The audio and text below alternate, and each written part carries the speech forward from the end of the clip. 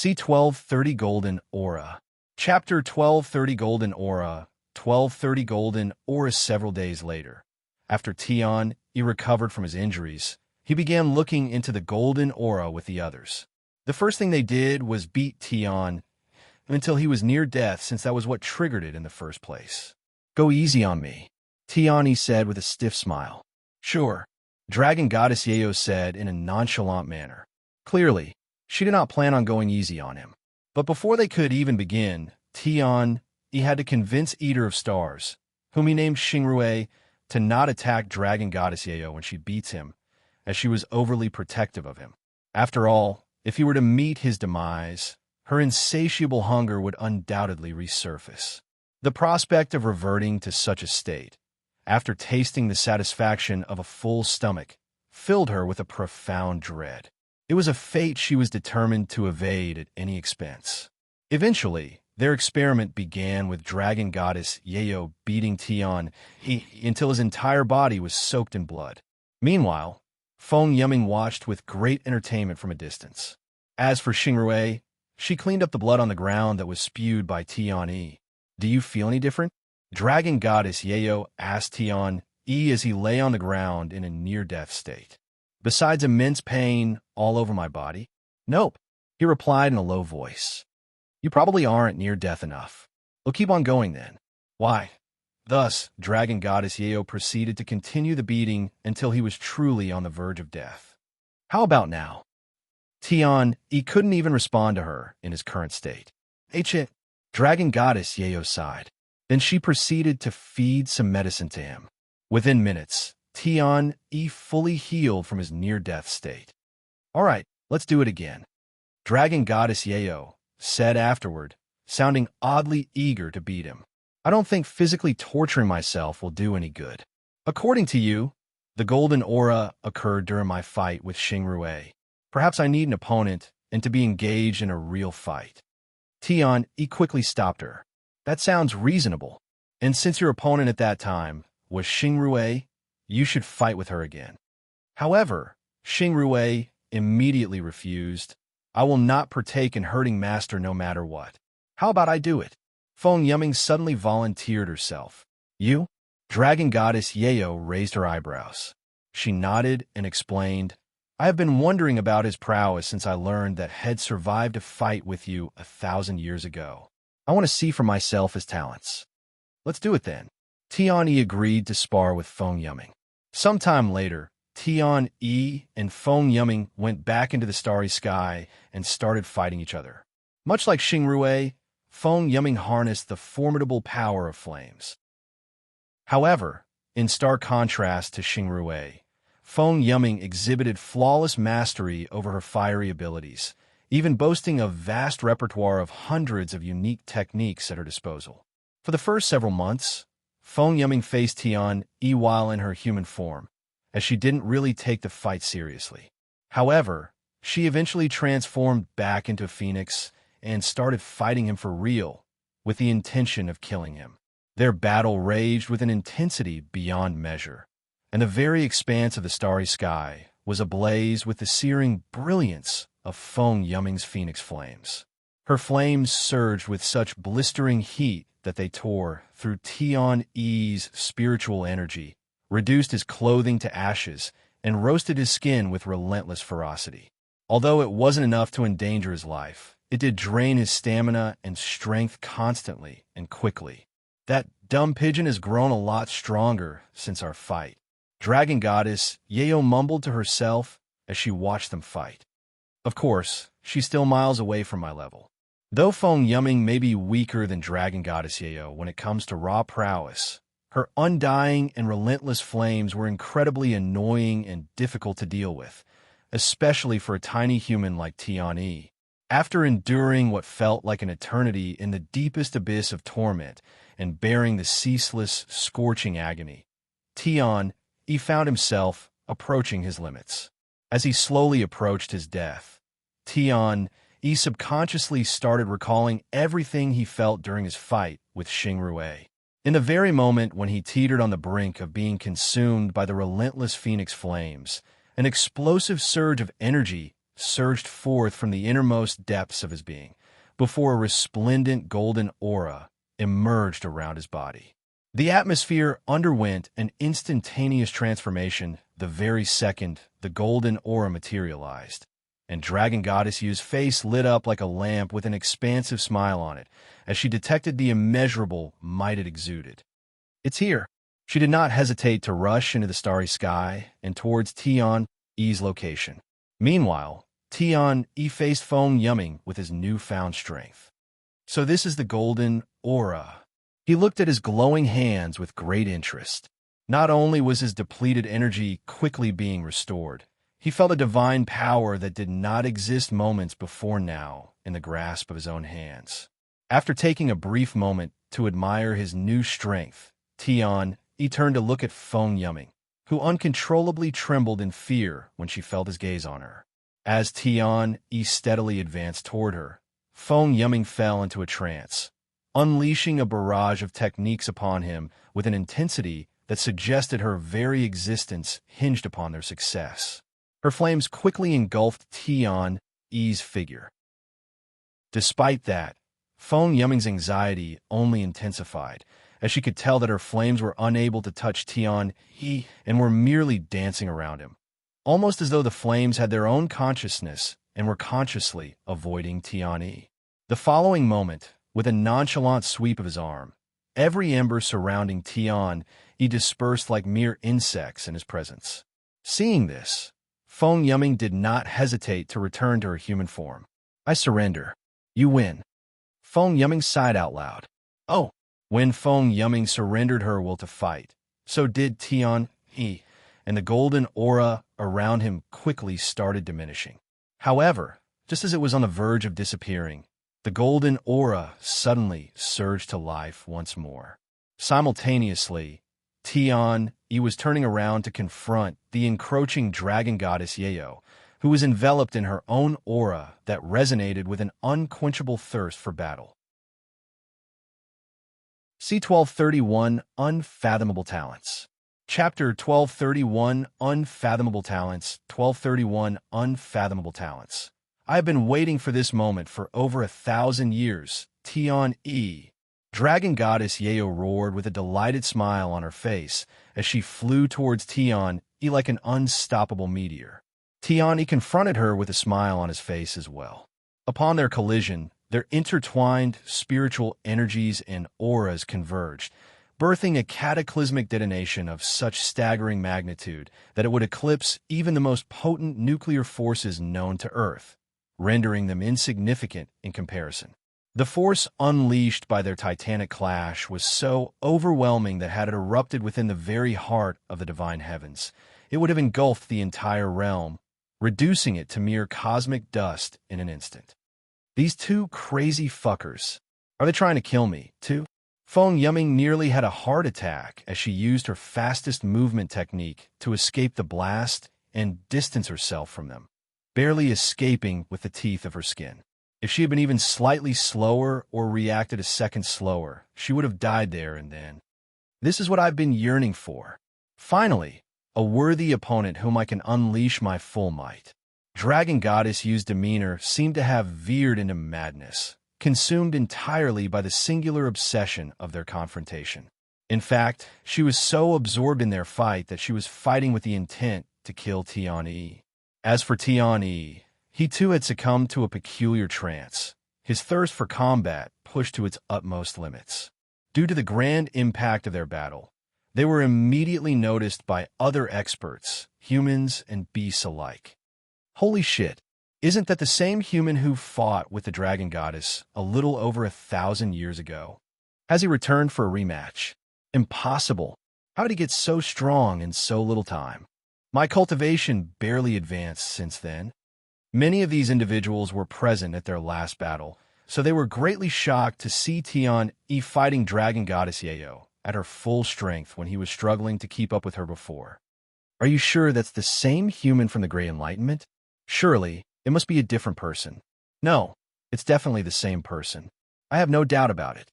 I still remember their fight 1,000 years ago as clear as day. Then he must consume some heaven-defying treasures. I don't even know of any treasure that could possibly strengthen someone so fast without any side effects. He must consumed a whole sea of celestial water or something. There's no way that amount of celestial water even exists. Could this be his second great enlightenment? We need to notify the others as soon as possible. The spectators hoped for their fight to last another 200 years, but alas, it ended much sooner than they all had hoped. After just one short year, Dragon Goddess Yeyou eventually defeated Tian for a second time. Although she wanted to prolong their fight like last time, she couldn't afford to go easy on him or she'd end up being the loser. Damn it, I thought I had this one in the bag. Tian muttered as he floated in the starry sky without his golden aura. Dragon Goddess Yeyou remained unresponsive, her gaze fixed upon him in a profound silence, her countenance bearing a mysterious and contemplative expression. Eventually, she approached him and asked, "Are you okay?" "My body is screaming in pain, but I won't die," he said with a calm smile. "If you cultivated diligently for another 1,000 years, you might be able to defeat me. I can't wait." He chuckled. Dragon Goddess Yeyou then turned to look at the spectators and roared at them. "What are you looking at? If you're not going to fight me next, scram." All of the spectators immediately turned tails and fled as their lives depended on it, especially the beasts. "So, do you plan on giving a name to your ridiculous technique?" Dragon Goddess Yeyou suddenly asked Tian. "He'll think about it once I have full control over it." "Very well. Then we'll schedule our next fight for when you can make it appear as you will." All right. Over the next several years, Tian would focus on improving his cultivation, just as Dragon Goddess Yeyou suggested. During this time, besides cultivating, he would also feed Xingrui his blood once every year, which was more than enough to fill her stomach for another year. The rate of his growth is simply terrifying. Not even those with the purest bloodline in the Phoenix clan would be able to match him in terms of cultivation speed. In fact, they might as well be crawling on the floor while he runs. Feng Yuming sighed. She had always regarded herself as a superior being, believing herself peerless. Yet, in the presence of Tian and witnessing his unparalleled talents, she found herself humbled and awestruck by his exceptional prowess. Dragon Goddess Yeyou could only silently agree with Feng Yuming. As a divine being, and having never lost a single fight before, she was beginning to anticipate losing for the first time to Tian. In the blink of an eye, another 100 years have passed. During this time, Xingrui learned how to transform into a human with the help of Feng Yuming. Her human form was incredibly beautiful and surprisingly innocent-looking, like a maiden who never left home. She had long, silky silver hair, black eyes, and snow-white skin. In stark contrast to Dragon Goddess Yeyou, whose presence exuded the divine aura of a goddess, and Feng Yuming, whose aura resonated with the grace of a fairy, Xingrui emitted the distinguished and refined aura of a noble young lady. As for Tian had entered closed cultivation, and he made sure to collect enough blood to feed Xingrui before going into cultivation. When he emerged from his closed cultivation, he almost didn't recognize Xingrui. In fact, he only recognized her because she was feasting on a bottle of his blood when he saw her, which was the only reason that he even realized her identity. C1232 Unexpected Visitor. Chapter 1232 Unexpected Visitor. 1232 Unexpected Visitor. "Are you done with your cultivation, master?" Xingrui asked him the moment he came out of seclusion. "Xingrui, is that you?" Tian stared at her with a dumbfounded expression, not daring to believe that the innocent-looking young lady before him was the one known as Eater of Stars despite the overwhelming evidence, such as the bottle of blood in her grasp that he had prepared for her right before he went into seclusion. "It is, master." Xingrui calmly nodded for confirmation. Is that so?" Tian proceeded to look around, expecting to see Dragon Goddess Yeyou or Feng Yuming around. He quickly found Dragon Goddess Yeyou, who appeared to be napping peacefully in the distance. "Where is Feng Yuming?" he asked Xingrui. "Primordial Phoenix mentioned something about a business and said that she will return soon. That was 50 years ago." I see. Well, shall return whenever they are ready. How have you been faring, Xingrue? Do you need more blood? Xingrue shook her head. I still have 10 bottles left. They'll last me for another 10 years. Just let me know whenever you need it. Tian, he said with a smile. Now then, what should we do now? He began pondering their next step. Should he continue cultivating until Feng Yumming returns? Or should he do something else while waiting for her to return? However, before he could think of something, a voice that he was not familiar with resounded. I have finally found you, my lord. Who's there? Show yourself. Xingrue immediately became defensive. Dragon Goddess Yeyou also woke up from her nap. The following moment, an old man emitting an ominous aura appeared out of thin air before Tian, Yi, and Xingrue. There's no need to be alert. I'm not your enemy, the old man said. Who are you? Tian, Yi asked him. Despite the pungent stench of blood emanating from the elderly man, Tian, Yi remained untroubled as he sensed no imminent threat from the old man's presence. In fact, he could feel unwavering loyalty from the old man for some reason. This old subordinate is called Dong Yi, and I have spent the last 1,000,000 years awaiting your return. My return? What are you talking about? I don't believe we've met before, and I'm not even 1,000,000 years old. So how could you be waiting so long for me?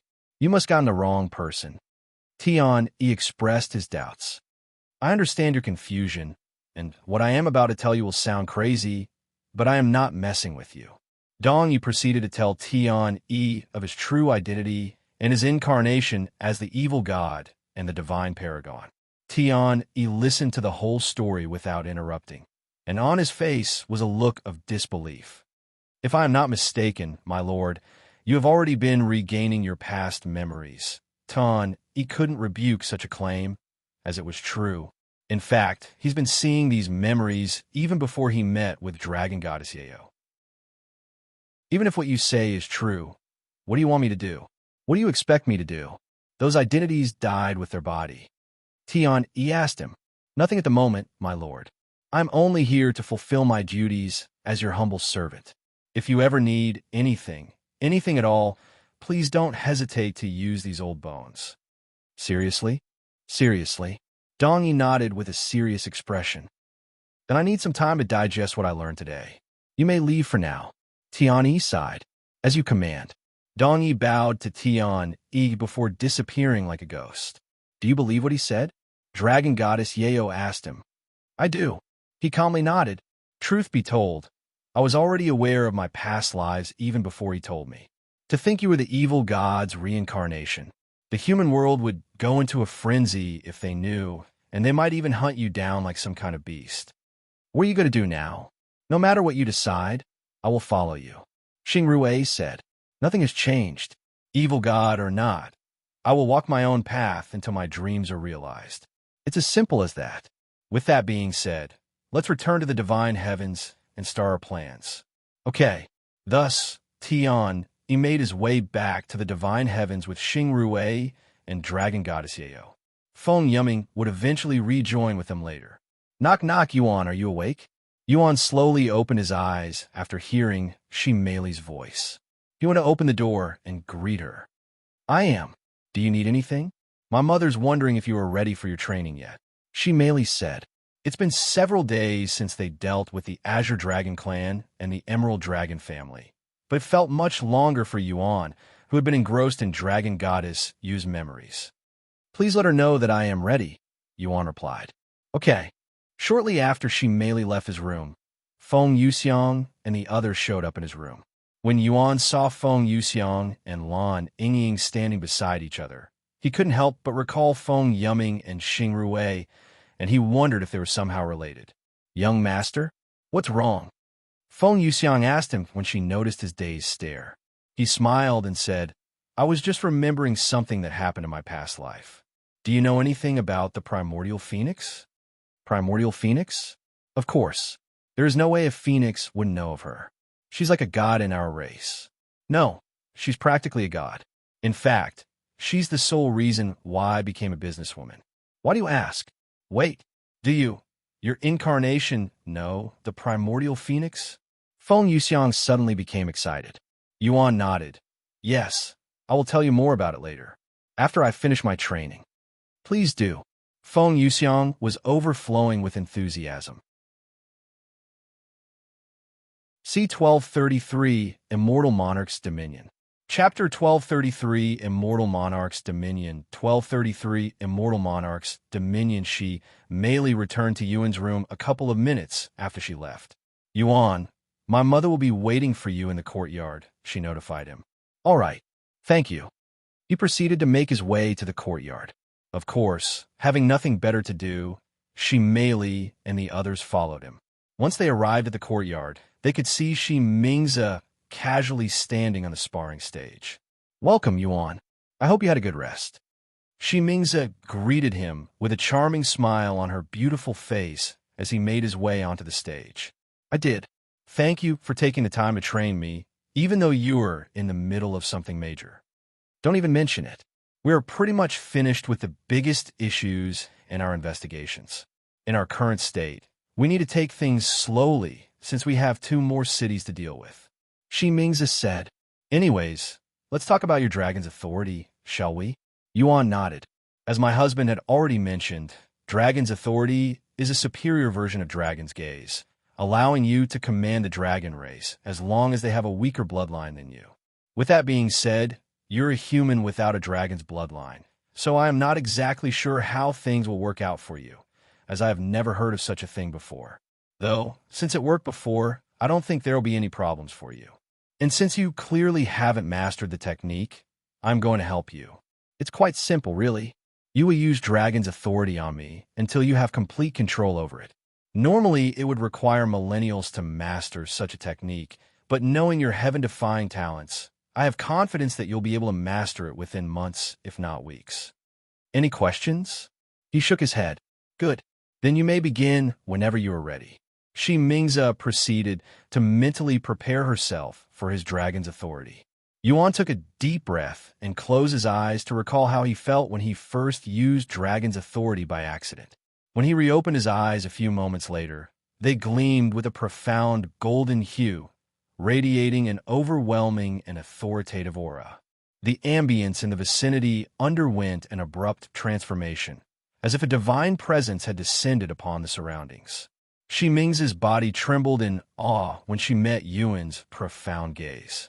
Despite having mentally prepared herself, she still found it difficult to withstand its pressure and allure.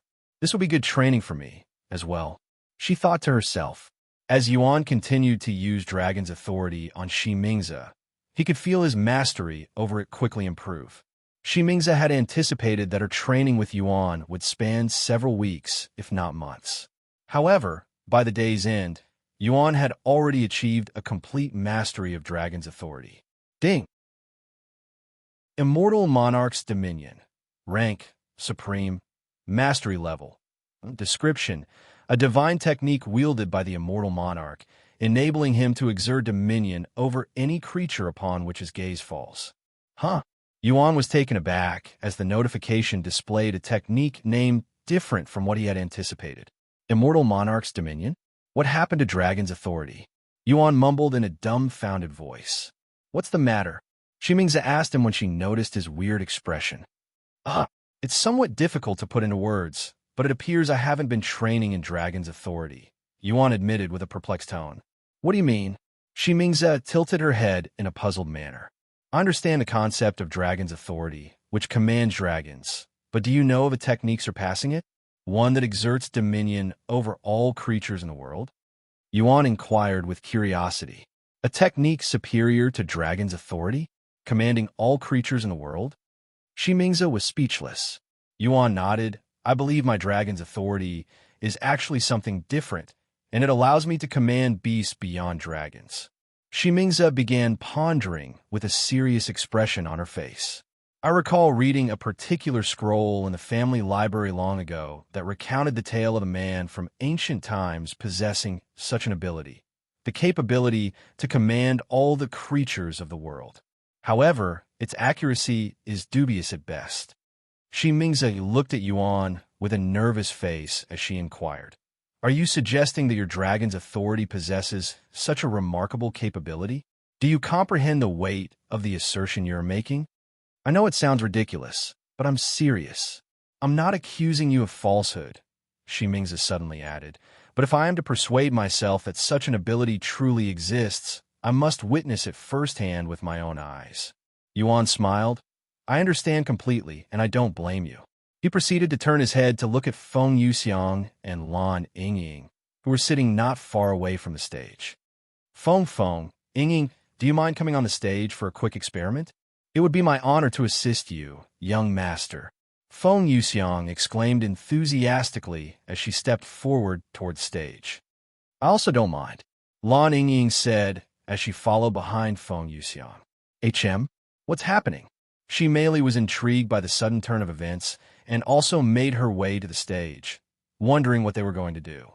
Once they were on the stage, Yuan asked them, I'm going to use Dragon's authority on you two to see if it works on creatures beyond dragons. Do you mind? You could do anything you want of me, young master. Feng Yuxiang responded in a teasing tone. Lan Yingying calmly nodded in silence, agreeing with her. What makes you think ITLL work on creatures beyond dragons? Ximingzi asked out of curiosity. Just a hunch. He smiled mysteriously. After giving Feng Yuxiang and Lan Yingying a moment to prepare themselves, Yuan looked at Feng Yuxiang and asked her, I will start with you. Are you ready? She nodded with a serious expression. I am ready. C1234 8 Dangerous Ability. Chapter 1234 8 Dangerous Ability. 1234 8 Dangerous Ability. After Feng Yuxiang expressed her readiness, Yuan contemplated how he should utilize the Immortal Monarch's dominion on her. Naturally, he recognized the need to issue a command that would compel her to perform an action she would typically avoid or hesitate to undertake. After all, if the command was too easy, it wouldn't really prove to Ximingzi his capabilities. Eventually, Yuan thought of something, but before he used Immortal Monarch's dominion on her, he apologized to her first. I would like to apologize in advance. Sorry. Hearing such a thing only made Feng Yuxiang nervous about what he had planned for her. Why, young master? Please go easy on me. Without responding to her plea, Yuan activated Immortal Monarch's dominion. Feng Yuxiang's body immediately froze with Yuan glaring at her. I want you to pick your right nose hole with your right pinky and make chicken noises, Yuan commanded her. Feng Yuxiang's eyes widened with shock, as did Lan Yingying and the others there. Ximingzi's nerves fluttered, her gaze fixed on Feng Yuxiang, pondering whether she would truly engage in such potentially humiliating tasks. She couldn't help but empathize, imagining herself in Feng Yuxiang's position, dreading the prospect of performing actions so embarrassing that she would rather face death. Why, young master? I know I said that I'd do anything for you, but this is a little too much. Please. I'd rather walk the streets naked. In the midst of her begging, Feng Yuxiang's body started moving on their own accord. All eyes in the vicinity remained transfixed as Feng Yuxiang gingerly inserted her right pinky finger in her right nostril, simultaneously emitting chicken-like clucking noises, creating an absurd spectacle that left the onlookers in stunned amazement. PFDD. Xiao Hua nearly burst out laughing after witnessing Feng Yuxiang's humiliating act. You can stop now. Yuan quickly deactivated Immortal Monarch's dominion. Feng Yuxiang had been under the influence of Immortal Monarch's dominion for just 5 seconds. Yet for her, it seemed like an agonizing eternity, more than sufficient to subject her to profound humiliation. Young master, Feng Yuxiang uttered in a low voice as she fell to her knees, looking like she had just suffered the worst defeat in her life. Sorry again. I needed you to do something you wouldn't normally agree to do. I'll make it up to you. Yuan tried his best to soothe her, but alas, Feng Yuxiang remained kneeling on the floor in silence. Yuan, you're not going to make me do that too, right? Lan Yingying was looking at him with a terrified expression on her face. Yuan turned to look at Ximingzi and asked her, Do you still need more proof? Or, no, I'm already convinced that it's real. Ximingzi quickly shook her head, as she didn't know if she could endure watching another public humiliation. What? That's not fair, Feng Yuxiang suddenly exclaimed. You call for the two of us, so you should test it on her as well. Even if you say that. Yuan didn't know how to respond. It's okay. Lan Yingying suddenly said, she's right. It won't be fair to her if I don't experience it as well. Are you sure? Lan Yingying nodded. Just give me a few more moments to prepare myself. Take as much time as you need. Sometime later, Lan Yingying said, okay, I am ready. Yuan nodded, and he activated Immortal Monarch's dominion on her. I want you to get on the floor and act like you're a worm in your human form.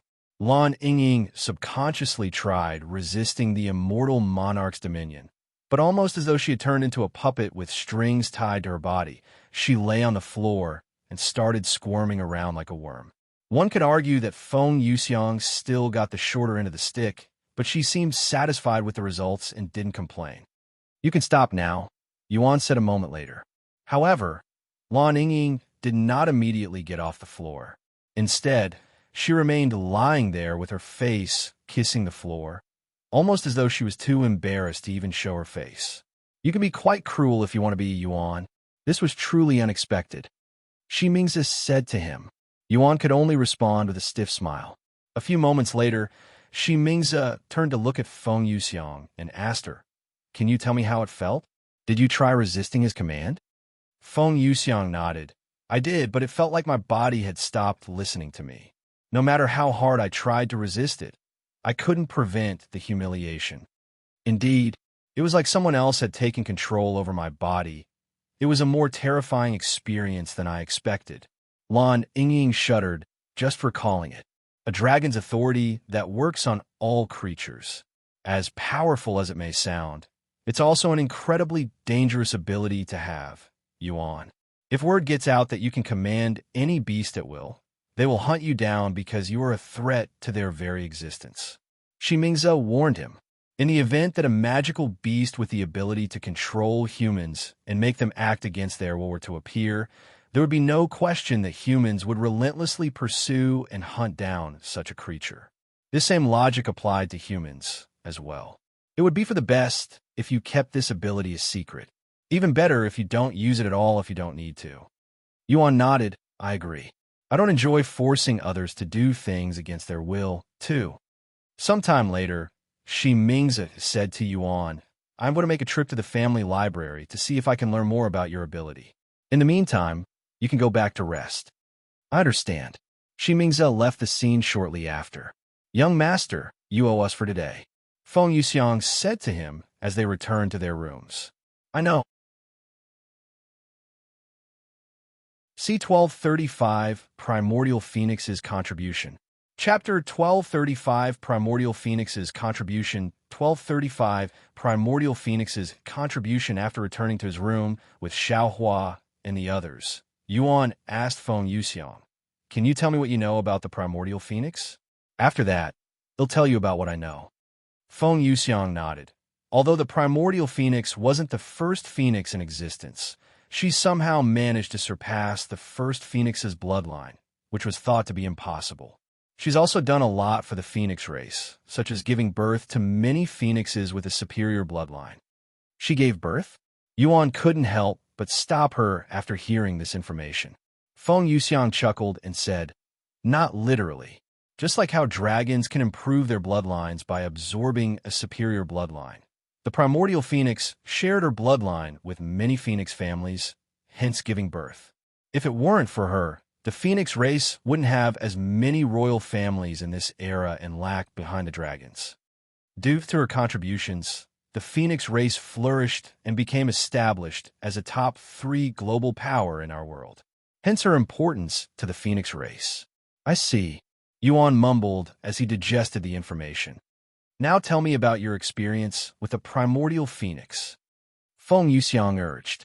With a serene smile, Yuan began to reminisce, retracing the memories he shared with the Primordial Phoenix, recounting their initial encounter and the extraordinary adventure that spanned well over 100,000 years, even though their deal had originally been set for just that duration. When Yuan mentioned the smoldered phoenix egg, Feng Yuxiang stopped him and exclaimed in shock. A billion-year-old smoldered phoenix egg? That's insane. Wait a moment. If it's a billion-year-old smoldered phoenix egg, then it's possible. It might be the very reason the primordial phoenix managed to transcend the bloodline of the first phoenix. Feng Yuxiang had this realization. To think that the young master, your incarnation, played a pivotal role in our history. I dare say the phoenix race might find it hard to accept that a human was the catalyst for their flourishing. I suppose we can't be certain that the smoldered phoenix egg is the definitive cause behind the evolution of the primordial phoenix's bloodline, Yuan mused. No, it's almost certain that's the cause, Feng Yuxiang responded confidently.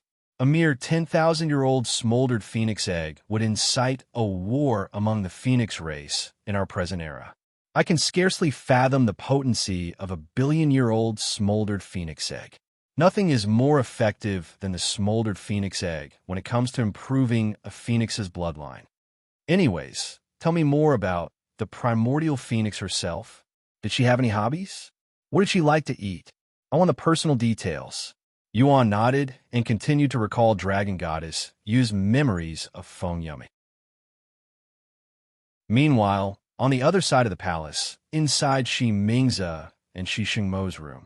How was your training with Yuan today? Shi Shengmo asked her when she returned late at night. You won't believe me even if I told you.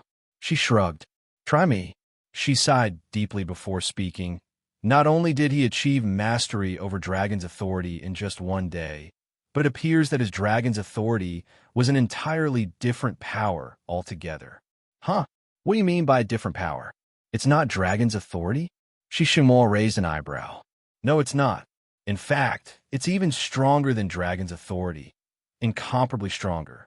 What could possibly be stronger than Dragon's authority? Shi Shengmo frowned.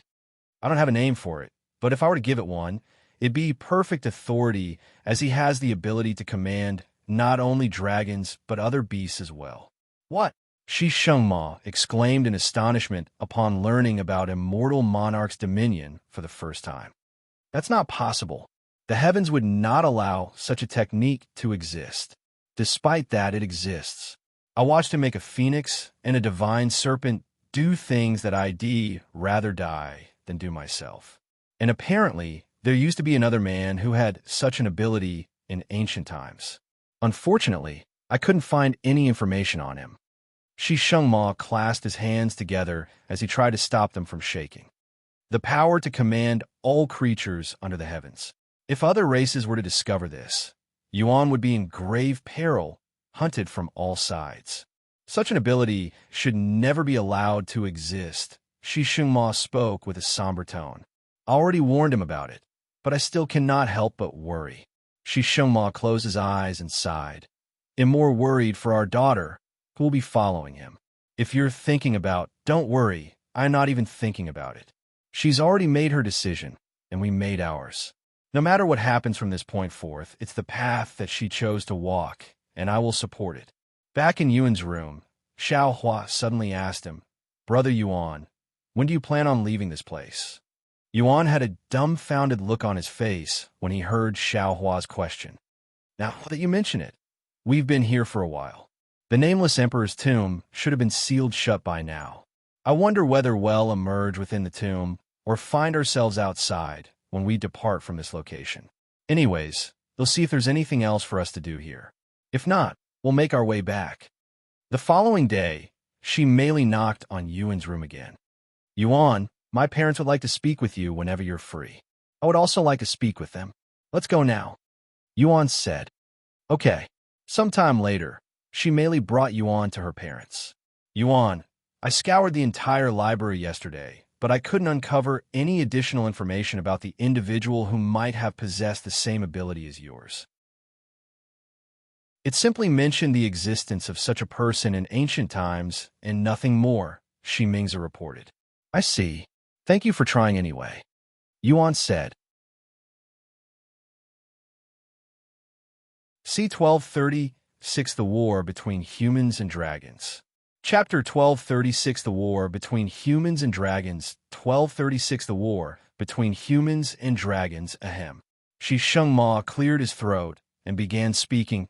Speaking of your unique ability, I know my wife already warned you, but I will warn you again.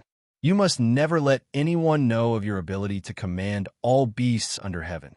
Hell, even if you can only control half of the beasts out there, you will still be deemed a threat to beasts and be hunted by them from all over the world.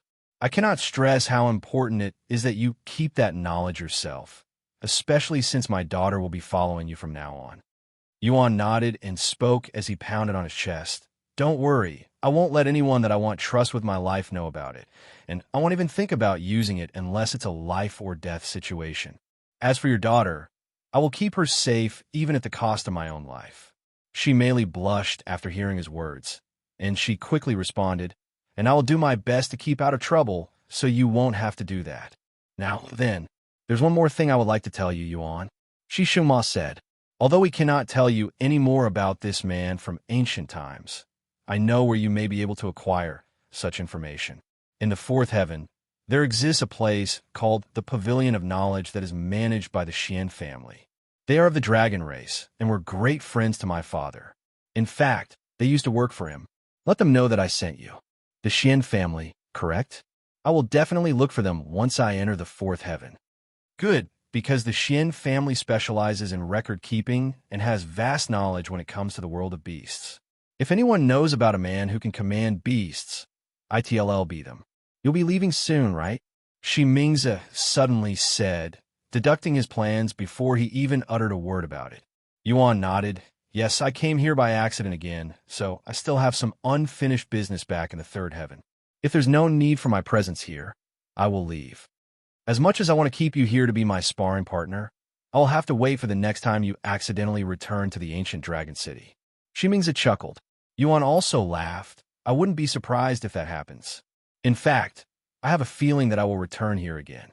Even if I don't, I will make sure to visit when I have the time. If you ever desire to return to this place of your own accord, you can do so in the sixth heaven, where the gateway to this realm is concealed, C1259 suddenly revealed. I may not be certain of the exact location of the gateway, but it will be situated in a domain where the influence of dragons holds sway, C1259 elaborated. The sixth heaven? That's quite far away. Yuan mumbled to himself. Maybe to others, but knowing you, it won't take longer than 10 years for you to climb that far. Mingze smiled. Anyways, before you leave, I would like to throw a banquet. Do you think you can stay until then? It will only take a few days to prepare. Mingze continued. I can do that. Yuan nodded. Excellent. Then I will immediately start the preparations. In the meantime, do you think I can use your library? Yuan asked. Of course. You're essentially part of the family now, so you can treat this place as if it's your own home. C1259 smiled. Thank you.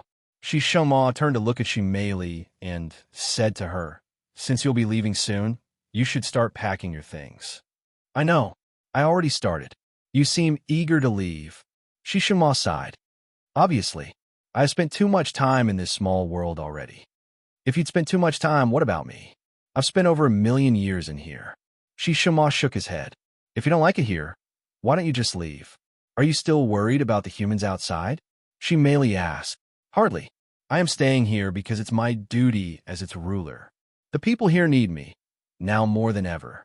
However, if the day that I am no longer needed in this world, I will leave. Father, Mei admired his selflessness. If she was in his shoes, she wasn't sure if she'd be able to sacrifice herself for the people. Sometime later, Yuan went to notify Xiao Hua and the others that they would be leaving after the banquet and that he would spend the next several days in the library. Thus, for the next few days, Yuan devoted himself entirely to the library, immersing himself in the pursuit of knowledge. While the majority of the library's collection pertained to the Shi family and their history, there were also texts that chronicled the historical conflict between humans and dragons. The conflict started shortly after dragon goddess Yeyou met the immortal monarch, Tian. According to the texts, after the demons were defeated by the divine paragon, humanity desperately needed to rebuild its strength. Although the knowledge that dragon blood benefited humans greatly even before the demons appeared existed, not many people actually went out of their way to hunt dragons. Yet, a dramatic shift occurred when desperation gripped humanity. In their pursuit of survival and strength, humans began hunting dragons en masse, driven by the desperate quest to obtain their precious blood. Although blood from other non-dragon creatures also conferred benefits upon humans, it paled in comparison to the potency of dragon blood, a synergy that seemed ordained by the heavens themselves. Naturally, given the gravity of the crisis, rectifying this dire situation became the foremost priority for Tian. It was this endeavor that catapulted his name into the limelight and marked the inception of his enduring legacy. Regrettably, the historical records in Yuan's grasp remained silent on the conclusion of the conflict and omitted any reference to Tian, as the Shi family and many other dragons had ventured into the ancient dragon city long before a conclusive end was reached and Tian's name was spread. C1237 Proclamation of Marriage. Chapter 1237 Proclamation of Marriage. 1237 Proclamation of Marriage. After spending several days in the Shi family's library, Yuan gleaned a profound understanding of why the Shi family and other dragons had sought refuge within the ancient dragon city. He uncovered accounts of the heinous atrocities and excruciating suffering inflicted upon dragons by humans, delving into the sweeping conflict that had engulfed the entirety of the divine heavens in a war between humans and dragons. Unfortunately, he could not find anything about the immortal monarch besides a brief mention of him. Just as Shi Mingze had said, Yuan departed from the library once he was satisfied with his research, and almost as if she had anticipated his exit, she merely appeared at the far end of the hallway at the same time, steadily making her way toward him. Excellent timing. I was actually searching for you to let you know that the banquet has been arranged. She merely called out to him from across the hallway as soon as she spotted him. Yuan nodded and responded with a smile. Perfect timing indeed. I am starving. Hold on. You're back to your normal appearance, Yuan. Looks like the transformation was temporary, after all. She merely said, would you have preferred that it was permanent? Yuan asked in a joking manner. She merely chuckled. As handsome as you were in your dragon form, I actually prefer your human appearance. There's just something about it that's very attractive. At least it is to me. Anyways, follow me. Everyone is already at the banquet. After a short while, Yuan and Shi merely arrived at the designated banquet location, which had been arranged in the front courtyard of the palace. There's a lot more people here than I anticipated. Yuan was surprised by the crowd there. I also thought it was a private banquet for us, but that wasn't the case. My parents invited pretty much all of their friends and whatnot. Not sure why, though. She merely said. When Shi Mingze noticed them, she quickly approached them. What do you think? She asked Yuan. A little grander than I anticipated, he said with a smile.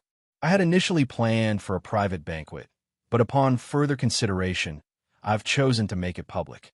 This gathering is to commemorate your remarkable accomplishments and also serves as a farewell celebration for Meili, Shi Mingze explained with a warm smile. I see, follow me.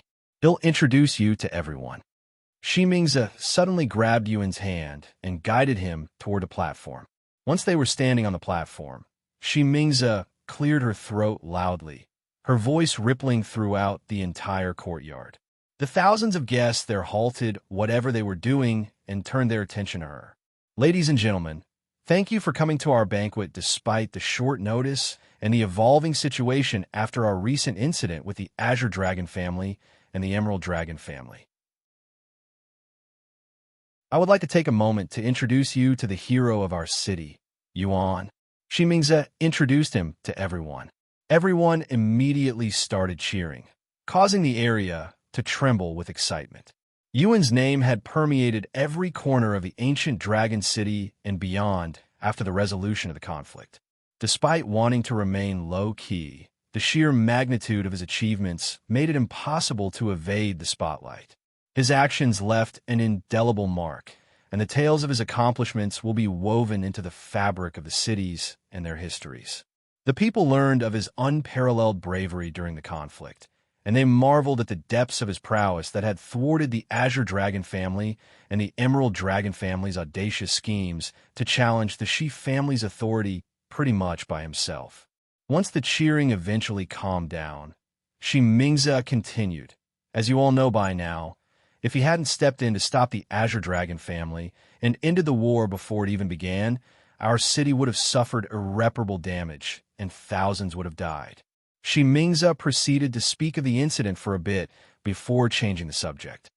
Now, as we gather to commemorate Yuan's extraordinary feats, I stand before you with yet another proclamation. My daughter, Shi Mei, has chosen to walk alongside him. So he is no longer just a guest, but now an integral and cherished member of the Shi family, Shi Mei's mother declared, her words resonating with deep significance and profound emotion. This announcement, essentially a proclamation of marriage between Yuan and Shi Mei, sent ripples of astonishment cascading through the gathered guests, leaving them profoundly taken aback.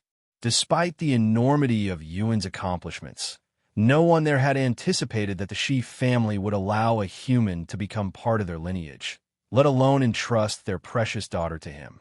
The revelation had defied all expectations and left the assembly deeply stunned. And mother, did you really have to announce that to everyone? Shi Mei's face was flushed with redness. Shi Mingze merely responded to her with a profound smile. Since Yuan would be leaving the ancient dragon city soon, she wanted to make sure that nobody would have any funny ideas once he left. The announcement of Yuan's integration into their family served as both a statement of their bond and a stern warning to those with ill intentions, making it abundantly clear that they'd have to deal with him if they were ever to mess with the Shi family.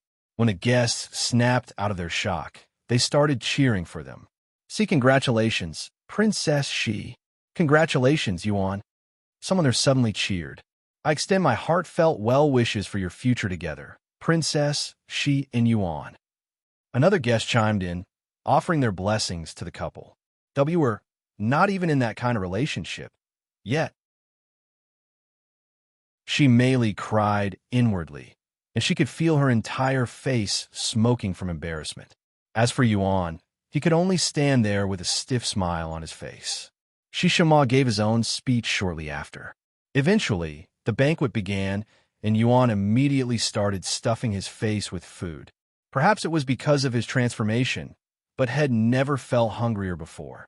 Heavens, despite being a human, his appetite definitely wouldn't lose to any of us. The guests were baffled by Yuan's ability to eat and not wanting to lose to him. They also started stuffing their faces with food. Follow current novels on Top Novel Full. CM. C1238 Furious Dragon. Chapter 1238 Furious Dragon. 1238 Furious Dragon. The banquet lasted for several days, and during this time, Yuan stuffed his face with very few short breaks in between. "It's like you have never eaten before." Shi Murong was astonished by Yuan's bottomless appetite as the food on their table disappeared faster than it could be replenished. "I think it's due to my transformation. I might have used a little too much energy," Yuan said. "That's only natural since we consume more energy when we're transformed. It might even be worse for you since you are a human," Shi Mingze said. "Speaking of transformation, it seems you've finally returned to your original form. What a pity. I really liked your dragon appearance." Shi Mingze sighed. "Can you transform again if you want to?" Shi Shengma suddenly asked. "I don't know. I haven't tried to yet." Yuan shook his head. "Just like your dragon's authority, I believe it's worth delving into. If you can transform at will, it could become a valuable technique to have up your sleeve in emergencies," Shi Mei said. "I will." He nodded. "So, what will you be doing after you return to the outside world?" Shi Shengma asked him sometime later. "I'm not exactly sure yet, but I do have some unfinished business. After that, it'll probably start preparing to enter the fourth heaven. And to think you were still in the lower heaven only a year ago." Shi Mingze sighed in awe. Once the banquet was over, Yuan returned to his room to rest for the day. Meanwhile, Shi Shengma called for Shi Mei's presence. "Why are we in the treasury, father?" Shi Mei asked him. Shi Shengma didn't respond to her and led her to the most secure and deepest part of the treasury, where a certain weapon was resting. "Dragon's Soul?" Shi Mei mumbled the name of the weapon when she saw it. "As you're already aware, the Dragon's Soul is the treasured legacy of our family, an inheritance that has traversed generations. Today, I shall entrust this cherished legacy to you, to accompany you on your journey, Hua declared solemnly, his words carrying the weight of generations past and future. Shimei's eyes widened with surprise upon hearing this, and she quickly said, "But it doesn't even respond to me. It'll only be wasted on me. You should keep it here in case someone who can wield is born." Shimingza, who was there with them, spoke. "When I wielded the dragon soul during my spar with Yuan, it had a reaction, almost as though it was trying to wake up. I thought I was just imagining it at that time, but now I believe it was reacting to Yuan's presence." Shimei pondered her words and spoke a moment later. "Now that you mention it, the dragon soul had a reaction when I used it, and Yuan was nearby. Anyways, if the dragon soul is reacting to Yuan, why are you giving it to me? You should be the one to receive it, not me. I'm entrusting it to you instead of Yuan because I swore upon my soul that I would not give it to someone who is not part of the family, as much as I want to do so, and he is not officially part of the family, even if we recognize him as family. However, you never made such a pact, so you can hand it to him without worrying about your soul shattering." "I see." Shimei finally understood the situation. "Of course, we have something else for you." Shimingza smiled. She proceeded to retrieve another spear and offered it to Shimei. "Mother, this is—" Shimei nearly gasped in shock after seeing the weapon in her mother's grasp. "Indeed, this is Furious Dragon, my own personal weapon. It was given to me by your father after our marriage, but I barely got to use it.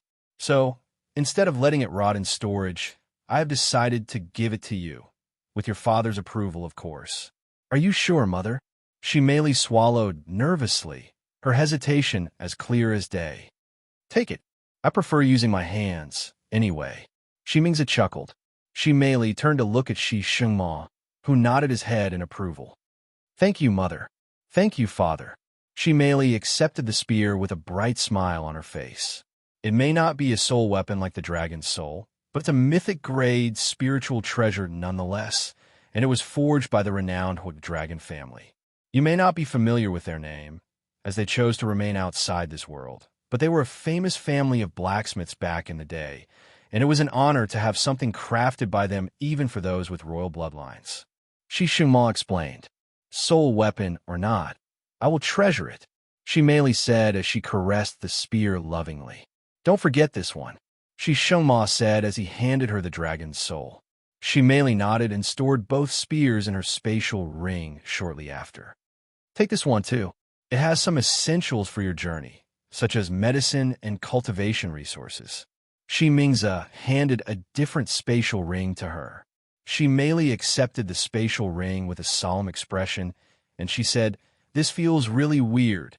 I never thought I would actually leave this place." Shimingza suddenly hugged her and said, "This is your first step to becoming independent, your first step towards the unknown.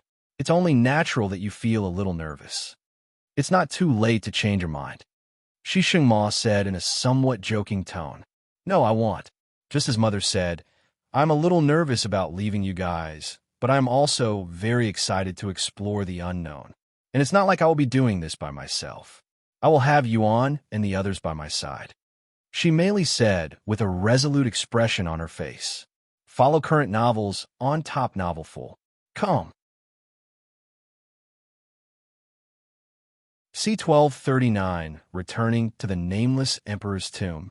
Chapter 1239, Returning to the Nameless Emperor's Tomb. 1239, Returning to the Nameless Emperor's Tomb. "Where do you think you're going, Yanyu?" A cold voice resounded as Yanyu tried to sneak outside her home. When she realized that she had been spotted, Yanyu turned around to face Tian Suyin, her mother. "I have waited long enough. I am going back to the Nameless Emperor's tomb to look for Xiao Yang," Yanyu declared in a stern voice. It has been several days since the Nameless Emperor's tomb sealed itself shut. After departing from the tomb, Yanyu and Tian Suyin immediately returned home, just as they planned with Yuan before they went their separate ways. Yanyu had hoped Yuan would return swiftly, but as days went by without a sign of him, worry began to gnaw at her, so much so that she hadn't been able to sleep or eat since her own return, consumed by anxiety over his whereabouts and well-being. What do you hope to accomplish by returning to that place? When the Nameless Emperor's tomb closed, everyone inside was forced to leave. If he hasn't returned by now, there could only be two possibilities. He's either dead, or he's alive and decided to leave without saying a word. Tian Suyin shook her head.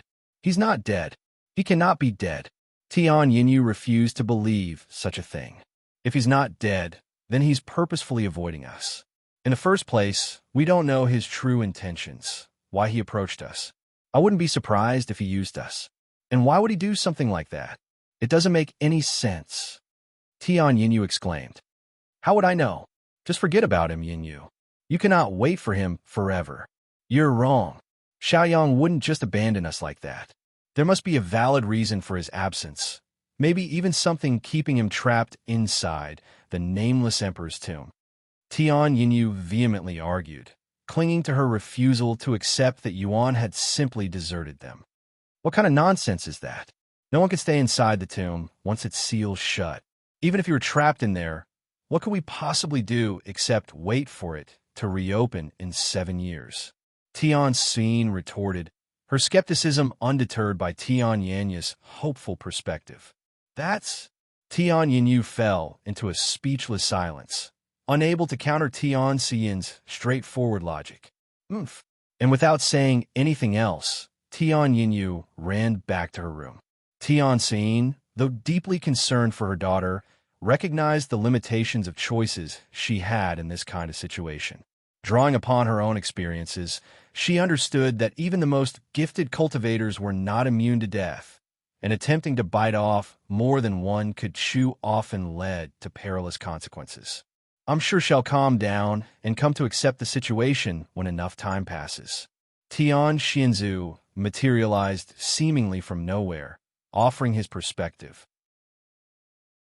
Tian Suyin couldn't help but express her concerns, sighing deeply. But how long will that take? I'm not sure I can endure several years of perpetual headaches.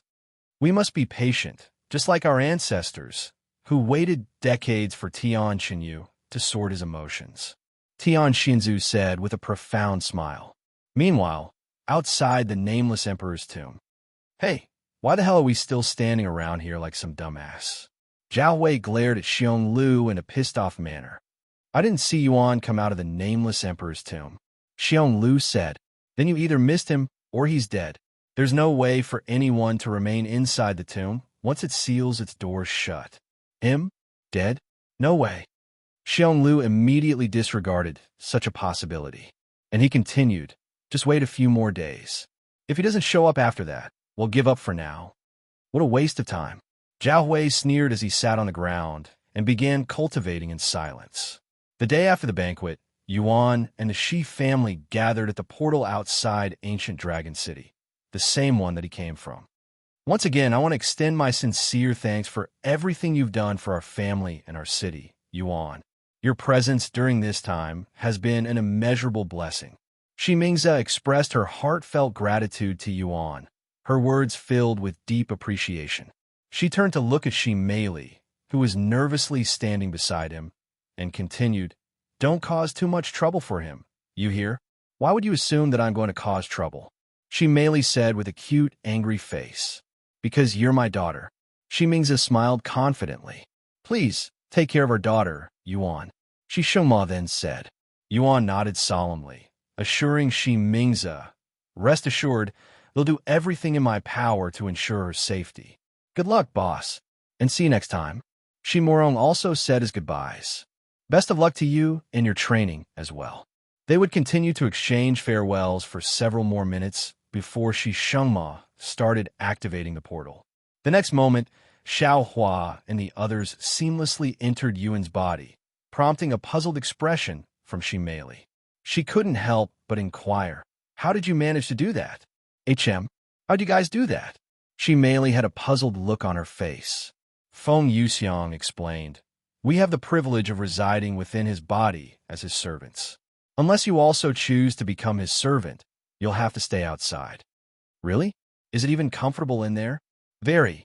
She merely seriously began pondering about becoming Yuan's servant, just so she could experience going inside his body like the others.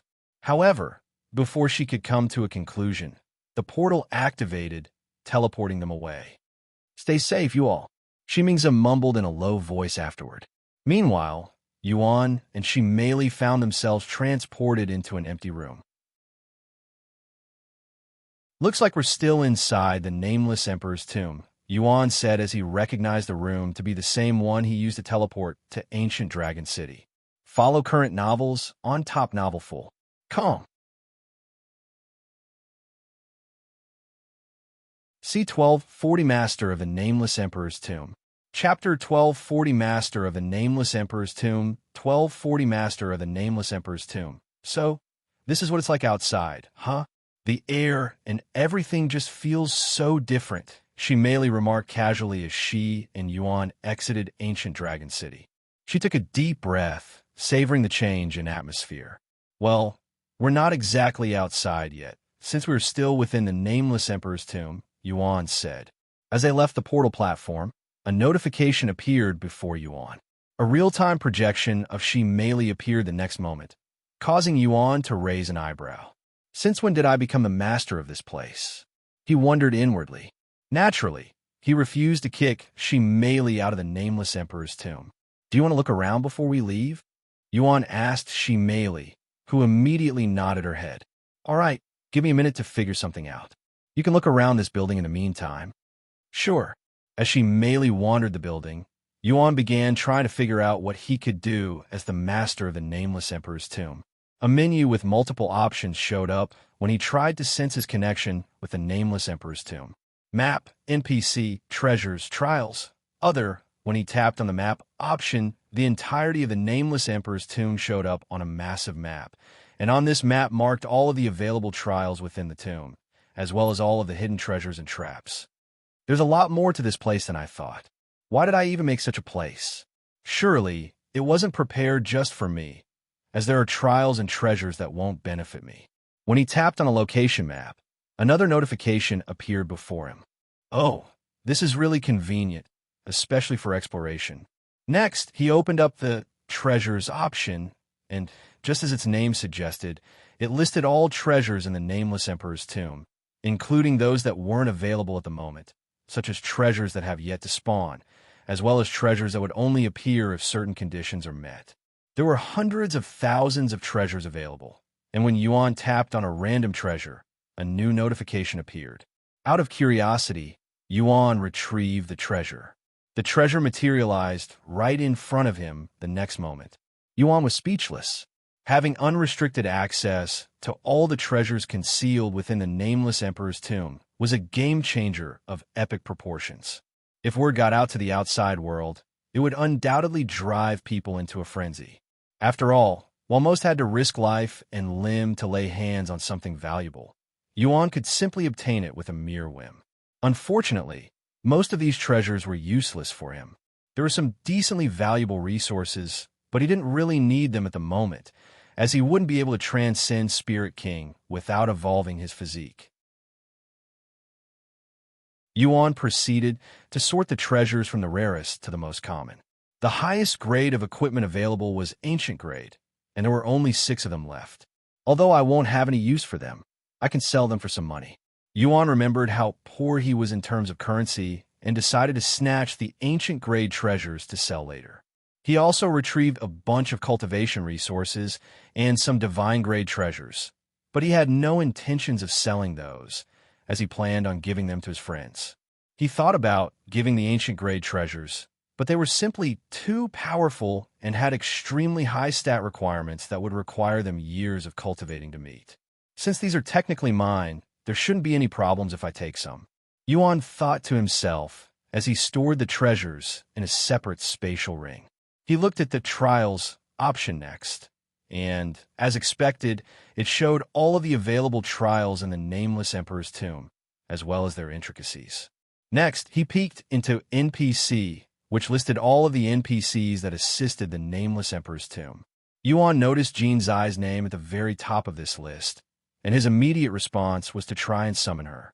However, Yuan quickly stopped himself and decided against summoning Jin Shi, as he did not want to ruin the last moments he had with her. There were other NPCs, but they were just generic individuals created only for the purpose of their specific trials. Monsters were also categorized as NPCs. Yuan looked into other next. With this option, he could basically change anything he wanted about the Nameless Emperor's tomb. He could shift mountains and rivers, breathe life into existence, and erase anything he chose. In this world, he was literally God. He also realized that he could bring the Nameless Emperor's tomb with him on his journey if he desired. There is so much he could do with the Nameless Emperor's tomb, but Yuan decided to keep everything the same, as it was intended by his incarnation. Sometime later, she Meili returned to the room. "What kind of scenery do you want to see?" Yuan suddenly asked her. She Meili pondered for a moment before responding. "I would like to see an ocean." Yuan nodded, and he proceeded to teleport them to an area in the Nameless Emperor's tomb that had the best-looking ocean scenery. What just happened? She Meili was greatly surprised by what he had just done. "As the owner of this place, I can teleport us anywhere I want within this world," he causally explained. "What exactly is this place?" "The Nameless Emperor's tomb. It was created by my incarnation." "You're what?" She Meili looked at him with wide eyes. Yuan then said with a serious expression, "Since you'll be following me, I think it's only right to tell you a little more about me." She Meili swallowed nervously after sensing the change in atmosphere, and she had never seen Yuan so serious before. "Go ahead, this might sound crazy, but..." Yuan proceeded to tell her about his true identity, how he was the reincarnation of several prominent figures in the Nine Heavens, and that he was in the process of regaining their memories. Follow current novels on Top Novelful. Come. C1241, An Unexpected Transformation. Chapter 1241, An Unexpected Transformation. 1241, An Unexpected Transformation. As she Meili listened to Yuan's ridiculous story of his reincarnation, her eyes would grow larger and larger until they could no longer physically widen anymore. However, as crazy as he sounded, she Meili believed in every word that came out of his mouth without thinking for a moment that he was messing with her. Many minutes later, Yuan ended his story. "That's the truth about my identity." After moments of silence, she Meili mumbled in an excited voice, "I knew you were special when I first saw you, Yuan, but I didn't think you would be this special. Now everything makes sense, at least a little more sense. Sorry for keeping this a secret until now. I won't blame you if you no longer want to follow me," Yuan suddenly said with a solemn look on his face. "Huh? Why would I want to leave you? I don't care if you're the evil god or whatever. I don't even know any of them. What made me follow you is you, Yuan, and unless you're magically going to change into a different person, this new information doesn't change anything for me." "Thank you. Anyway, I have to admit, while your various incarnations don't particularly mean anything to me," she Meili admitted, her curiosity piqued only slightly. "But this immortal monarch, he does catch my attention. If the dragon blood my family's been using for generations is actually tied to dragon goddess Yeyou, not the dragon ancestor we always believed, I can't help but wonder about the connection our ancestors had with her," she mused. Since she was born and grew up in the ancient dragon city, she Meili had never heard of the evil god or the divine paragon, so those names meant next to nothing to her. But when it came to the immortal monarch, who was also known as the monarch of beasts, she couldn't help but be a tad more curious. "I only have a fragment of dragon goddess Yu's memories, so I cannot answer your question. As for the immortal monarch's memories, I am still waiting for them to return." Yuan said, "How do your memories return? Does it just return randomly, or is there a certain trigger?" "It's mostly random, but there were times that I had to collect my memories. Kind of like a treasure hunt." He shrugged. With her inquiries satisfied, she Meili shifted her attention to the vast expanse of the glistening ocean that extended endlessly before her, its beauty captivating her gaze as it stretched toward the distant horizon. "What do you think?" Yuan asked her sometime later. "It's beautiful and unique. While there are artificial ponds and even lakes in the ancient dragon city, this is my first time seeing something of this scale. If there's anything else that you want to see, I can take you there." Yuan then said, I would like to see mountains next. All right. Yuan teleported them directly in front of mountain range a moment later. Wow, they look so different compared to the ones in ancient Dragon City.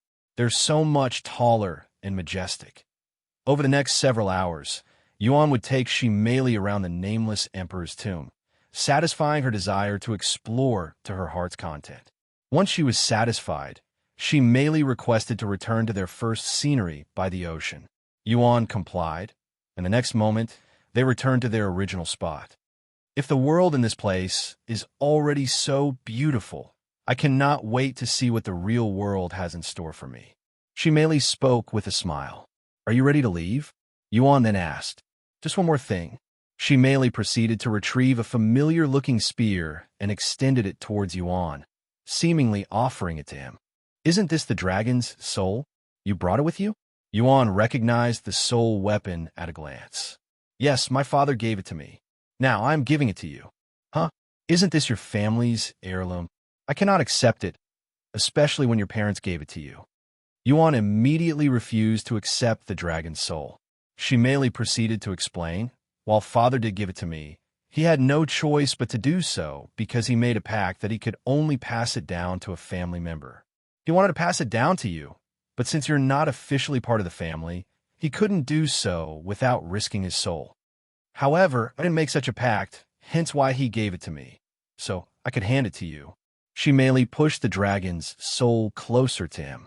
Even if you say that, the dragon's soul is a soul weapon.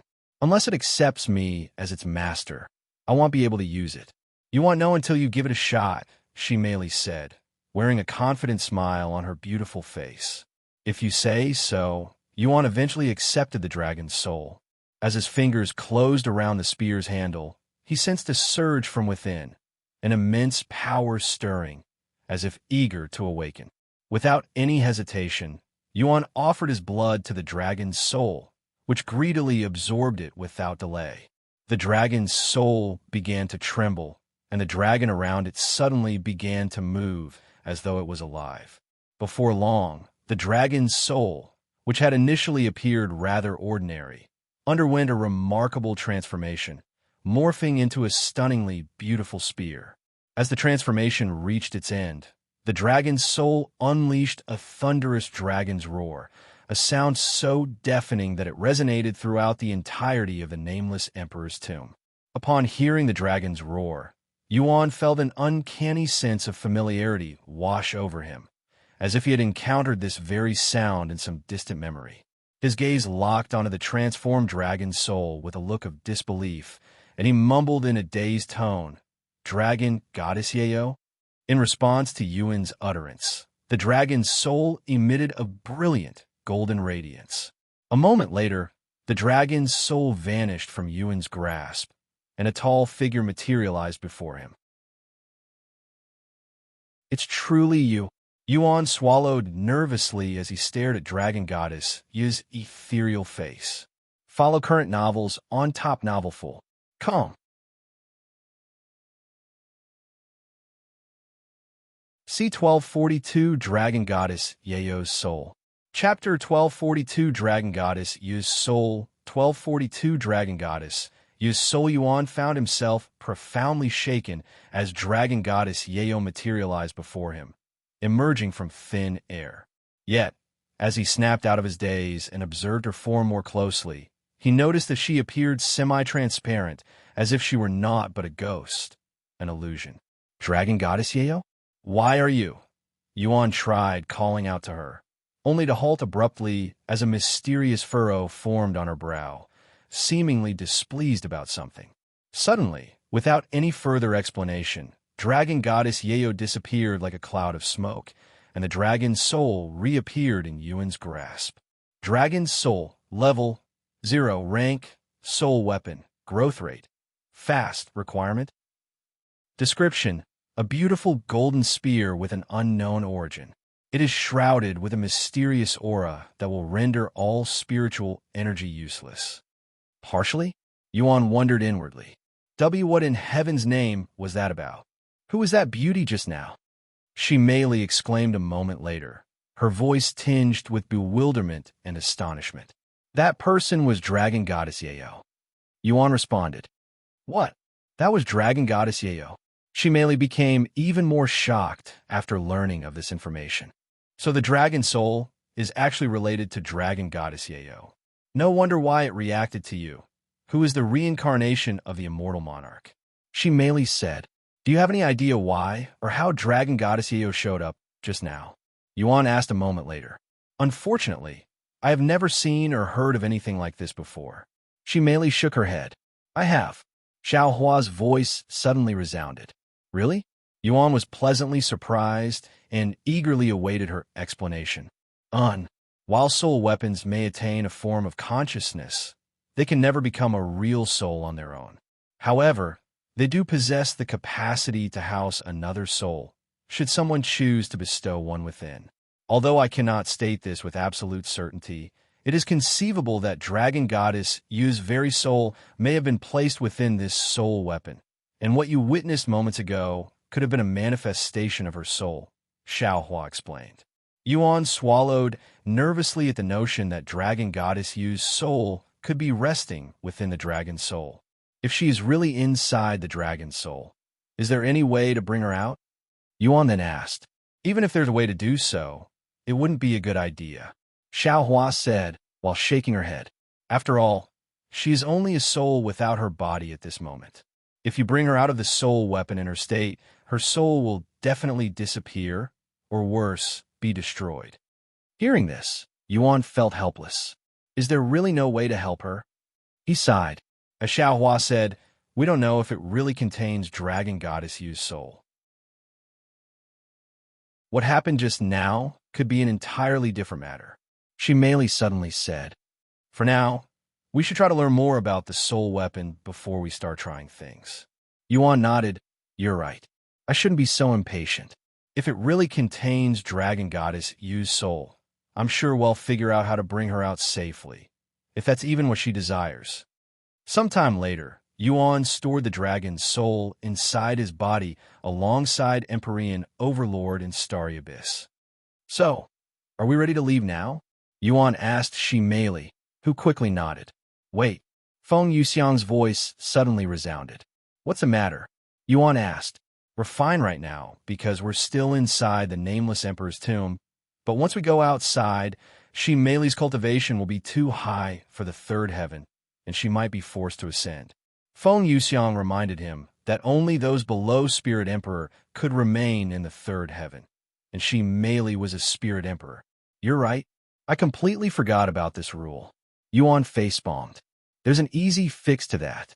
I can simply restrict my cultivation to Spirit King. Shi Meili closed her eyes and began suppressing her cultivation base until it reached the peak of Spirit King, just like Yuan. Will that really work? Yuan wondered out loud. It should, as long as she doesn't cause a scene in the third heaven. Feng Yuxiang said, I won't do anything like that. I promise. Shi Meili swore with a smile. Sometime later, Yuan teleported them outside the Nameless Emperor's tomb. Meanwhile, outside the Nameless Emperor's tomb, Zhao Hui's eyebrows twitched when he sensed two unfamiliar presences appearing nearby. He stopped cultivating and stood up. Hey, I sensed two presences outside the tomb, and they appeared out of thin air, just like those people who had already left the Nameless Emperor's tomb, he said, notifying Xionglu. It must be him. Xionglu clenched his fist in anticipation as he turned to look at the entrance of the Nameless Emperor's tomb, and sure enough, there were now two individuals who weren't there just moments ago, a young man and a young woman. Xionglu focused on the young man, and a wide smile appeared on his face when he recognized Yuan's face. It's really him. That's him. Xionglu confirmed for Zhao Hui. I finally have a chance to beat him up. Xionglu immediately started walking towards Yuan, but he was quickly stopped by Zhao Hui. They're both peak Spirit Kings. You won't even be able to hurt one of them, much less defeat them. Zhao Hui warned him. What? Peak Spirit King? That means he's at the same cultivation level as you. How's that possible? Xionglu was shocked to learn that Yuan had already reached peak Spirit King, while he was only a first-level Spirit Lord. Fuck, just as I thought we could mess with him. Xionglu cursed. What are you talking about, you idiot? I don't know how they managed to achieve peak Spirit King at that age in this realm, but they're still too young and inexperienced. I won't lose to them, even if I have to fight both of them at once." Xiao Hua showed a cold smile on his face, and he stared at Yuan like a hunter before its prey. "Stay here and watch how this expert deals with them. It won't take long, either." Xiao Hua proceeded to leave Xiong Lu behind as he started walking in Yuan's direction with a confident aura around him. Follow current novels on Top Novel Full. Calm.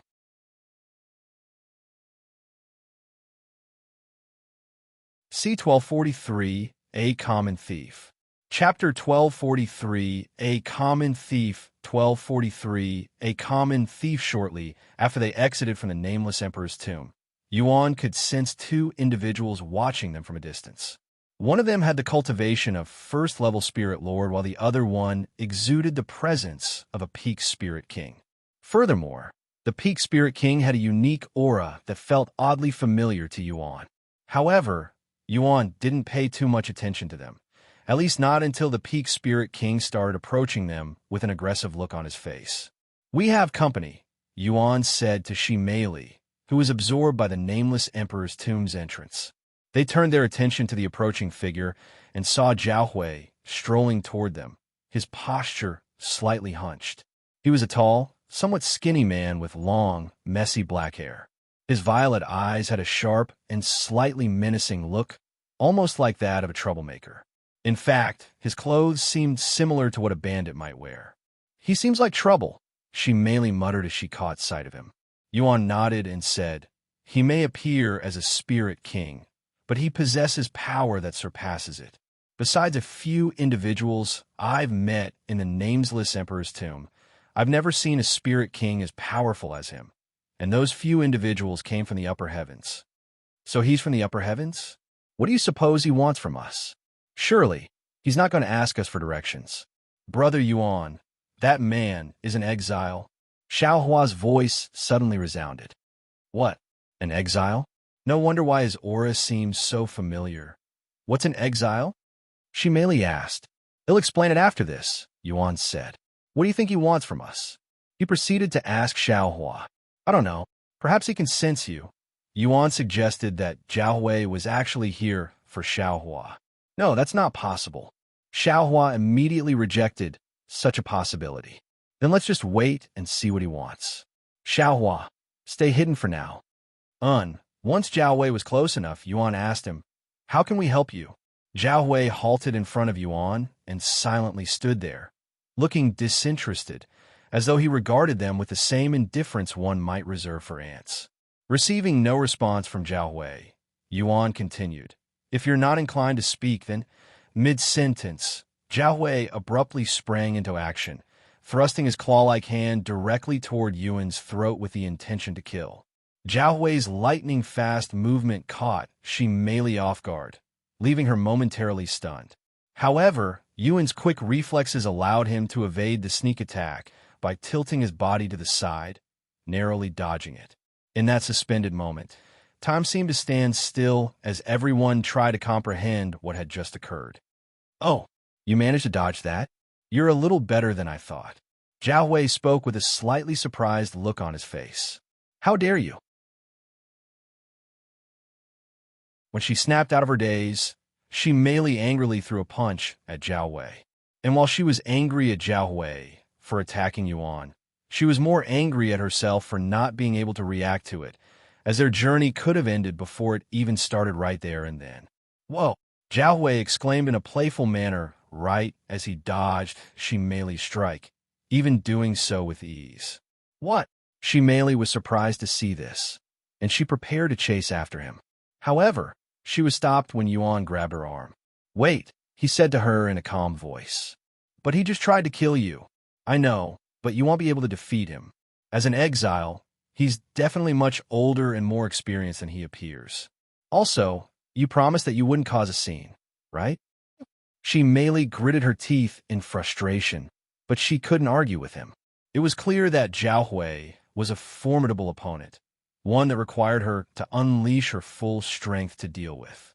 Yet, even with all of her strength, she might not be able to defeat him. Father wasn't joking. The outside world is so much more dangerous, she sighed inwardly. So you know that I am an exile. Xiao Hua was quite surprised when he heard Yuan's words. And he continued, do you also have one by your side? It would make sense why you have such a high cultivation if that's the case. However, I don't see them. Where are they? Don't tell me that they're already dead. I don't see how that is any of your business. Now Yuan was certain that he didn't approach him because of Xiao Hua. What a pity. If that exile was still by your side, I would have killed them myself. Xiao Hua sighed in a regrettable manner. Yuan frowned at his words and asked, why would you want to kill a fellow exile? Why, you ask? Did your exile not tell you anything? As exiles, we race each other to the supreme heavens for our freedom, and there can only be one winner for each race. In other words, we're rivals.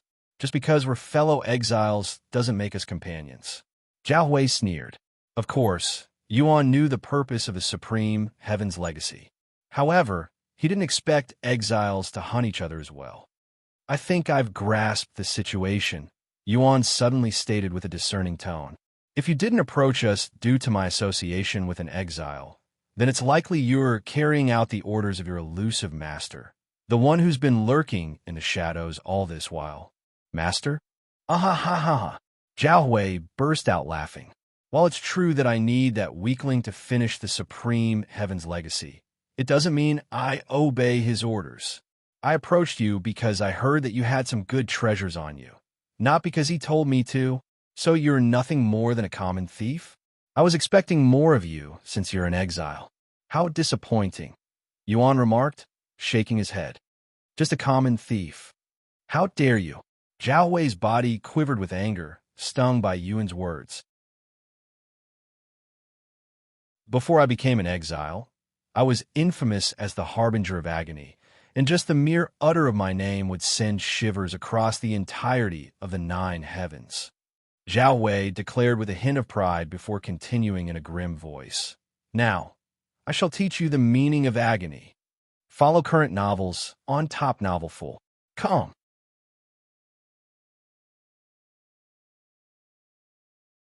C1244, A Growing Sense of Purposelessness. Chapter 1244, A Growing Sense of Purposelessness. 1244, A Growing Sense of Purposelessness. Harbinger of Agony. Huh? Even if you were once the most renowned thief in history, what can you achieve in your present condition? Yuan taunted with a sneer. Ha ha! Just because my cultivation is currently sealed doesn't mean I have lost all of my experience and techniques. Even if I was only a spirit lord, I would still have no trouble dealing with a useless weakling like you. Xiao Hua laughed heartily in response. Since you sound so confident, let's stop the chattering and get this over with already, Yuan said as he summoned his Empyrean overlord. However, a calm voice suddenly resounded in his head. Brother Yuan, can you let me handle this? Xiao Hua, I didn't tell you this before, but it is an exile's responsibility to protect their master, especially when in the presence of another exile. Even if you say that, I can handle him by myself. What's more, I don't want you to get hurt if we can avoid it. Nevertheless, Xiao Hua's resolve held steadfast as she spoke from the depths of her heart. It is undeniable that Brother Yuan has grown in strength to a point where my protection is no longer necessary, and I take great pride in your growth. However, Brother Yuan, you need not shoulder the weight of everything alone. Even if you could, there exist endeavors I must undertake, for without them, I risk losing the very essence of my purpose. Ever since Yuan had grown strong enough to protect himself, Xiao Hua had grappled with a growing sense of purposelessness. Even more so when he gained companions capable of assuming all the roles she had once fulfilled, and she hated this emptiness that was quickly consuming her. Xiao Hua. Yuan fell into silence after hearing her dejected words. He had dedicated himself to rigorous training to alleviate the burden on Xiao Hua, so that she would no longer need to endanger herself for him. But in his pursuit of strength, he had overlooked Xiao Hua herself. Hey, why the hell are you just standing there in a daze? Where did your arrogance and spirit from just a moment vanish to? Xiao Hua suddenly roared, his voice laced with frustration when Yuan randomly stopped paying attention to him. In response, Yuan stored the Empyrean overlord away and looked at Xiao Hua with a profound expression. Such actions greatly befuddled Xiao Hua. Looks like you have suddenly come to the realization that you cannot defeat me. Unfortunately, I won't spare you even if you no longer have a desire to fight. Just as Xiao Hua retrieved his weapon, a saber, Yuan spoke, "Sorry, but there's been a change of plans. As much as I want to kick your ass myself, my little guardian angel will be doing the beating." The next moment, a small figure emerged from Yuan's body and stood before him and Xiao Hua. Huh? A child? Xiao Hua raised an eyebrow in bewilderment. Yet, as his eyes locked onto Xiao Hua's face, a peculiar sense of familiarity washed over him, as if he had encountered her before. Fuck, I swear I've seen that face somewhere before, but where? Despite his efforts to unearth the memory of her identity, Xiao Hua's mind remained frustratingly blank, unable to recollect who she might be. However, he could tell that she was an exile, just like him, from the aura she was exuding. I thought your exile had died, but it turned out to be much worse. Imagine choosing a child like that to guide you. I can't. Xiao Hua laughed again. And if you think I won't kill a child, you should know that I have done worse, he continued with a cold expression a moment later. Xiao Hua didn't respond to him and retrieved 2 large swords, wielding one in each of her small hands. Oof. I don't know how you guys managed to crawl your way to the 3rd heaven, but this is where your legacy ends. Xiao Hua released his cultivation base, and without any warning, disappeared from his spot. After using his movement technique, Xiao Hua appeared behind Xiao Hua in the blink of an eye, almost as though he teleported, and he swung his saber at her neck without any hesitation. Clang! Xiao Hua quickly twisted her body around and swung back, blocking the attack. Xiao Hua would disappear again when his feet touched the ground, appearing behind Xiao Hua again. Whoosh! Xiao Hua dodged the attack with her own movement technique before chasing after him with her swords in motion. So slow. Xiao Hua sneered in disdain as he dodged her attack with ease. Meanwhile, she merely asked Yuan, "Are you sure this is a good idea? Xiao Hua seems to be a little behind." "This is what she wanted, and I have faith in her," Yuan declared with a serene countenance. "I don't think I've ever seen her being this serious before." Feng Yuxiang remarked with a hint of surprise. Lan Yingying agreed. Over the next several minutes, Xiao Hua and Xiao Hua exchanged hundreds of relentless blows with each other with neither of them getting a direct hit. However, it was clear to the spectators that Xiao Hua was slowly being pushed back by Xiao Hua, who was much faster and more agile. "I will applaud you for lasting this long, but it's obvious that you won't be able to defend for much longer." Just as he said this, Xiao Hua managed to barely land a hit on Xiao Hua. However, when he anticipated seeing her blood, he was left astounded to find that Xiao Hua remained completely unharmed, only that there was a small cut on her clothes. What? How is that possible?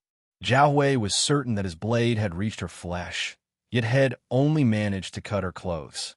As Xiao Hua stood stupefied by the perplexing outcome, Xiao Hua examined the tear in her attire with a faint furrow of her brow. Oddly, she didn't seem to be concerned, even though she had seemingly lost the exchange. Follow current novels on Top Novel Full. Calm.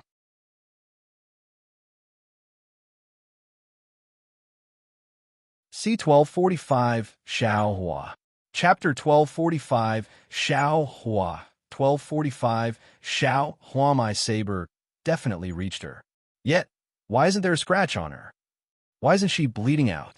Xiao Hua could never mistake the feeling of slicing flesh, so he was absolutely certain that had reached her, but he could not explain the results.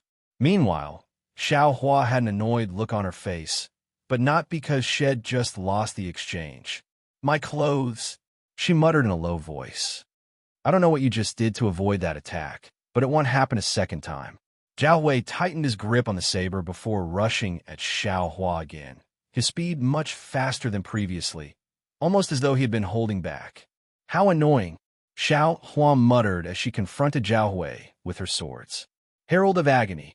Xiao Hua swiftly employed one of his techniques, conjuring a large, obsidian-hued, shadowy circle on the ground, directly beneath Xiao Hua's feet.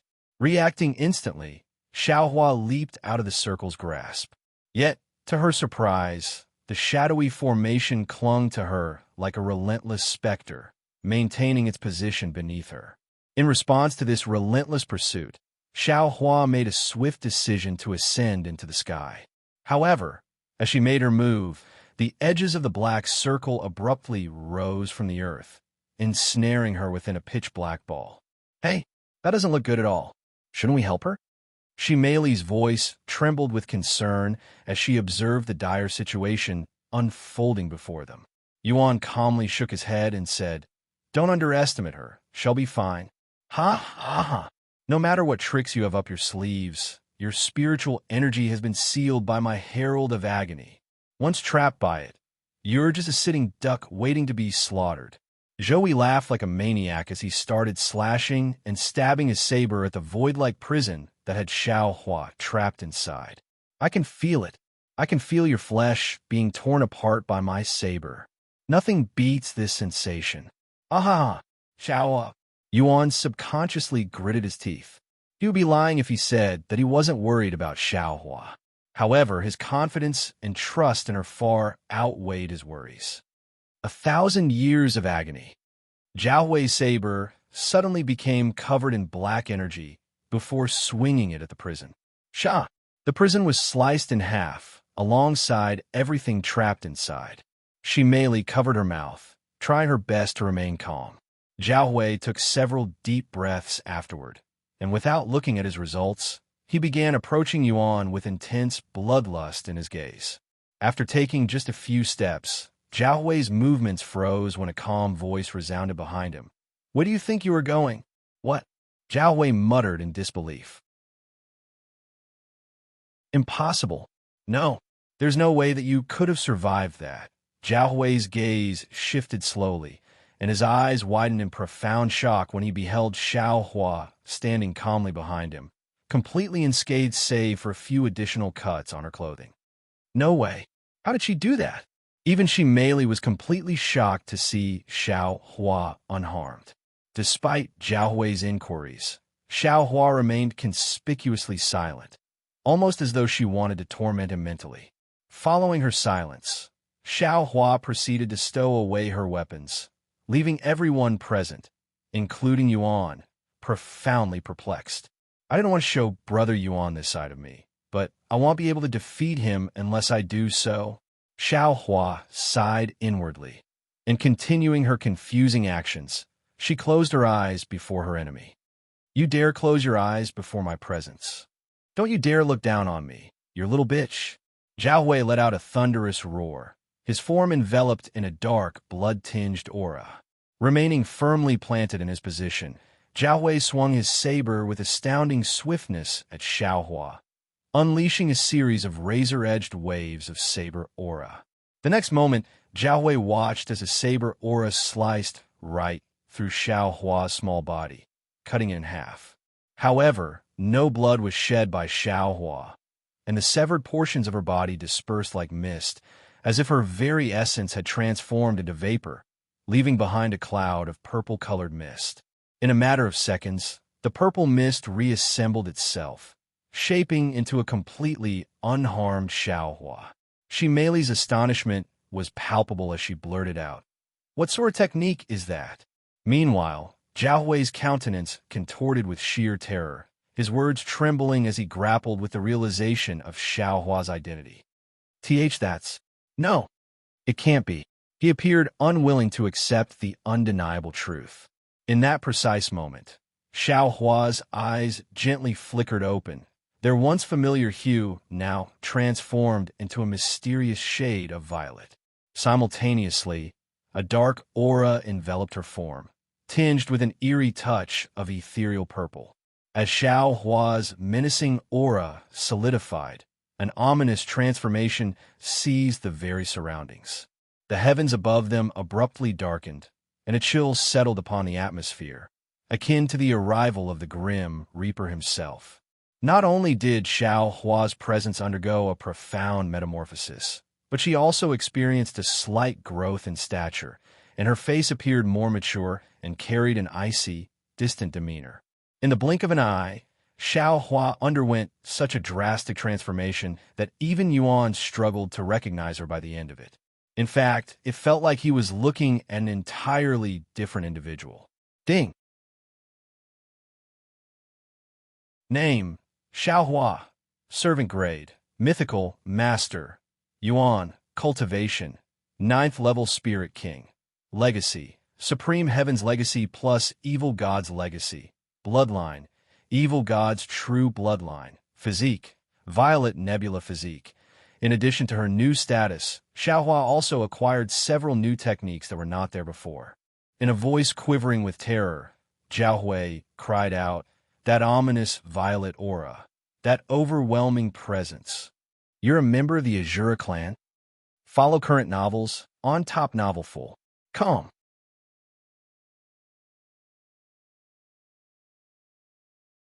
C1246 Xiao Hua's Drastic Transformation. Chapter 1246 Xiao Hua's Drastic Transformation. 1246 Xiao Hua's Drastic Transformation. That's Xiao Hua. What happened to her? She feels like an entirely different person. Feng Yuxiang muttered in a dazed voice. If one could see her face right now, it would be filled with astonishment. Following her profound transformation, Xiao Hua gazed upon her surroundings with a newfound and captivating curiosity, yet her expression remained motionless. After looking at her surroundings, Xiao Hua began inspecting her own body. What's wrong with this body? How long have I been asleep? She muttered in a low voice. In the midst of her inspection, Zhao Hui exclaimed, "And no, that's not possible. You cannot be from the Azura clan. I recognize every member of the Azura clan, but I do not recognize you. You must be an imposter." After coming to this conclusion, Zhao Hui quickly regained control over his own emotions and calmed down. That's right. Now that I think about it, there's no way someone from the Azura clan would be here. But I must admit, your aura is so convincing that even I nearly fell for it. Unfortunately for you, I know every member of the Azura clan, and you're not one of them. Upon hearing Zhao Hui's words, Xiao Hua turned to look at him with a nonchalant expression. An imposter? She mumbled in a low voice. Of course. If you think about it, there's no way in hell the Celestial Emperor would allow the Azura clan to partake in the Supreme Heaven's Legacy. That family of traitors and bloodthirsty demons would rot first before they get a chance at freedom. Zhao Hui laughed nervously. However, Xiao Hua remained nonchalant, and she spoke a moment later. "And who the hell are you? Did I really wake up for an ant like you? No, that's not possible." Xiao Hua's words made it seem like she was meeting Zhao Hui for the first time, which made everyone there raise an eyebrow. "Whatever. They'll quickly kill you and go back to sleep. I need to save as much energy as I can before he returns." With a casual flick of her sleeve, Xiao Hua conjured a black sword forged from her very own aura and wielded it. "I'd love to see you try, seeing how you couldn't even catch my shadow just moments ago." Zhao Hui sneered in disdain as he activated his movement technique. Zhao Hui's figure disappeared like a ghost the next moment. Despite this, Xiao Hua remained standing still with a bored look on her face. "Can you speed up a bit? You'll fall asleep before you make a move at this rate." Xiao Hua asked right before she released a big yawn. "Die." When Zhao Hui suddenly appeared behind Xiao Hua, his saber was already millimeters from reaching Xiao Hua's small neck. Yet, it halted just a hair's breadth away from her neck. "What?" Zhao Hui cried out in astonishment as he realized what stopped his saber. With a mere 2 fingers, Xiao Hua had effortlessly caught the saber by the blade and halted its movements as though it were a scene out of some action movie. In the following moment, without even looking back, Xiao Hua's arm exhibited a fleeting flicker, vanishing and reappearing faster than the blink of an eye. "Erf!" Zhao Hui unleashed a bone-chilling scream as all 4 of his limbs were separated from his body instantaneously with unimaginable pain spread throughout.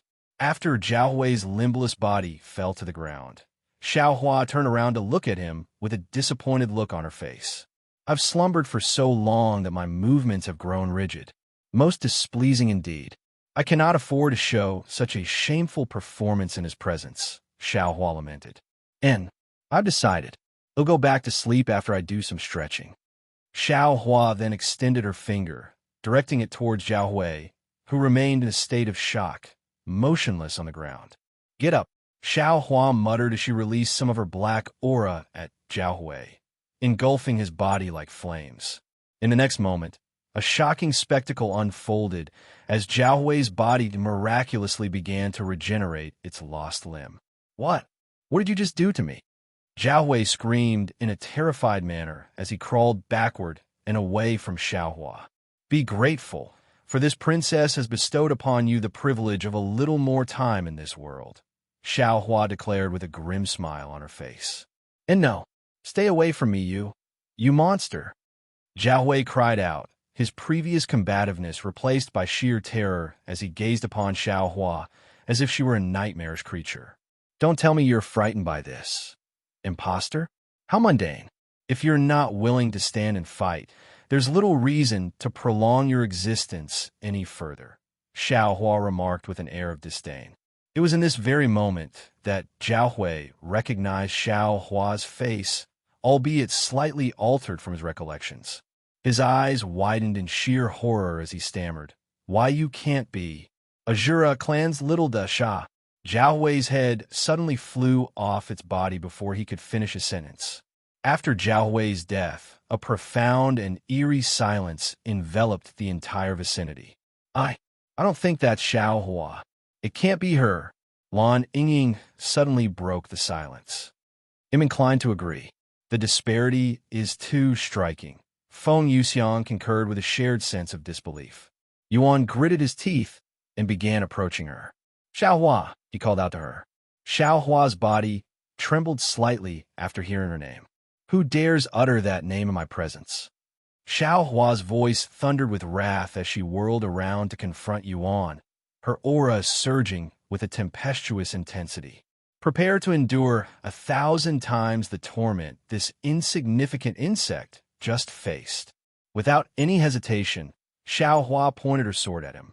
You don't recognize me? Yuan swallowed nervously at this possibility. As if I would remember a weakling like you. Xiao Hua's voice abruptly halted. Yeyou. Her eyes were as wide as saucers as she stared at Yuan's face. Follow current novels on top novel full. Calm.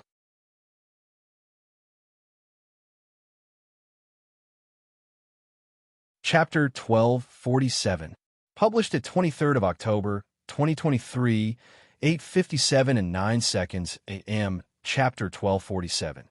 1247 if audio player doesn't work. Press stop then play button again. Chapter 1247 Xiao Hua's Drastic Transformation. 2. 1247 Xiao Hua's Drastic Transformation. 2. Xiao Hua's speech faltered as her thoughts raced to formulate her next words. Suddenly, Xiao Hua let out a sharp cry of pain. Xiao Hua, are you all right? Yuan exclaimed with deep concern in his voice. Xiao Hua dropped her sword, which dissipated into thin air upon contact with the ground, and she began to stagger, clutching her head in evident distress. No, wait, not now. Just a few more minutes. There is still something that I must do, Xiao Hua exclaimed, her words appearing as if she were in a conversation with herself. She looked at Yuan and extended one of her hands toward him, almost as though she was longing for him. Who are you? Why do you look like, With one final scream, Xiao Hua lost consciousness and collapsed to the ground, and her appearance began reverting back to normal. Xiao Hua. Yuan quickly went to pick her up, but there was no response from her. He immediately checked her vitals, sighing in relief upon confirming that she was still alive. Is she okay? She merely rushed over when she snapped out of her shock. Yes, she's just sleeping. Yuan nodded. Anyways, what in heaven's name just happened? Who is Xiao Hua? Shimeli's body shuddered in fear, just for calling Xiao Hua's chilling aura and overbearing presence. Xiao Hua is an exile, someone banished from the nine heavens because of a crime they or someone their family had committed. In her case, her family had committed some kind of crime and became exiles. If they are banished from the nine heavens, how is she here? That other guy as well. She merely asked the first question that came to her mind. Because exiles are given a chance at freedom through the supreme heaven's legacy. I don't know the details, but if an exile fulfills this legacy, they will be able to get rid of their status as an exile and return to the nine heavens without being hunted by the entire world. I see. Her family must have done something unspeakable if someone like that guy was that terrified of her family.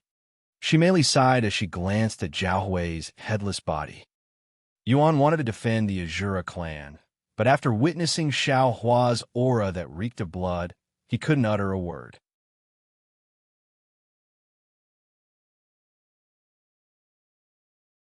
C1248 The Secret to Player Yuan's Progression.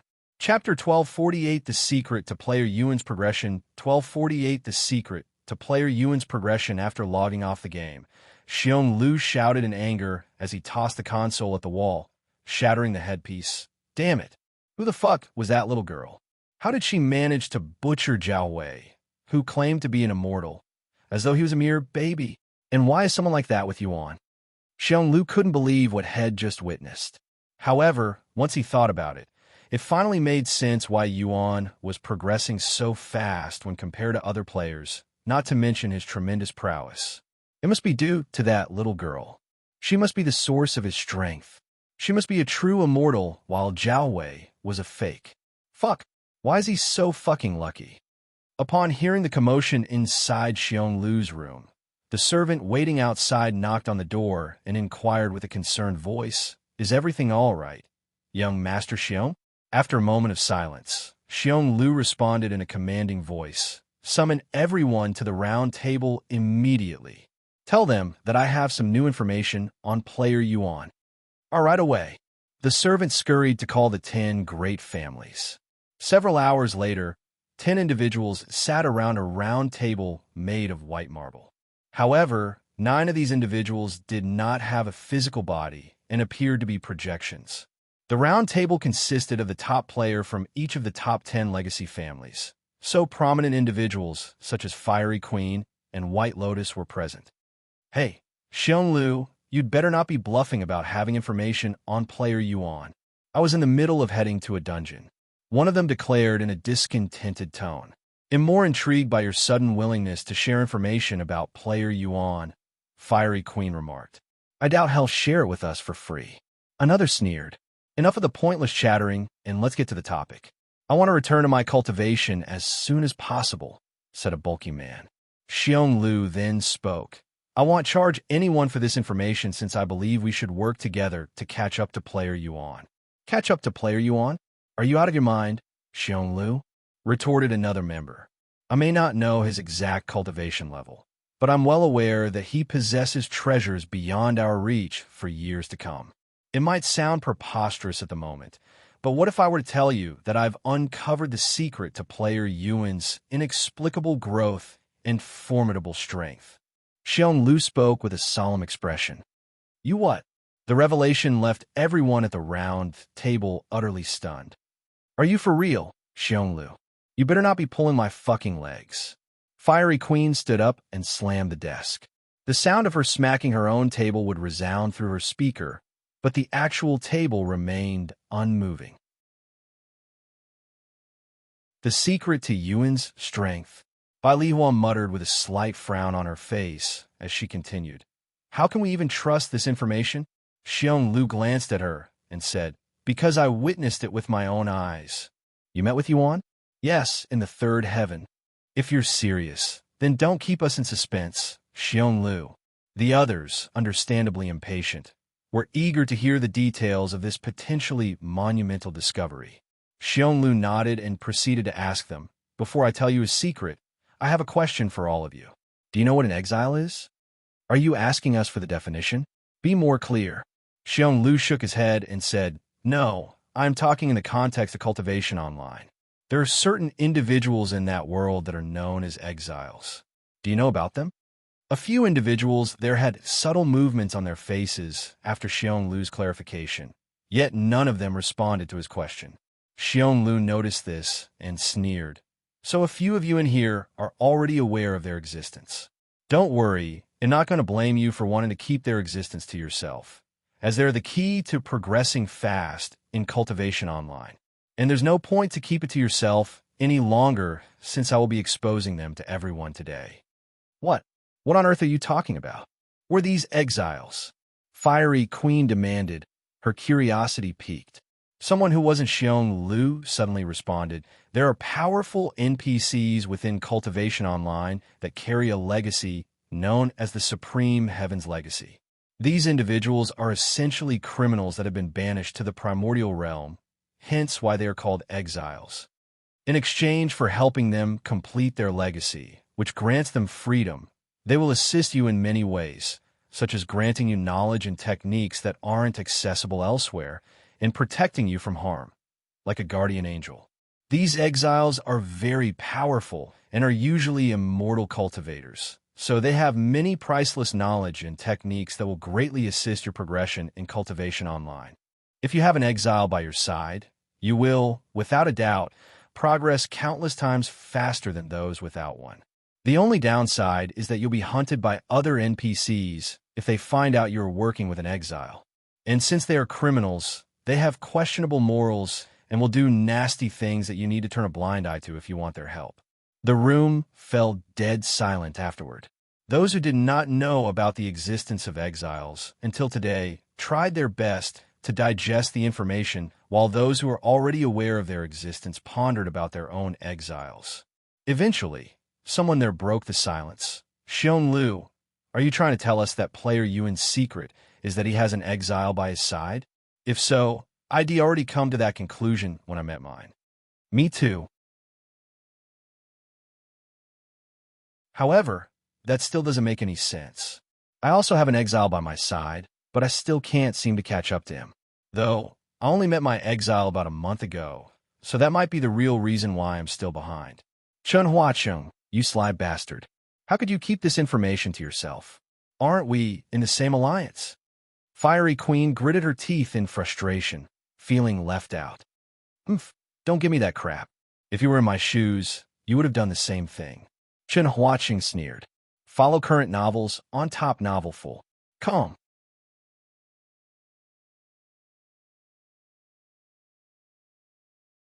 C1249 Working Together. Chapter 1249 Working Together, 1249 Working Together. So, how many of us here are being accompanied by an exile? Chun Huacheng asked them before raising his own hand.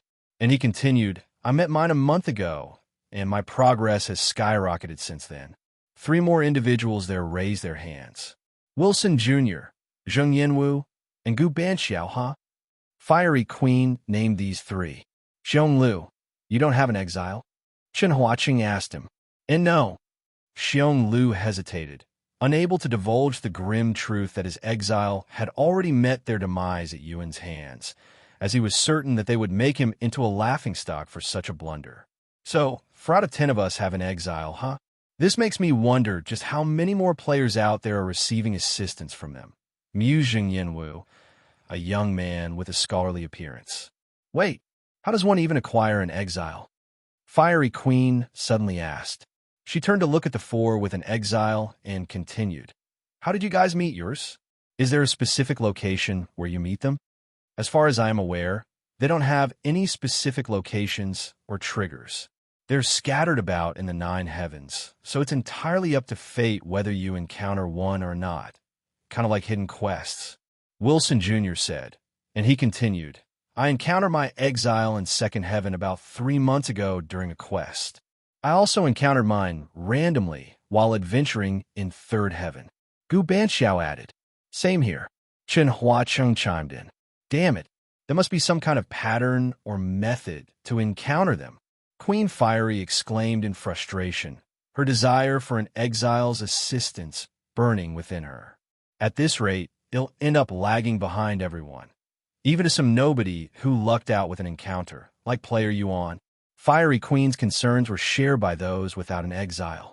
It was becoming increasingly evident that having an exile's assistance was pivotal to their success in, and the disparity between those with and without an exile would only widen as time passed. Now that I think about it, player Yuan received a divine grade servant even before the second heaven was unlocked. It's no wonder that his progression was so much faster than the rest of us. That bastard's had help from an exile from the start since first heaven. Li Hongji, who did not have an exile, exclaimed in vexation.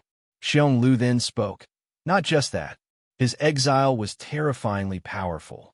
I watched her slay a peak spirit king without breaking a sweat. It was like watching an adult messing around with a damn toy. I have never seen anyone that dreadful before. The room fell silent for a moment until someone said, "Anyways, what do you want us to do with this information?"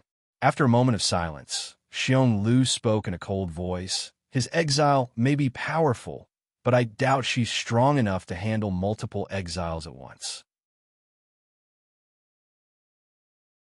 If we group up and kill the exile, player Yuan's progression will definitely come to a halt, and we'll no longer have to worry about him. He's useless without the exile. What? That's unacceptable. I refuse to be a part of this cowardly nonsense. Bai Lihua declared as she stood up, her face filled with anger. Xionglu looked at her and sneered in disdain. Why? Because you're screwing him? What the hell is that supposed to mean? Bai Lihua's brow furrowed deeply, her gaze oozing with killing intent. Did you think we wouldn't find out about what happened between your Bai family and the Zheng family? I wouldn't be surprised if you had offered your body to him for his services. Why else would he bother paying attention to the Bai family? You utter bastard, Xionglu. How dare you slander me with that load of crap? It's clear you're just bitter because Yuan knocked you off your high horse, and your desire to gang up on him is nothing but a testament to your own inadequacy. You're nothing more than a damn coward and a sore loser. Bai Lihua seethed with rage, her words dripping with contempt. You dare mock me? I've been number one even before you started playing your first game. White Lotus. Do you think he's beaten me just because he got a little lucky with an exile? Delusional. Xionglu roared back, his heart filled with rage. Delusional or not, it's still a fact that Yuan's above you in Cultivation online and in real life. You're just in denial. Fuck, don't you let me see you in the game. I swear I will make you regret mocking me. White Lotus, you fucking bitch. Calm down, both of you. The others intervened, attempting to defuse the escalating tension in the room. Oomph. If you want to group up and fight Yuan, go ahead. I won't be part of it. In fact, even if everyone here gangs up on him, you won't win. Goodbye. Without saying another word, Bai Lihua's avatar disappeared from the room. After Bai Lihua left, the room descended into a heavy silence, punctuated only by the audible sound of Xionglu's labored breathing. I won't waste any more of my breath. If you don't want to work with me to deal with player Yuan, you may get out of my sight right now. However, just know that you will never receive the Xiong family's support ever again if you refuse to help. The others swallowed nervously in the wake of his ominous words. Although they might not have appeared particularly significant on the surface, the Xiong family held a formidable and influential position in the world, maintaining their coveted rank at the pinnacle of the legacy rankings for well over a century. They were definitely a powerhouse that one cannot afford to offend. When nobody left the room even after a whole minute, Xionglu sat back down and nodded. Good. Then let us begin. Wait a moment. Fiery Queen suddenly interrupted. What is it? Xionglu glared at her. What should we do with White Lotus? She knows of our plans and will definitely snitch to player Yuan. I'm sure she will do just that, but there's no need to worry. Even if she does tell player Yuan about our plans, they won't know when or how it will happen, and player Yuan will have to constantly watch his back. Xionglu said, If you say so. Fiery Queen nodded. Follow current novels on Top Novel Full. Come.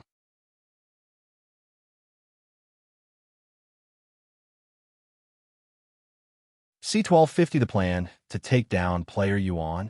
Chapter 1250 The Plan to Take Down Player Yuan. 1250 The Plan to Take Down Player Yuan. So, do you already have a plan for taking down player Yuan? Zheng Yanwu asked Xionglu. I do, and it's very simple. Xionglu nodded, and he continued. We will gather as many exiles as we can and work together to deal with player Yuan. Wilson Jr. let out a sigh. While that might sound straightforward, you don't have an exile, do you?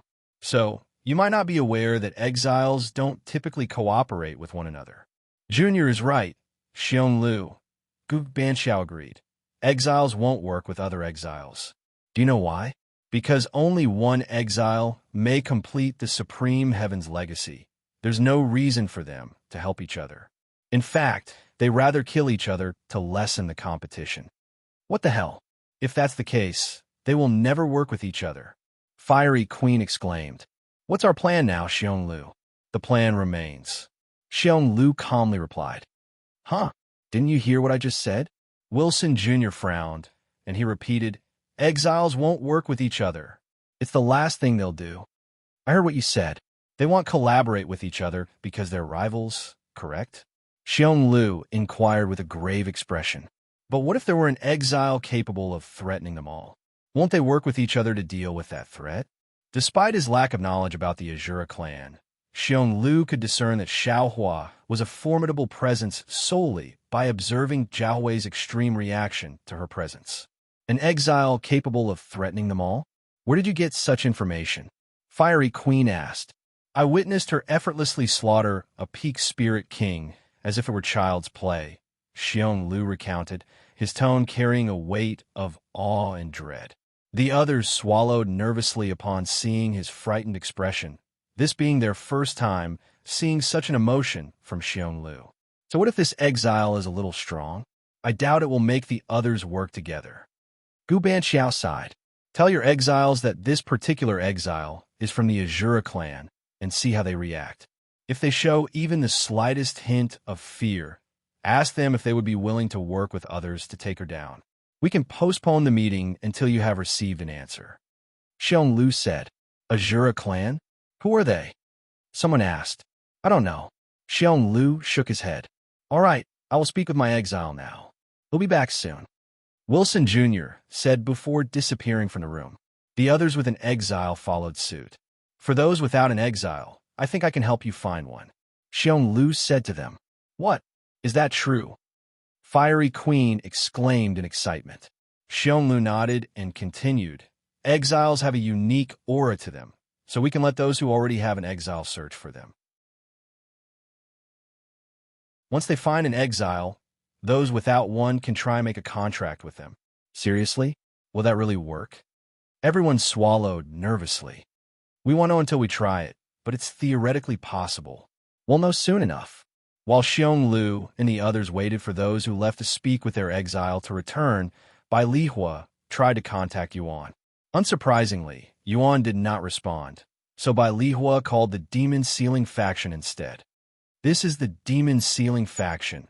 Who am I speaking to? A mature voice resounded from the other end of Liya's phone. I am Liya from Eternal Lotuses, and I need to speak with Yuan immediately. Oh, Miss Bai, I have heard about you. I am Mei Feng, the head caretaker. Unfortunately, Yuan is occupied with Cultivation Online. He has been for the past 6 months. Though, he should be returning soon. If you have a message, I can pass it on to him for you. I wanted to warn him about the 10 great families. They have decided to work together to fight Yuan, and they will be going after his exile. Liya said, the 10 great families, huh? What a nuisance. Mei Feng muttered with a heavy sigh, and she continued, Thank you for letting me know, Miss Bai. I will let Yuan know when he comes back. Considering Yuan's strength, I may be pointlessly worrying about this, but the 10 great families are not to be trifled with. Liya sighed.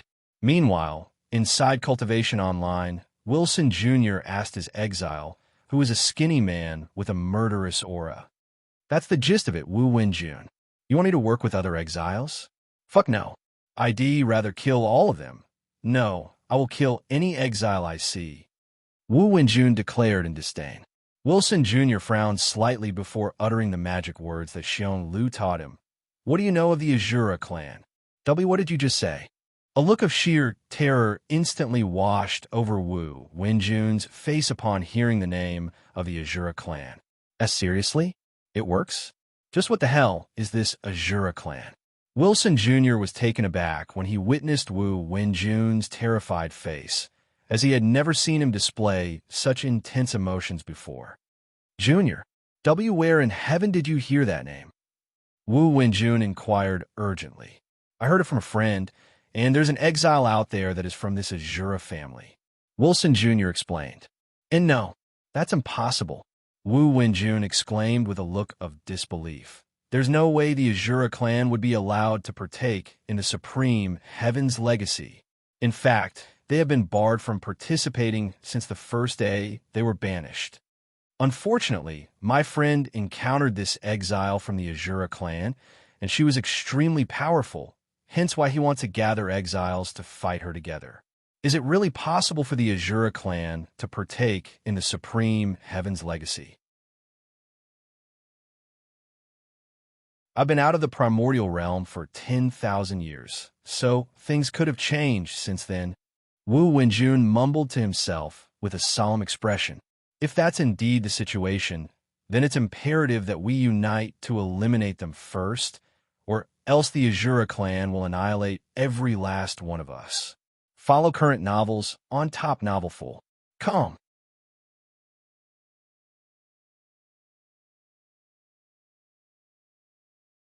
C1251 Massive Recruitment. Chapter 1251 Massive Recruitment. 1251 Massive Recruitment. You want me to team up with other exiles to deal with a single exile? Ha ha ha. Are you messing with me? Zheng Yanwu. Zheng Yanwu's exile, a stout middle-aged man, erupted in laughter at the absurdity of the suggestion. Let me finish, Xie. She's not just any exile. She's an exile from the Azura clan. Zheng Yanwu said the magic words. Xie laughter abruptly ceased, and his face froze, overtaken by a profound and visceral terror. Azura clan. You want me to fight someone from the Azura clan? Are you completely out of your mind? I'd sooner devour my own tongue than meddle with those monsters.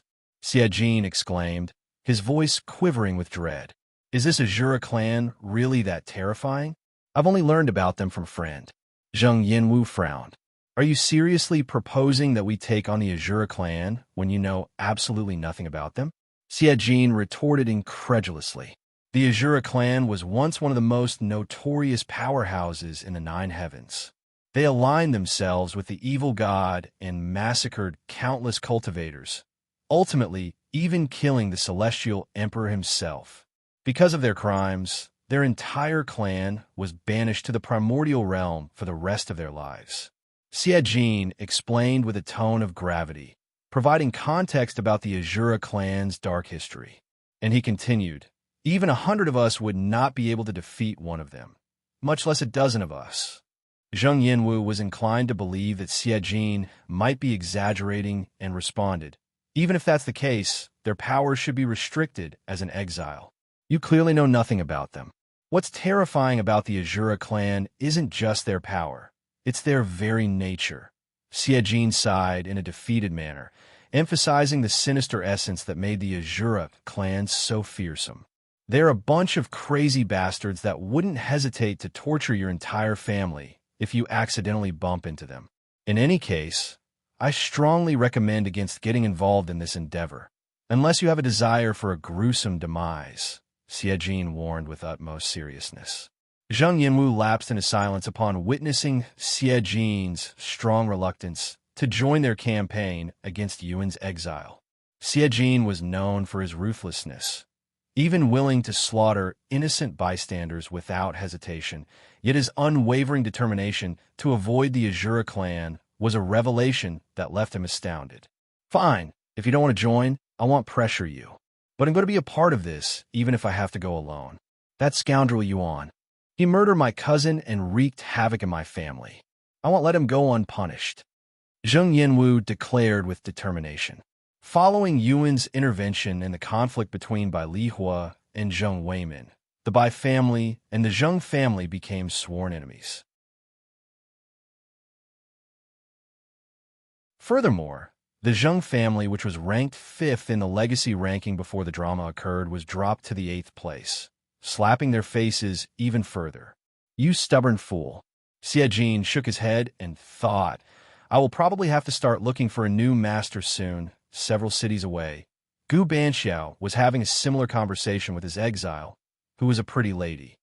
Since we don't know if this exile is truly from the Azura family or not, I won't make a decision until I see her myself. However, until then, I'll cooperate with you and the other exiles. And in exchange for my cooperation, you'll let me have some fun later without any complaints. Gu Banxiao shivered upon hearing her words, sensing a deeper and more ominous implication beneath their surface. Fine, just don't kill too many people, he sighed. Sometime later, everyone gathered at the round table. How did it go? Did you guys manage to convince your exiles to cooperate with each other? Xiong Lu asked them. My exile is willing to cooperate, Wilson Jr. said. My exile refused to give an answer until she saw the target for herself, said Gu Banxiao. Well, my exile has outright refused to cooperate. He wants nothing to do with the Azura clan, or so he said. Zheng Yinwu sighed, and he continued, but I will continue trying to convince him. Even if he doesn't cooperate, I will do whatever I can to help. I understand.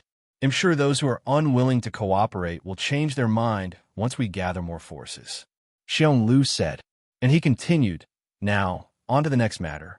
Wilson Jr., Zheng Yinwu, Gu Banxiao, I have a crucial mission for the three of you. I want you to use your own exiles to seek out other exiles. If that exile doesn't have a master, inform us, so those without an exile can have an opportunity to acquire one. If they already have a master, I want you to recruit them, no matter the cost. Using our exile to look for other exiles? This is pretty genius, Wilson Jr. muttered. How much time are we going to use to prepare for this whole campaign? Zheng Yinwu asked. As much time as we need, but that does not mean we should take our time. If we take too long and player Yuan reaches a point where we cannot defeat him, even if we work together, we'll be screwed. If time is of the essence, we can use the 10 great families' power and influence. If we make an announcement about this, we should get a few recruits. Things will definitely progress much faster this way, Gu Banxiao suggested. Xiong Lu nodded in agreement. That's a sound plan. I'm certain the knowledge of exiles will become public eventually. We should leverage our influence to recruit them before it becomes common knowledge, he concurred. Thus, the following day, 9 of the 10 great families came together and collaborated with each other in a single, massive recruitment, something that had never been done before. They announced that they were recruiting players with an exile, offering immense benefits, such as fame, wealth, and power, something the 10 great families were fully capable of fulfilling. However, they did not elaborate on the existence of exiles, so their announcement also puzzled countless players. Follow current novels on Top Novel.com.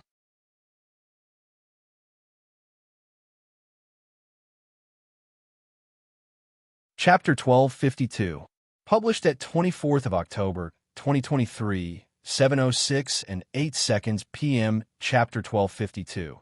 1252 if audio player doesn't work, press stop then play button again. Chapter 1252 Massive Recruitment. 2. 1252 Massive Recruitment. 2. Within minutes of the 10 Great Families recruitment announcement, hundreds of players began commenting on it, and word spread like wildfire through the mouths of tens of thousands of individuals. Hey, did you see the latest post on S Forum? Not yet. What does it say?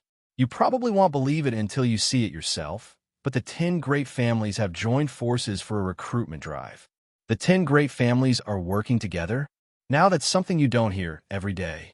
In fact, this might be a first. What kind of recruitment is it? I'm not exactly sure. They mentioned something about exiles, but I have never heard of this term until today. Let me check it out real quick. The recruitment post shared by the 10 great families on the forums was an attention-grabbing declaration frowny face. We are in search of exceptional players who boast the rare privilege of having an exile as their companion for a unique and monumental quest. If you are among the fortunate few, we extend an exclusive invitation to join hands with us, the 10 great families. For those who are successfully recruited, a treasure trove of rewards awaits. First and foremost, you will be granted the privilege of selecting a coveted heaven-grade treasure of your choosing, a testament to our commitment to your prosperity. But that's not all. You will also receive an upfront payment of $5 million to further your personal endeavors. Upon the successful completion of our quest, you will be entitled to an additional $10 million as a token of our appreciation for your unwavering dedication.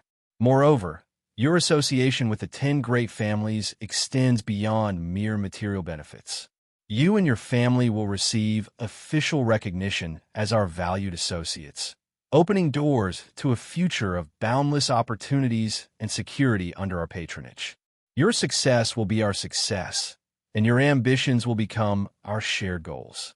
Join us now and embark on a journey that will not only reshape your destiny, but will also lay the foundation for a legacy that will endure through the ages. The 10 great families awaits you with open arms and unparalleled promises. Approved and collaborated by Xiong family, Wilson family, Chun family, Li family, Zheng family, Huang family, Harris family, Gu family, and Walker's family. The recruitment notice, posted on the Xiong family's official account, carried the signatures of all the other families, confirming its undeniable legitimacy. Holy shit, these rewards are insane. Heaven grade treasure, $15 million, and arguably the most valuable reward, the 10 great families' recognition and support. The enticing rewards offered by the 10 great families triggered a flood of inquiries from Cultivation online players. However, a significant portion of these individuals had no understanding of what an exile was, and, as a result, they were swiftly disregarded. There were some who tried to fake having an exile, but they were also quickly rooted out with a few questions that only those with an exile would know. As the day drew to a close, Xiong Lu assessed the number of players who might possess an exile and couldn't help but smile with satisfaction. 26 players, and it's only the first day, Xiong Lu remarked with a sense of anticipation for the days ahead. Over the course of the next several days, hundreds of thousands of players reached out to the 10 great families. By the week's end, a rigorous screening process had narrowed the field down to 81 players who had successfully passed all initial inquiries and were now eagerly awaiting their in-person interviews. 81 players. Even if only half of them have an exile, it's still a lot. Xiong Lu's hands trembled in excitement as he saw the numbers. We can do it. We can take down Yuan. I cannot wait to see how useless you'll become without your exile, Yuan. Ha ha ha. Xiong Lu couldn't hold his excitement and started laughing out loud. Meanwhile, inside the Demon Ceiling faction's headquarters, a meeting was in session, attended by all of its members except for Yuan. This is about the 10 great families' recent movements, correct? Wang Ming asked as he looked at Mei Feng, who called for the gathering. Indeed. I don't know what this exile business is about, but I do know that it's related to Yuan, she acknowledged. I've never heard of it, either. What about you guys? Shi Lang asked everyone there. Everyone besides Chu Liuxiang and Mei Xiu shook their heads. Allow me to explain.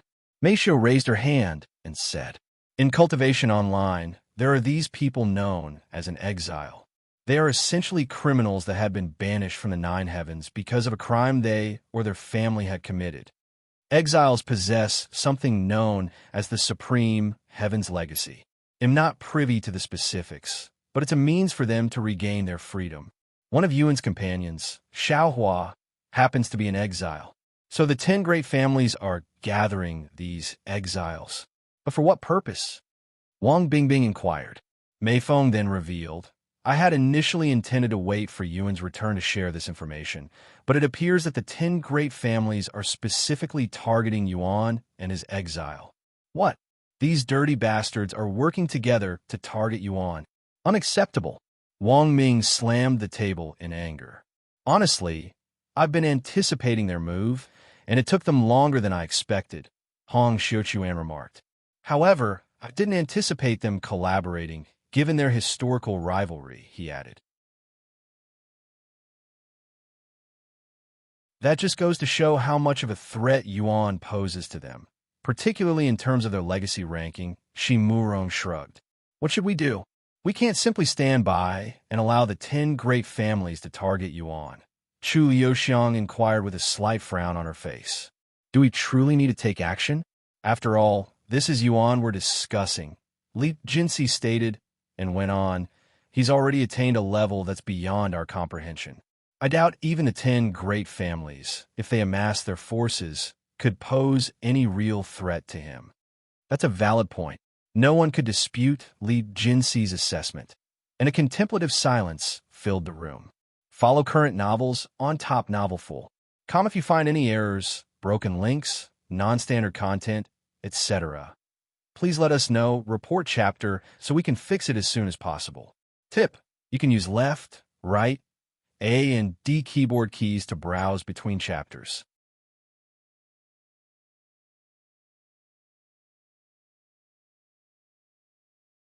Chapter 1253, published at 25th of October, 2023, 11:27 and 8 seconds p.m. Chapter 1253. 1253 if audio player doesn't work, press stop, then play button again. Chapter 1253 God Ascension Realm, 1253 God Ascension Realm. While I share the belief that Yuan can handle the 10 great families even if they unite, I also feel that we should make an effort to support him. After all, we're all members of the same faction. We can't simply stand idle while our leader is under threat, Wang Ming said. I concur with that sentiment, but the question is, what should our course of action be? Hong Xiuquan inquired. A heavy silence settled over the room as those present contemplated potential strategies. Shi Murong was the first to speak out. The 10 great families are recruiting exiles, right? What if we infiltrate them and mess with them from the inside? Huh? Don't we actually need an exile to do such a thing? Wang Bingbing said. Well, I was thinking that one of us could pretend to be an exile, especially since one can't the difference between an NPC and a player at a glance. I'm sure they will have some kind of verification in place to prevent such incidents, Wu Zhao said. Meishio nodded in agreement and added, Wu Zhao is correct. Exiles emit a distinctive aura, making it relatively easy to discern whether someone is an exile or not based on their aura alone. Oh, in that case, forget my suggestion. Shi Murong sighed in defeat. How powerful are exiles? I mean, what's stopping us from attacking them first? Shirlang suddenly asked. I think their powers vary, but since they have all lived a long time, there's a good chance that most of them are quite powerful, and at our level, we'll only be digging our own graves if we even attempt to ambush them. Meishio shook her head. Damn it, is there truly nothing we can do to stop the 10 great families' plot? Wang Ming gritted his teeth in frustration. Mei Feng then spoke. I understand all of your desires to help Yuan, but at the end of the day, we should wait for his response before we get ahead of ourselves. Speaking of Yuan, when's he coming back out? It's already been half a year since he entered the Nameless Emperor's tomb, correct? Wang Bingbing asked. He's probably caught up in something like he usually does. Chu Liuxiang shrugged, and she continued, though I doubt it'll be much longer before he returns. Then let's give Yuan another week to return before we make any decision, Mei Feng said. All right, the members all agreed. Meanwhile, inside, Dong Yi brought Yuan and his group to a secluded location nestled amidst an expansive mountain range. Welcome to my humble estate, my liege, Dong Yi said as they approached a wooden cabin that Head personally built. You are living here? Yuan asked out of curiosity. I'm always traveling, so I only come here when I take a break or need to do something in peace.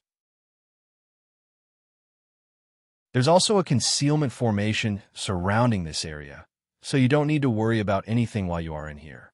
Once they were inside the building, Yuan carefully laid Xiao Hua, who was still unconscious, on the bed. So, are you going to tell me about what happened to Xiao Hua, or is this still against my own command? Yuan looked at Dong Yi, who could only stand there with a bittersweet smile. As much as I desire to clarify matters for my liege, I'm afraid I can't divulge any information about her, as it might influence your fate. Nevertheless, if you inquire about it when she awakens, and she chooses to reveal it, we'll be in a better position to provide additional details based on the circumstances, Dong Yi explained. I thought so. Yuan sighed. Hey, Yuan, who's that old man? I can feel an otherworldly aura coming from him. She merely whispered to him. He's a follower from my past life, the evil god to be precise. I see. So, well, he must be very powerful. Well, he's almost a cultivation god, so I guess you can say that. Yuan nonchalantly revealed, dropping a bombshell of information. What? Cultivation god? She merely exclaimed in a voice filled with astonishment and disbelief. Unfortunately, this humble one is only at the 7th level of God Ascension realm. I am nowhere near being a cultivation god, and I highly doubt I will be able to achieve it in this life. Yi shook his head in a dejected manner.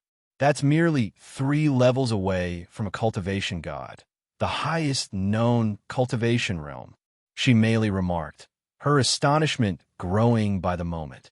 While these 3 levels may seem close to each other, each level in the God Ascension realm is so vastly distant from each other that it can only be traversed by those with extreme talents, and no amount of hard work or treasure will help you fill that gap. Yi lamented with a sigh, emphasizing the immense chasm between these cultivation stages. Let's put it this way. If I wanted to defeat someone at the 8th level of God Ascension, I'd have to clone myself at least a dozen times and rely on extraordinary luck just to stand a chance. Yi elaborated, causing Shi Mei to swallow nervously. Shi Mei then turned to look at Yuan and asked him, "What cultivation were you in your past lives?" "I don't know." He shrugged. "My liege has managed to reach cultivation god in the majority of his lives." Yi said, "The majority? So there are times when he didn't?" Shi Mei found this quite interesting. Yi nodded and explained, "Indeed, but it wasn't due to a lack of talent, as my liege's talent only increases with every reincarnation, so he didn't reach cultivation god by choice." "That's even more puzzling. Why not?" "Unfortunately, I cannot divulge any more, as I was commanded by my liege's incarnation to not reveal too much, as it could affect his fate." "Is that so? Then I have another question. How are you able to stay in this realm at that level of cultivation? Doesn't it get increasingly harder to go to the lower realms the higher your cultivation?" "Indeed, but when you've been doing it for millions of years like I have, you're bound to pick up a trick or two to make things a bit easier." Yi chuckled, almost boasting of his ability to defy the laws of the 9 heavens through his extensive experience. Follow current novels on Top Novelful. Comment if you find any errors, broken links, non-standard content, etc. Please let us know, report chapter, so we can fix it as soon as possible. Tip: you can use left, right, A and D keyboard keys to browse between chapters.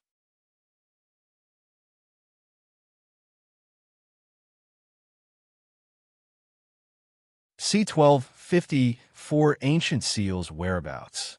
Chapter 1254 Ancient Seals Whereabouts. 1254 Ancient Seals Whereabouts. Xiao Hua remained in her slumber for several days, during which time Yuan silently cultivated beside her. Even though his cultivation had reached its limit, Yuan continued to refine his understanding of his techniques, seeking further mastery. Shi Mei, on the other hand, spent most of her time outside the cabin, relishing the fresh air and finding fascination in even the minutest details of her surroundings. As for Yi, he disappeared somewhere. At the end of the week, Xiao Hua slowly opened her eyes, feeling as though she had just emerged from a long hibernation. "Brother Yuan," she muttered for him in a low voice the moment she saw his handsome face beside her. Yuan promptly ceased his cultivation upon hearing her voice and turned his attention to her. "Are you all right, Xiao Hua? How do you feel?" he inquired with concern. Xiao Hua gradually sat up on the bed and replied, "My head feels a bit strange, but I'm fine." "Do you remember what happened before you lost consciousness?" Yuan inquired further. Xiao Hua closed her eyes and made an effort to recollect the events that occurred after she released her seal. After a moment of silence, she shook her head and said, "It's a blank. I don't remember anything that happened after I undid the seal." She turned to look at him and asked with a hint of worry in her gaze, "What happened to me, Brother Yuan? Did I do something bad?" "I wouldn't call it bad, since you merely defeated your opponent, who was the bad guy in that situation." "Is that so?" Xiao Hua seemed a little bit more relieved after hearing his words. The room filled with awkward silence when neither of them spoke any further. A moment later, Xiao Hua broke the silence by asking him, "Brother Yuan, are you not going to ask me about what happened?" Yuan smiled and said, "No, because I know that you'll tell me whenever you are ready." Xiao Hua's face flushed a little after hearing such words. Xiao Hua then lowered her head to the extent that Yuan could no longer discern her expression, and then she divulged, "There's another person residing within me. Sealed, to be precise. She's a formidable cultivator who possesses unfathomable prowess. At least this is what my father told me." "Your father, the patriarch of the Azura clan?" Yuan inquired. Xiao Hua nodded in confirmation. "Yes, he imparted numerous teachings to me before I departed the primordial realm for the supreme heaven's legacy. He told me that if I ever found myself in peril or required aid, I could awaken the individual sealed within me and depend on her for assistance. Each time I release her, I transform into a different person and unleash chaos. This is why I've been hesitant to awaken her. However, I did not want to lose to that guy and become a burden to Brother Yuan, so I requested for her help." Xiao Hua admitted. After a slight pause, she continued, "If Brother Yuan doesn't like the other Xiao Hua, I will never wake her up again." Yuan contemplated for a moment before responding. While the drastic shift in personality was certainly surprising, and her initial impression was rather memorable, I can't claim to dislike her without knowing more about her. She's an expert, right? I bet we can even learn a thing or two from her. You really don't mind her, Brother Yuan? Xiao Hua looked at him with slightly widened eyes. When she was still in the primordial realm, everyone would flee in terror after encountering her other identity. Yuan nodded to confirm. "I don't mind her at all right now. They'll start worrying if she turns out to be a bad person, though." Xiao Hua acknowledged, feeling as though an invisible burden had been alleviated from her shoulders. Meanwhile, above the cabin, Dongyi had been listening to Xiao Hua's words. Another person sealed within her. While not entirely accurate, it's not completely wrong, either. He mumbled with a mysterious smile on his face. Dongyi returned to the cabin after some time. "My liege, what are your plans now that you've explored the Nameless Emperor's tomb?" he inquired. "I'm planning to visit the Tian family. They must be concerned since I haven't returned to them as promised after our exploration," Yuan responded. "I understand. In that case, it'll lead you to the nearest city with a teleporter," Dongyi replied. "Before you do that, I have a favor to ask of you," Yuan said. "Whatever you ask, my liege, I shall execute it without fail," Dongyi pledged. "This might be a difficult task, but I want you to attempt to uncover who possesses the 4 ancient seals necessary to open the primordial realm," Yuan requested. He continued, "I am aware that they convene every decade, but the exact time and location remain unknown to me. Naturally, I don't intend on waiting for their gathering, so I am contemplating locating them before their next gathering." "Brother Yuan." Xiao Hua gazed at him with a perplexed and astonished expression. "The ancient seals, Are you planning to visit the primordial realm, my liege?" Dongyi inquired. "Would that be a problem?" Yuan questioned, his eyebrows raised. "No, none at all. I just wanted to confirm your intentions. In any case, there are 4 ancient seals in total, each in possession of one of the 4 ancient families. However, the precise holders of these seals remain unknown," Dongyi explained. And he continued, "While I'm unaware of the whereabouts of 3 of these seals, I happen to know that one of them currently resides in this world, the 3rd heaven." "Really?" Yuan was pleasantly surprised to hear this, and he asked, "Do you also happen to know the holder?" Dongyi nodded, confirming, "I do. Liang Shaosheng. He's the retired patriarch of the Azure Dragon family." "Wait a second. Azure Dragon family?" Yuan doubted his ears for a moment. Shimeli, who had just re-entered the cabin, reacted with anger and shock upon hearing their name. "What? The Azure Dragon family exists out here as well. Follow current novels on Top Novelful. Come."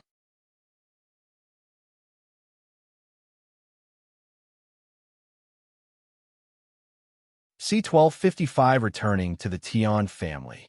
Chapter 1255 Returning to the Tian Family. 1255 Returning to the Tian Family. The Azure Dragon family. "What are they doing in the outside world?" Shimeli asked. her expression filled with disbelief as she turned to Dong Yi for answers. Dong Yi wore a puzzled expression. I don't understand. Yuan cleared his throat and began to explain the situation, recounting what had transpired between the Shi family and the Azure Dragon family. I understand the situation now. Thank you, my liege, Dong Yi acknowledged. To answer your question, no, they're not the same Azure Dragon family as the one you encountered. She merely remained suspicious.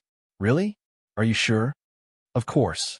The Azure Dragon family I am referring to consists of only half-dragons. They might share a similar bloodline, but that's the extent of their connection, Dong Yi explained. A similar bloodline? She merely raised an eyebrow. Dong Yi nodded and continued. It's not as if the entire dragon race entered the ancient dragon city. The Azure Dragon family is a large clan, and they left some of their own people behind, the current Azure Dragon family. In fact, if I recall correctly, there's also a Shi family out here, Dong Yi added. Shimeli's eyes widened with surprise upon learning this information. Where? She then asked. Fifth heaven. Is that so? Shimeli muttered with a pondering face. Where is this Liang Shaosheng at the moment? Yuan inquired. Unfortunately, I don't have the answer at the moment. But rest assured, my liege, I will locate him for you, Dong Yi assured him. Thank you. Then, whenever you are ready to leave. Dong Yi said. I am ready to leave now. Then if you'll excuse me. Dong Yi waved his sleeves, and in the blink of an eye, their scenery changed. Before Yuan knew it, he was no longer inside the wooden cabin, but right outside an unknown city. This humble servant will contact you when I find Liang Shaosheng, my liege. Until then, Dong Yi disappeared like a ghost afterward. The god Ascension realm is truly something. She merely muttered in a daze. Brother Yuan, Xiao Hua, who had been silent this entire time, suddenly called out to him. Yes. He looked at her. You want to open the primordial realm? Why? She asked. Yuan pondered for a moment before responding. Honestly, am not too sure myself. However, I have this feeling that I need to meet the Azura clan, as they are connected with the evil god, my past. Furthermore, your family is there, Xiao Hua. Unless you don't want me to go? Xiao Hua shook her head. That's not it. If Brother Yuan wants to visit the primordial realm, I will support it. Thank you, Xiao Hua. Yuan and his group entered the city shortly after, arriving at the teleporter about an hour later. Sometime later, Yuan returned to Tian Chenya's home. Before approaching the home, Yuan turned to look at Shimeli and asked her, Do you want to look around the city? I have some business with the family here, and things might get a little chaotic. Are they your enemy? Shimeli cracked her knuckles with a fighting spirit. No, they're friends. Since I don't know them, we'll take a look around the city until you're done instead. Will it take long? I don't believe so, Yuan replied, then said, Feng, can you accompany her just in case? Feng Yuxiang sighed but agreed. I don't want to babysit her, but if the young master wants me to do so, I will. Thank you. Since they would be traveling together, Yuan hoped to improve Feng Yuxiang and Shimeli's relationship. While they didn't have any issues with each other, the inherent differences in their natures as a phoenix and a dragon naturally made things awkward between them. After Feng Yuxiang left with Shimeli, Yuan took a deep breath and approached the Tian family. He knocked on their gates and waited. The gates opened a moment later, revealing a familiar old lady who immediately recognized Yuan. She exclaimed, Why you are? Hello. Yuan greeted her with a calm smile. You're actually alive. What took you so long to come back? Do you have any idea what the young lady has been through recently because of you? The old lady suddenly scolded him without hesitation. I am truly sorry, but something happened within the Nameless Emperor's tomb, delaying my return. Yuan apologized, and he continued by asking, Is Miss Yanyu here right now? Who are you talking to? Another familiar voice suddenly resounded from inside the house. Mistress. The old lady moved away from the door, so Tian Suyin could see Yuan's face. Tian Suyin's face froze for a moment, but then she started trembling in anger. She exclaimed, You bastard! You still have the guts to show your face around here. Why couldn't you have continued being missing? Despite her harsh words, Tian Suyin had also been worried about his well-being for the past week, so her anger was mixed with relief. I apologize for returning so late, Yuan said sincerely. I was stuck in the Nameless Emperor's tomb and couldn't return until now. He was trapped inside the tomb? That silly girl was actually right. Tian Suyin was in disbelief after realizing that Tian Yanyu had proved her wrong. After snapping out of her daze, Tian Suyin cleared her throat and said to him in a calming voice, "Why are you still standing there? Hurry up and come inside before I close the gates on you." Yuan didn't say anything else and entered the residence before following Tian Suyin. "Do you have any idea how worried you made my daughter? She's been depressed since we returned," Tian Suyin suddenly said. "Sorry."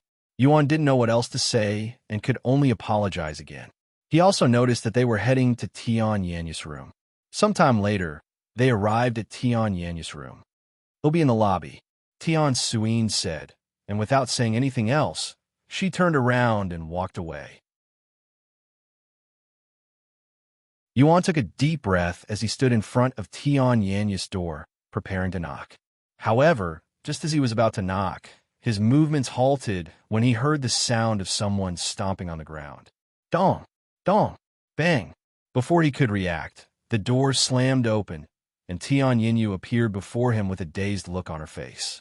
"Xiao Yang, you're alive. I knew it." Without any hesitation, Tian Yanyu leaped onto him, wrapping her arms around him in a tight embrace. The two of them tumbled to the floor.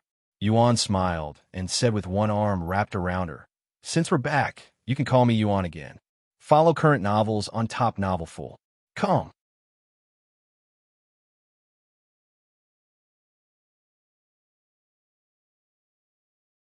C1256 Tian Yanyu's Feelings. Chapter 1256 Tian Yanyu's Feelings. 1256 Tian Yanyu's Feelings. Xiao Yuan, where have you been this whole time? Do you have any idea how worried I was when you didn't return as planned? After spending a good moment silently hugging him, Tian Yanyu suddenly exclaimed, "I know. Your mother gave me a handful at the entrance, and I'm sorry for being late. I was stuck inside the Nameless Emperor's tomb and couldn't return until now." Yuan apologized again. "Really? Are you okay? It must have been terrifying." "I'm fine," he reassured her. "What about you? I hope nothing happened after we separated," he then asked. "Nothing happened. In fact, it was actually really boring after we reunited with the sect." Tian Yanyu shook her head, and she added, "I should have followed you. That would have been a really bad idea. I almost died a few times," he chuckled, ignoring the fact that Head actually died once. The two of them would talk for several minutes, while Tian Yanyu had her arms around him the entire, almost as though she was afraid Head disappear the moment she let go. Eventually, they got off the floor and made their way to the lobby, where Tian Suyin and Tian Xinzu were sitting around a table and drinking tea. "Welcome back, young man," Tian Xinzu said with a smile, and he gestured at the chair beside him. "Thank you," Yuan said as he sat down beside Tian Xinzu. "I heard everything from my wife. You're the first person that I know of to leave the Nameless Emperor's tomb after it's sealed. Even calling it a miracle would not do it justice. I wasn't in a dangerous situation. It was just time-consuming. I'm just glad you're safe. After all, you're my family's savior, and we've yet to repay the debt." "Savior?" Yuan raised his eyebrows in a puzzled manner. Tian Xinzu nodded and said, "I heard about everything you've done for my wife and daughter, all the treasures you've given them, as well as saving them from danger. It wasn't much.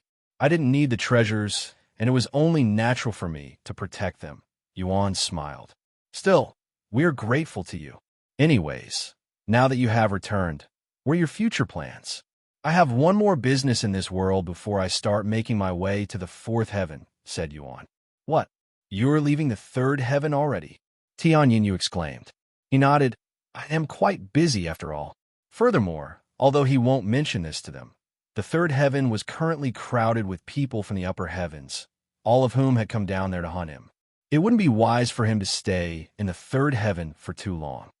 "Then I will go with you to the fourth heaven," Tian Yanyu exclaimed without even thinking, her devotion to him evident in her words.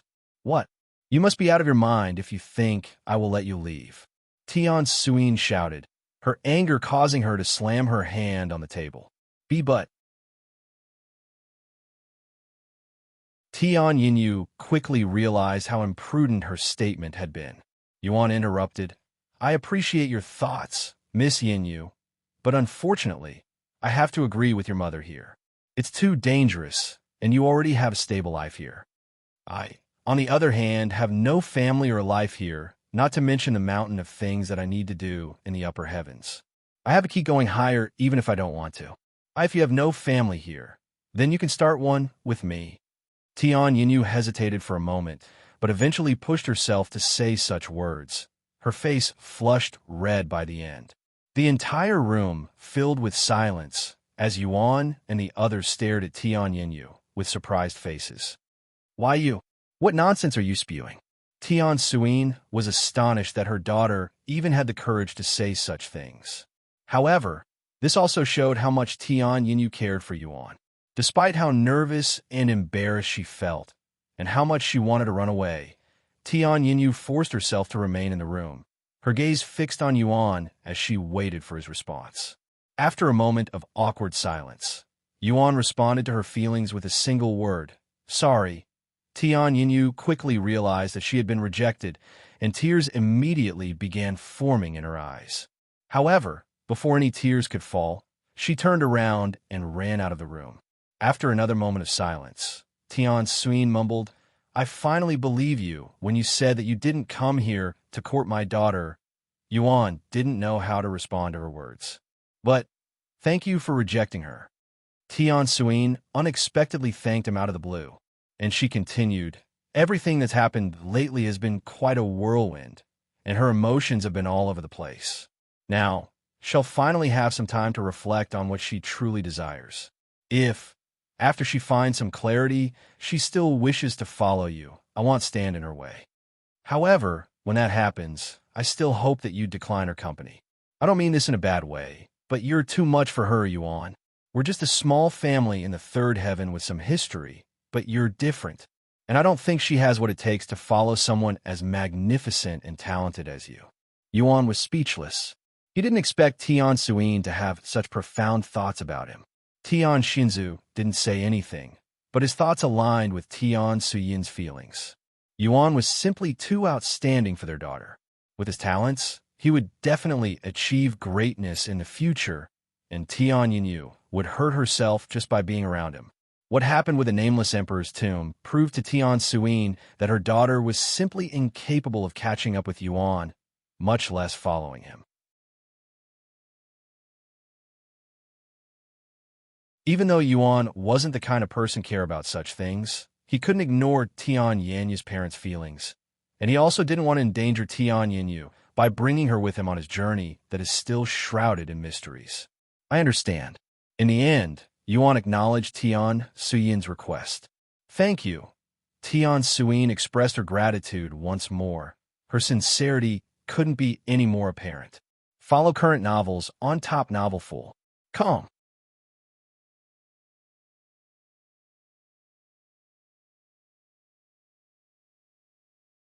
C1257 Surprising Progress.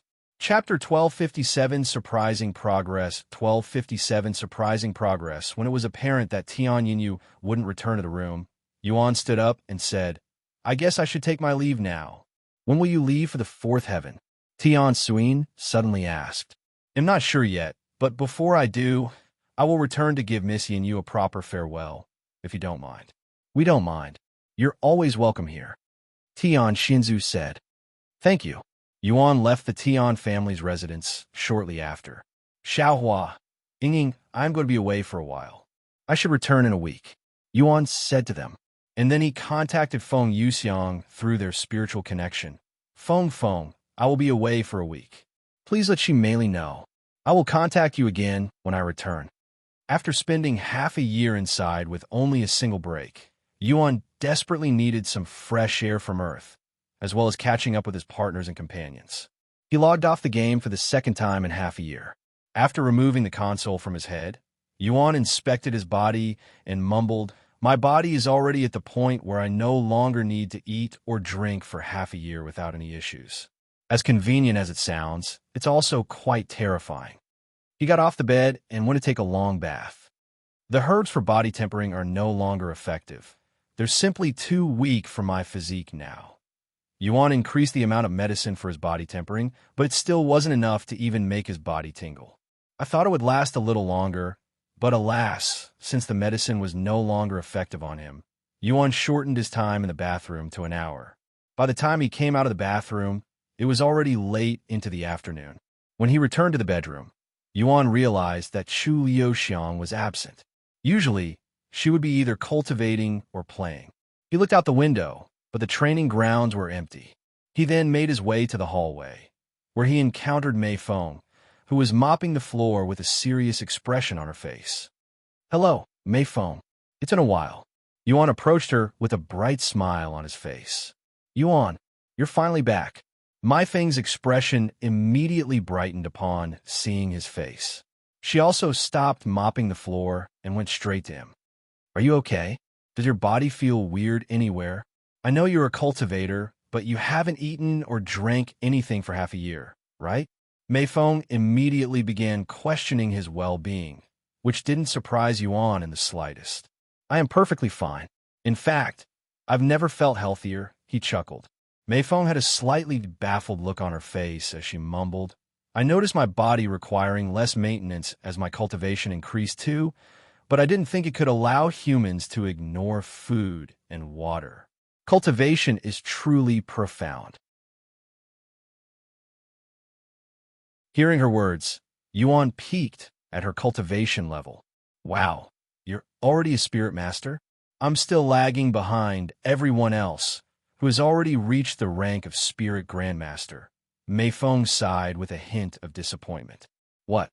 Spirit Grandmaster?" Yuan exclaimed in surprise, taken aback by the rapid progress of everyone around him. Even if they've been cultivating tirelessly for the past 6 months, their cultivation should only be at the Spirit Master level.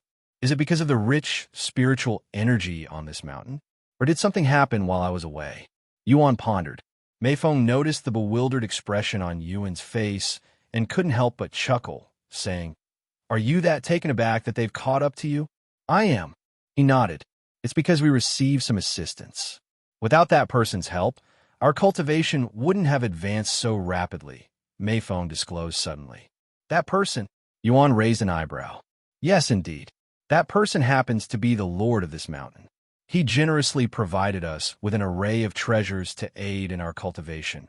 Mei Feng revealed the truth behind their incredible progression. "I see. So the Lord lent a hand. That explains a lot." Yuan nodded in understanding. And he continued with a smile.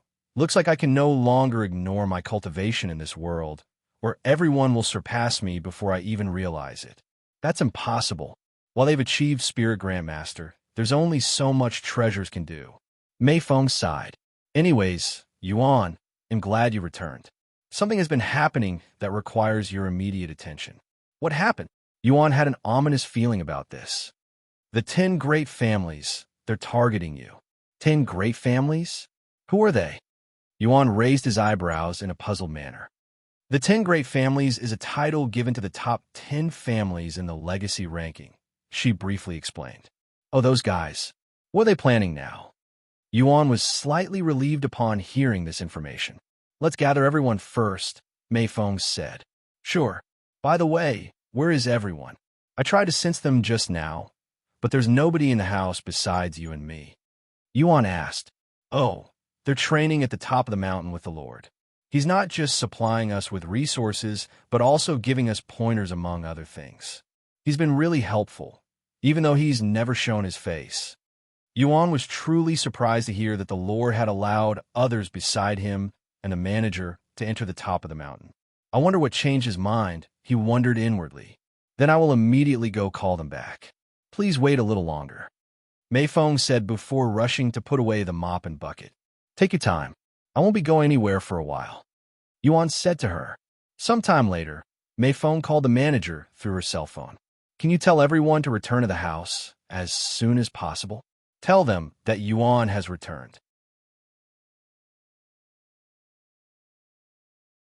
He's back, the manager mumbled in a somewhat surprised tone. After quickly snapping back, she continued, Okay, I will let them know. Follow current novels on Top Novel Full. Com.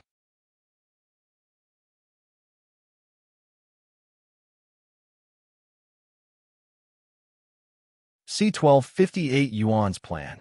Chapter 1258 Yuan's Plan. 1258 Yuan's Plan. Hey, you can all cease your training now. The manager's voice boomed, echoing across the entire mountaintop.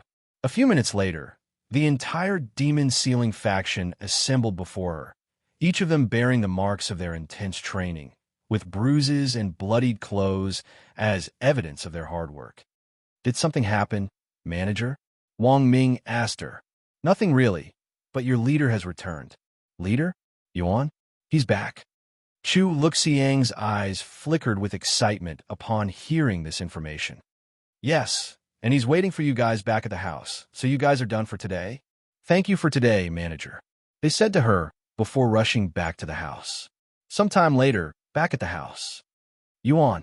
Chu Yoxiang rushed at Yuan and tossed her body onto him without hesitation. It's been a while, Liu Xiang. Everyone, Yuan greeted them with a calm smile. Welcome back, Yuan. Meisha was the first to respond, her face with a gentle smile. I'm back. Sorry, it took a little longer than expected. Luckily, you came back at just the right time. If you'd come back even a little later, we would have had to act without you. Wang Ming said. Is this about the 10 great families? Yuan asked. You knew? They looked at him with wide eyes. Not the whole story. Meifeng told me the 10 great families are trying to cause trouble, but that's all. And now that we're all here, I will tell you the whole story, Meifeng said. I think it can wait a little longer.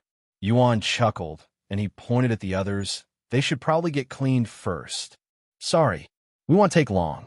Everyone there quickly scrambled back to their rooms to wash themselves. Sometime later, once everyone returned, they all sat around the dining table. Now that everyone is here, allow me to begin, Meifeng said as she brought out a laptop and a projector. As I've already told you, the 10 great families are targeting you, Yuan. While you were still away, I received a call from Liya, who warned us about the 10 great families plan, that they plan on working together to go after you in your exile. My exile? Xiao Hua. Yuan raised an eyebrow upon hearing this news, and he immediately understood the situation. I see. So that person must have been from the 10 great families, and he's seeking revenge for what happened.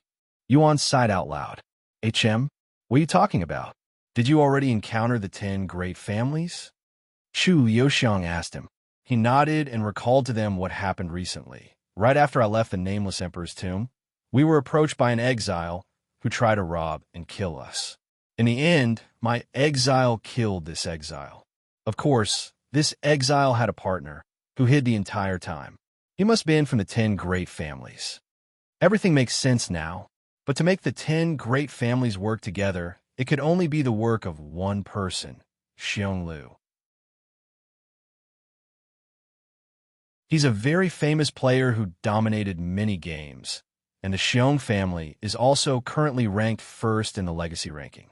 Meifeng said. She proceeded to show Yuan the recruitment announcement made by them. They're also gathering exiles from around the world now.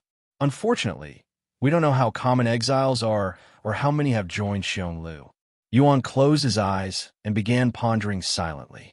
Eventually, Wang Bingbing asked, So what do you think we should do, Yuan? We had a few ideas about fighting back, but we've decided to wait for your return before we act. Yuan opened his eyes and smiled. It's quite simple. There's no need to do anything. Excuse me? Everyone there looked at him with wide eyes. No matter how many exiles they've gathered, they won't be able to do anything to me. Yuan calmly said. Seriously? You are that confident? Wang Bing muttered in a dazed voice. Your strength must have increased significantly during the last 6 months. Li Jinxi said, her gaze filled with anticipation for some reason.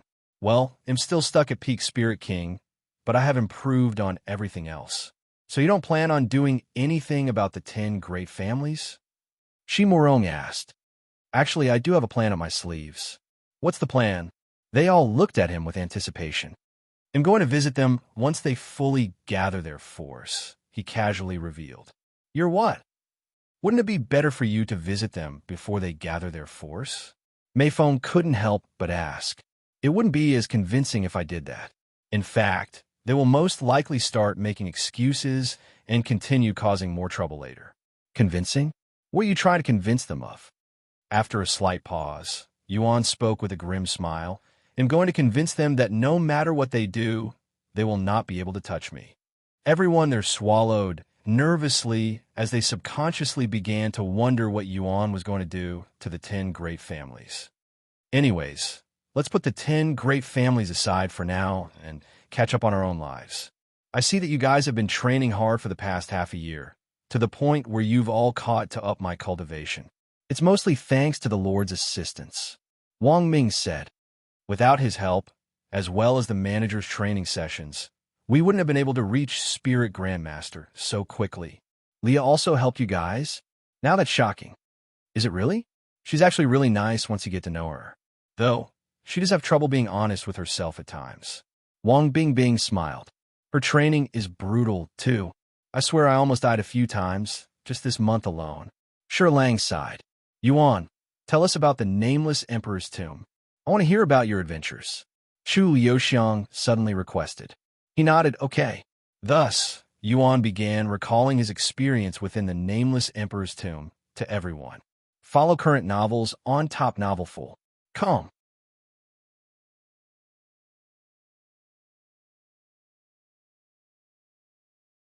C1259 Catching Up.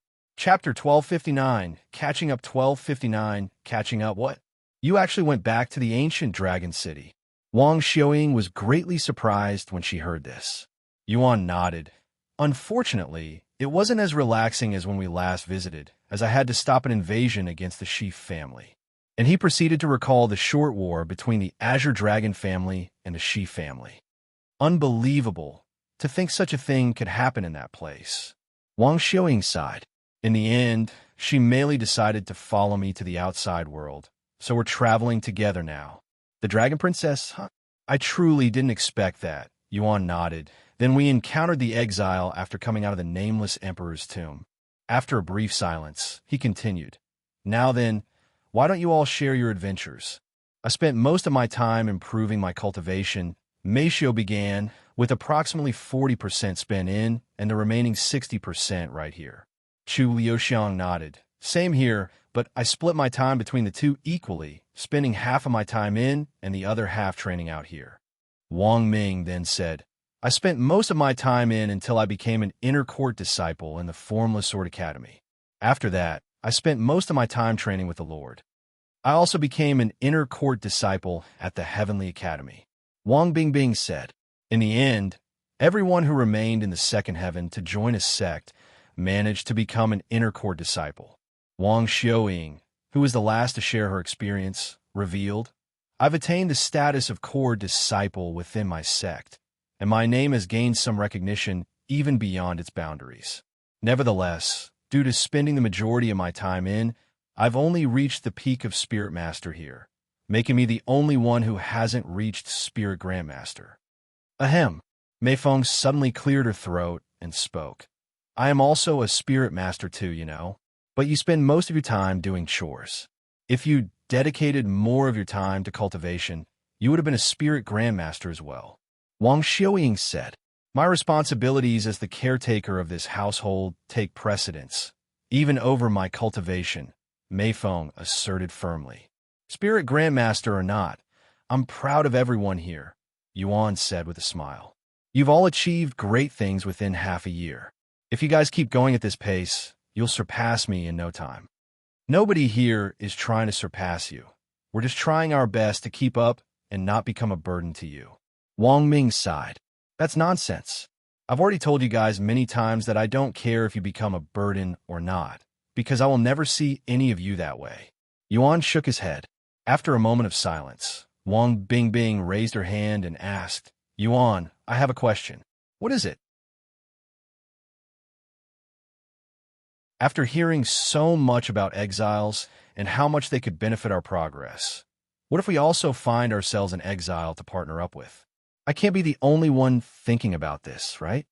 Wang Bingbing looked around the table. Indeed, some of them have thought about getting their own exile and were waiting for the right time to bring it up. That time was now.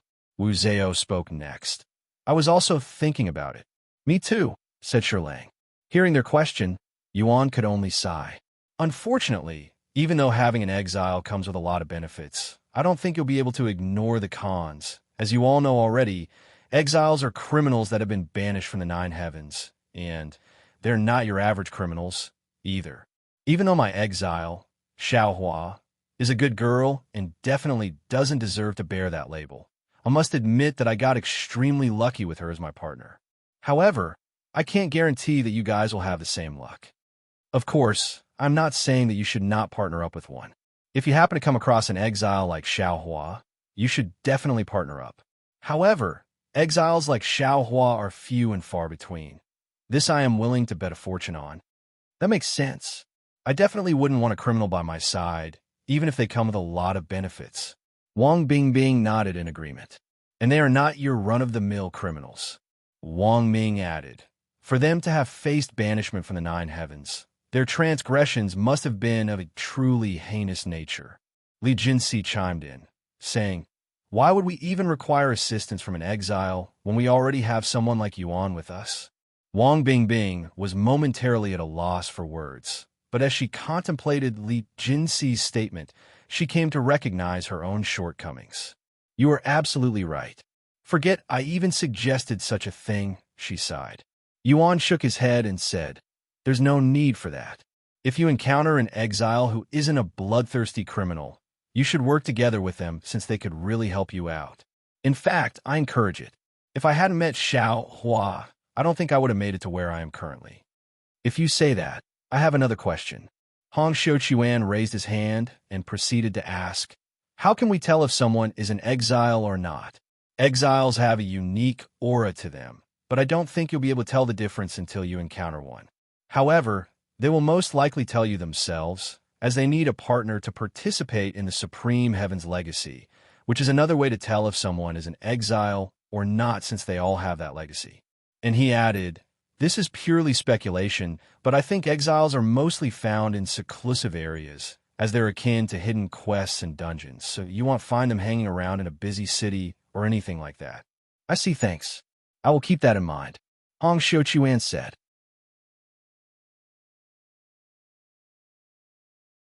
Any more questions before we call it a night?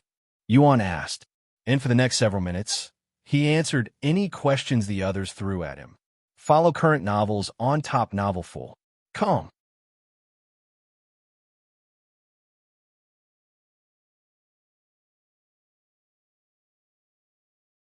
C1260 800 Years. Chapter 1260 800 Years 1260 800 Years. So how long are you going to stay out here this time? Li Jinxi asked Yuan. I will take a break for the next 2 weeks at the very least, he said. Good. I want to see my progress. Li Jinxi then said. Me too, Wang Ming added.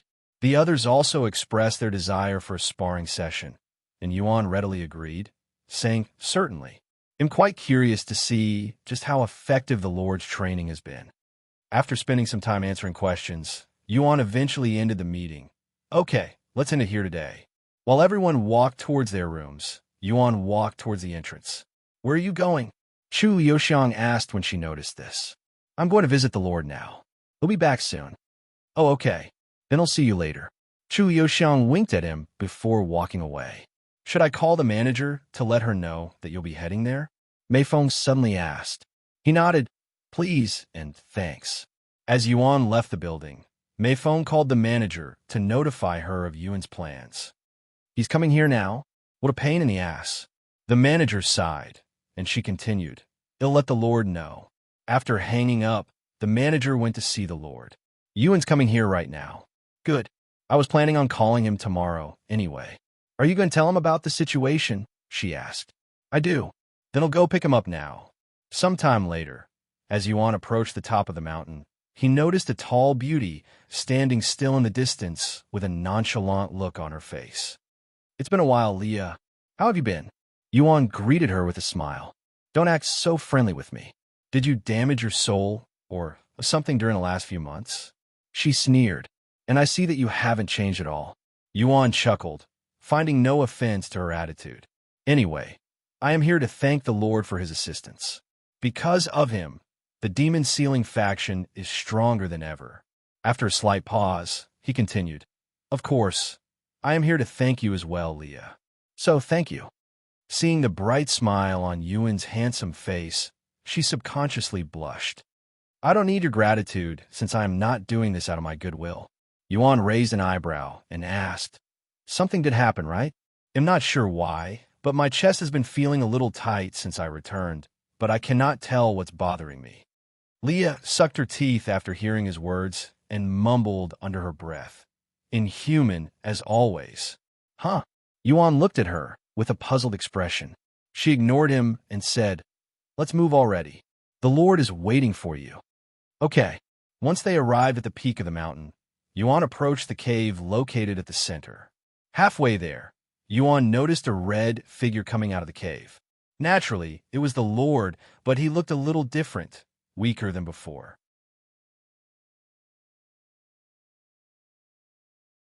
Even his body appeared skinnier compared to half a year ago. Yuan frowned slightly after seeing the Lord's condition and immediately asked, What happened to you? Are you sick? Are you okay? It's great to see you again, Yuan. No, I'm not sick, but I'm also not okay. The Lord said in a weak voice. Tell me what happened. Before I do that, how was the Nameless Emperor's tomb? Such a place hadn't existed yet when I was still in the divine heavens.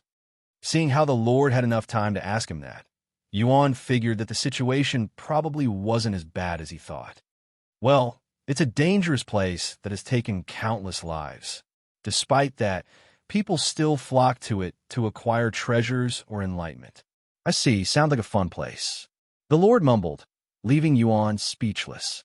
After a moment of silence, the Lord's expression turned solemn, and he spoke in a dispirited voice. I'm sorry. Huh? Why are you suddenly apologizing?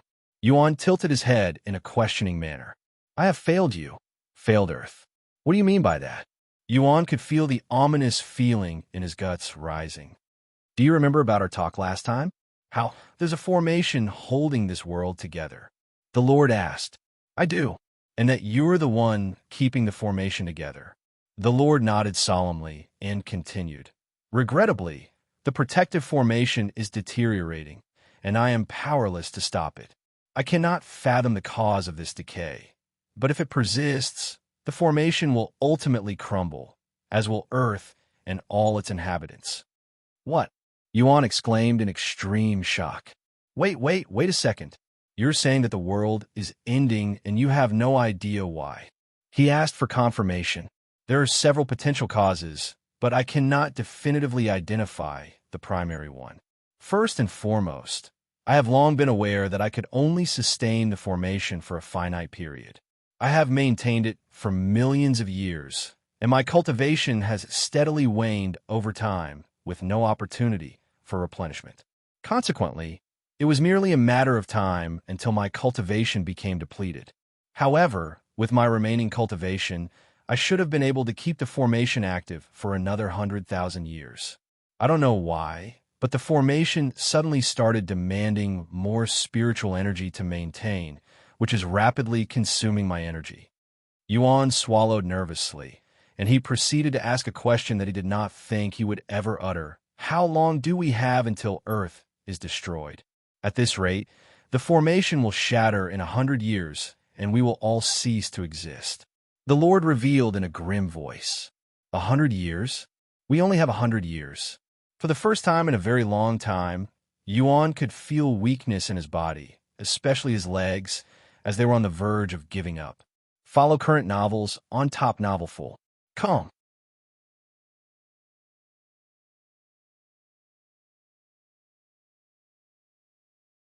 C1261 Earth's Impending Destruction. Chapter 1261 Earth's Impending Destruction. 1261 Earth's Impending Destruction. 100 years. Yuan stood there in a daze, trying to comprehend the magnitude of the situation. However, the Lord had more disheartening news to convey and continued. The 100-year threshold is but the present constraint. If the formation's demand for spiritual energy were to escalate further, that limit could decrease significantly. 50 years, even 10 years, becomes a distinct possibility. Good heavens! Yuan could no longer muster any strength to stand and took a seat on the ground. Is there no way to fix this? He inquired after a brief pause. There are several approaches we can explore, the Lord replied. And he continued. The first option is to open the gate between Earth and the 9 heavens and relocate all inhabitants of this world to the 9 heavens. While this approach would ensure our survival, it would not address the plight of Earth, not to mention the colossal logistical challenges involved in transporting billions of people to a new realm. Even if we were to successfully relocate the entire population of this world, we would still confront numerous formidable challenges within the 9 heavens, the Lord continued. Questions about habitation, adaptation to the new environment, and the reception by the 9 heavens residents would all need to be addressed. You're absolutely right. Relocating everyone seems like a desperate, last resort measure at this point. Yuan sighed, acknowledging the complexity and uncertainties involved. The second approach, although even more challenging than the first, involves bringing Earth closer to the 9 heavens, where the abundant spiritual energy could assist the formation. The very necessity of the formation arises from the lack of spiritual energy in this world, the Lord explained. In fact, we probably won't even need the formation anymore at that point. This world was created through spiritual energy, so it would naturally die without it. If we move Earth back to where it once belonged, it would save the people and the world. However, the harsh reality is that achieving the relocation of Earth to its original position is an insurmountable feat for anyone in this world, the Lord concluded, emphasizing the sheer impossibility of the task. What if we ask someone from the 9 heavens to help us? Yuan asked. To undertake the colossal task of relocating this entire world without causing harm to its inhabitants or the world itself, we would need the aid of a cultivation god. I don't know the current number of cultivation gods in existence, but in the past, we could have counted them on one hand and still have fingers to spare. Even if we were to locate a cultivation god, the likelihood of them assisting us is slim to none, given that it would demand an immense amount of power to relocate this world. So much so that it could potentially weaken even a cultivation god for tens of thousands of years. One more problem with this plan. The distance between Earth and the 9 heavens is so vast that it might take over 100 years to travel here, even for a cultivation god. The Lord sighed. Yuan was utterly speechless, but he was still trying his best to think of a way to save Earth. Now let's talk about the third method. The Lord suddenly said, "There's more." Yuan looked at him with a hopeful gaze. The Lord nodded and said, "The third method is the simplest but also very tricky. I am currently unable to replenish my spiritual energy faster than it is being consumed. So if we can find a way to recover my cultivation base, we can prolong the formation until we find another solution." "What do you need?" Yuan then asked.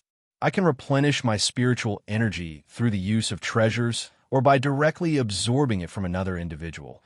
But there is no treasure in this world that is strong enough to recover my spiritual energy," the Lord explained. "Absorbing it from someone? Do you mean like consuming them?" Yuan swallowed nervously. "What? No, not at all," the Lord clarified. "I meant that someone could willingly transfer their spiritual energy to me. However, there is nobody in this world that has enough spiritual energy to help me. Not even you, Yuan, unless you are the God Ascension realm." God Ascension realm. Yuan closed his eyes to ponder. "Don't even think about it," Liya suddenly said, and continued. "Even with your talents, you won't reach that level in 1,000,000 years, much less 100 years. "I wasn't thinking of anything like that," Yuan said as he opened his eyes. He looked at the Lord and asked him, "I have a question. Can a soul without a body have a cultivation base?" "Huh? What kind of stupid question is that?" Liya responded. Meanwhile, the Lord pondered for a moment before speaking. If that soul was a cultivator before they had lost their body, it is possible. However, their cultivation will continuously degrade as time passes. "Why do you ask?" I might be able to locate a soul with the cultivation of God Ascension and potentially bring them here, Yuan disclosed. What? Is it even possible? How do you intend to accomplish such a feat? The Lord exclaimed with excitement as he eagerly sought more details. In response to the Lord's question, Yuan retrieved his Emorian overlord. That is a soul weapon? You don't mean to tell me. The Lord understood what Yuan was planning when he saw the soul weapon. Yup, I will find a soul at the God Ascension realm and store it inside this soul weapon, which I can transport between the 9 heavens and earth at will. Are you insane? There's no way that's possible, Liya exclaimed. No, it might be possible, the Lord muttered in a daze, dumbfounding Liya. Are you serious? He nodded. Soul weapons have the capability to house a single soul, and since they are intricately linked to one's own soul, in theory, it should be possible to transport a soul from the 9 heavens to earth through a soul weapon. However, the crucial question of locating the soul of a God Ascension cultivator still remains. Hell, it might even be easier to find a cultivation god. I think I know where I can find one, Yuan said. In fact, I already have someone in mind. Follow current novels on Top Novelful. Come.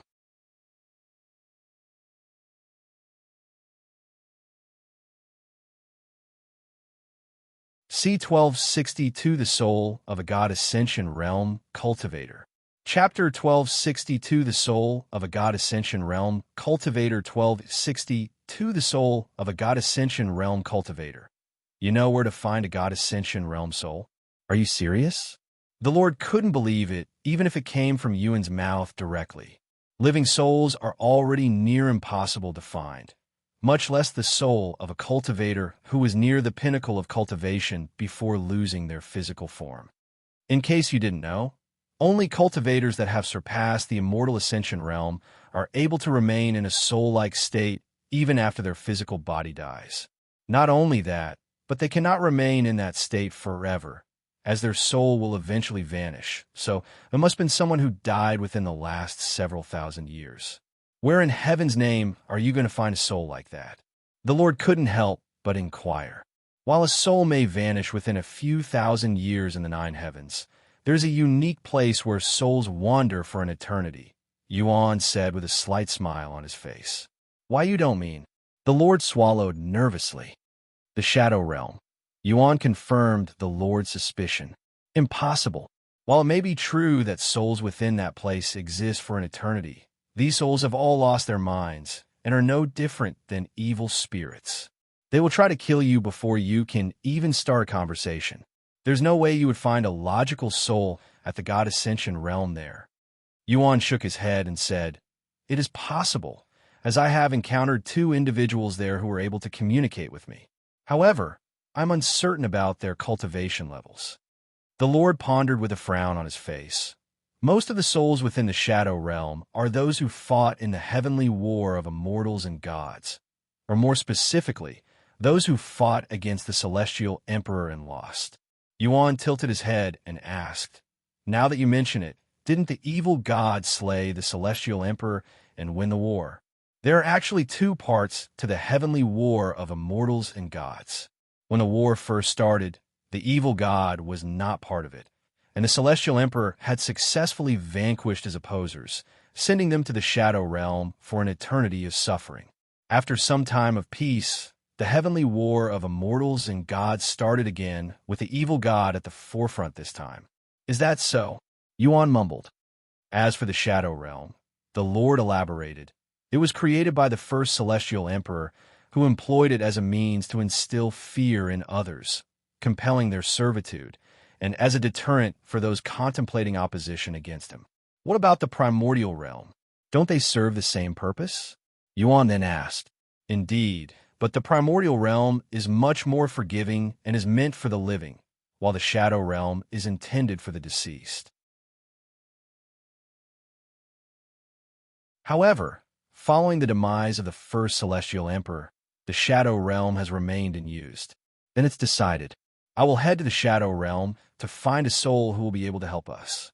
Yuan said a moment later. Furthermore, he still had a quest to finish in that place. Be very careful when you're there, Yuan. The souls there are extremely powerful, especially if they've managed to survive this long. The Lord warned him. I know, but the stronger they are, the higher the possibility of them being in the God Ascension realm, right? I guess so. Don't worry. We'll find a way to save Earth, Yuan reassured, his enthusiasm shining through with a comforting smile. Thank you, the Lord said. Yuan shook his head and said, No, I should be thanking you. If not for your selflessness, Earth wouldn't have existed in the first place. I'm simply striving to protect my homeland, the Lord responded. In any case, once we've restored my cultivation, we can commence our efforts to unravel the mystery behind the alteration in the formation. It might be connected to cultivation online, but I don't have any proof to back up this theory. Yuan nodded. Then before I leave, should I give you some of my spiritual energy? It may be a drop in a bucket, but if it could help you even a little. If you could. The Lord accepted his offer. Honestly, it's the reason why I started training the Demon Sealing faction, even if it won't really do much to fix the situation. Oh, I should also thank you for that. Thanks again, Yuan said as he sat before the Lord and began gathering his spiritual energy. Yuan noticed that his spiritual energy had increased significantly compared to half a year ago, even though his cultivation level hadn't changed since then. Is this because of the 9 dragon symbols? He wondered inwardly. I will be transferring my spiritual energy to you now, Yuan said a moment later. Whenever you are ready. The Lord nodded. The next moment, Yuan poured his spiritual energy into the Lord's Tian. What is this overwhelming influx of spiritual energy pouring into me? A spirit grandmaster should not possess such a vast reservoir of spiritual energy. The Lord exclaimed inwardly as he was shocked by Yuan's unrealistic capacity. The quantity of spiritual energy that Yuan was channeling into the Lord was sufficient to utterly deplete the reserves of 100 spirit grandmasters in a mere moment. Furthermore, Yuan was absorbing the surrounding spiritual energy almost as rapidly as he was giving it away, creating a powerful vortex around his body. What the hell are you doing? Liya was shocked by what she was witnessing. Amazing. I knew he was immensely talented, but to think it was to this extent as expected of the immortal monarch's descendant. The Lord sighed inwardly. Once he had expended every last bit of his spiritual energy, Yuan collapsed onto the ground, drenched in sweat, his breathing labored and ragged. Truly unbelievable, the Lord thought to himself. So, was it enough to increase the limit? Yuan asked in a weak voice. The Lord shook his head, wearing a bittersweet smile. Perhaps by a few days, but that's the extent of it. Nonetheless, I'm genuinely grateful for your assistance. Unfortunately, despite the generous amount of spiritual energy Yuan had contributed to the Lord, it proved insufficient to prolong the limit by even a single month. Nevertheless, it did provide the Lord with a considerable increase in comfort and alleviated some of his weakness.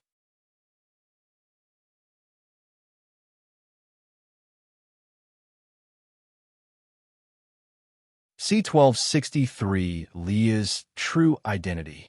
Chapter 1263 Liya's True Identity. 1263 Liya's True Identity. After resting for a few minutes, Yuan recovered enough energy to move. Then I will leave for now. The next time I see you, I should have some new information regarding the situation, Yuan said to the Lord. The Lord nodded. I will keep inspecting the formation and notify you if there are any changes. Liya, take it back to his house, the Lord said to her as Yuan made his way down the mountain. As they walked down the mountain, Yuan suddenly asked Liya, Hey, why do you hate humans? Why do you want to know? It's none of your business. Liya sneered. After a moment of silence, Yuan mumbled, Is it because humans hunted your kind in the past? What did you say? Liya halted her movements and stared at him with wide eyes. My kind?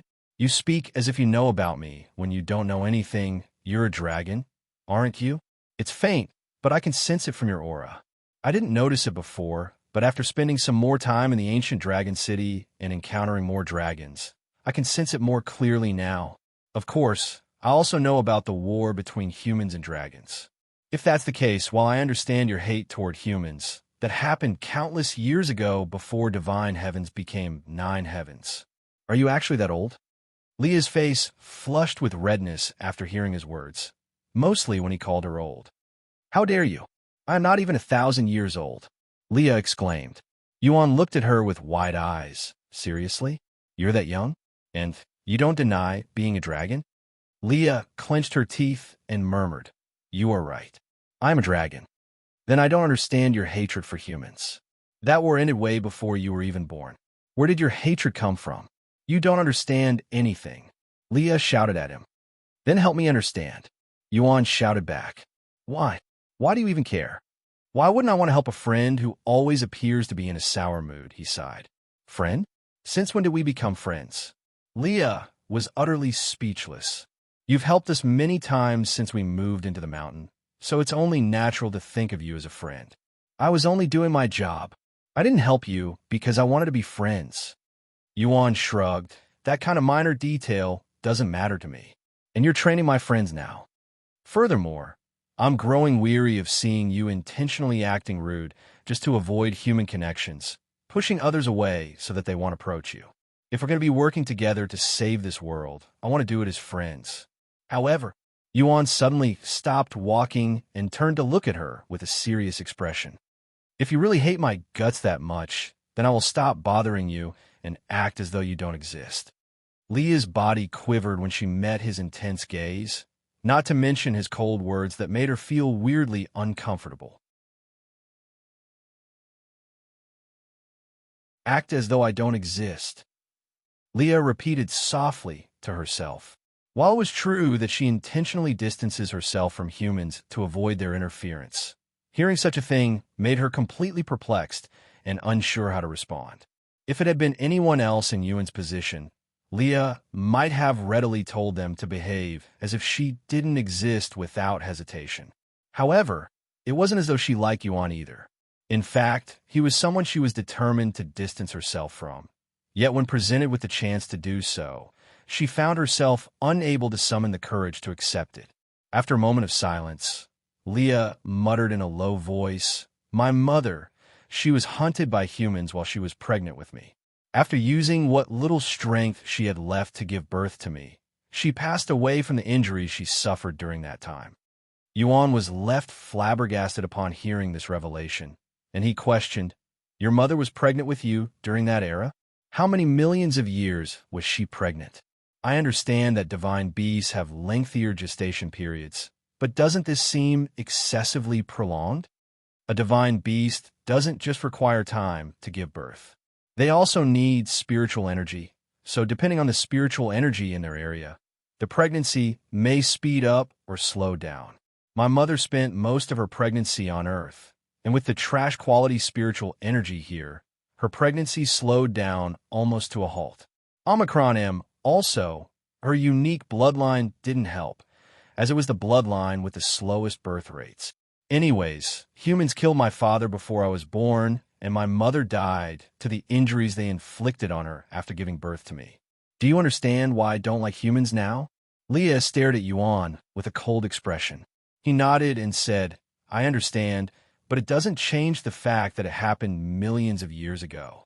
I won't tell you who you should hate and who you shouldn't, but hating humanity as a whole, because of a few bad apples, is childish. See, childish. Liya had a baffled look on her face. That's correct, Yuan responded. Contrary to demons, not all humans harbor ill intentions toward you. Even in the past, only a small group of humans hunted dragons, but because of how often they hunted and their overall prowess, it seemed like most humans hunted dragons. As for nowadays, I doubt you will be able to find a single human willing to hunt a dragon on Earth.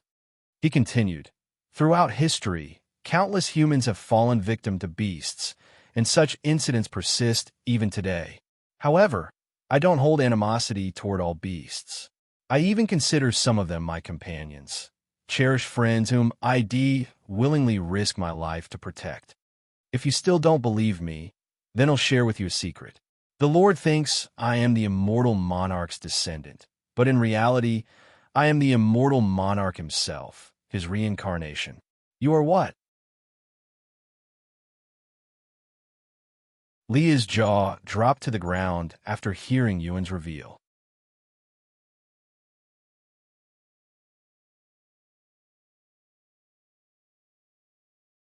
C1264 Liya's Doubt.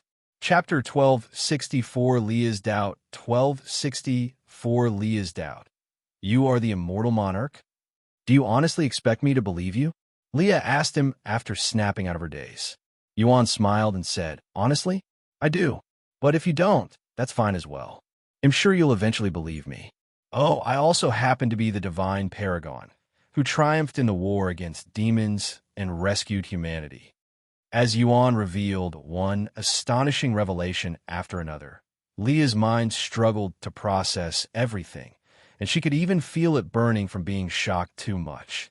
Seeing Liya standing there in stunned silence, Yuan waved and added, I can make my way back to the house on my own. See you later. He then turned and left, leaving Liya to collect her thoughts in solitude.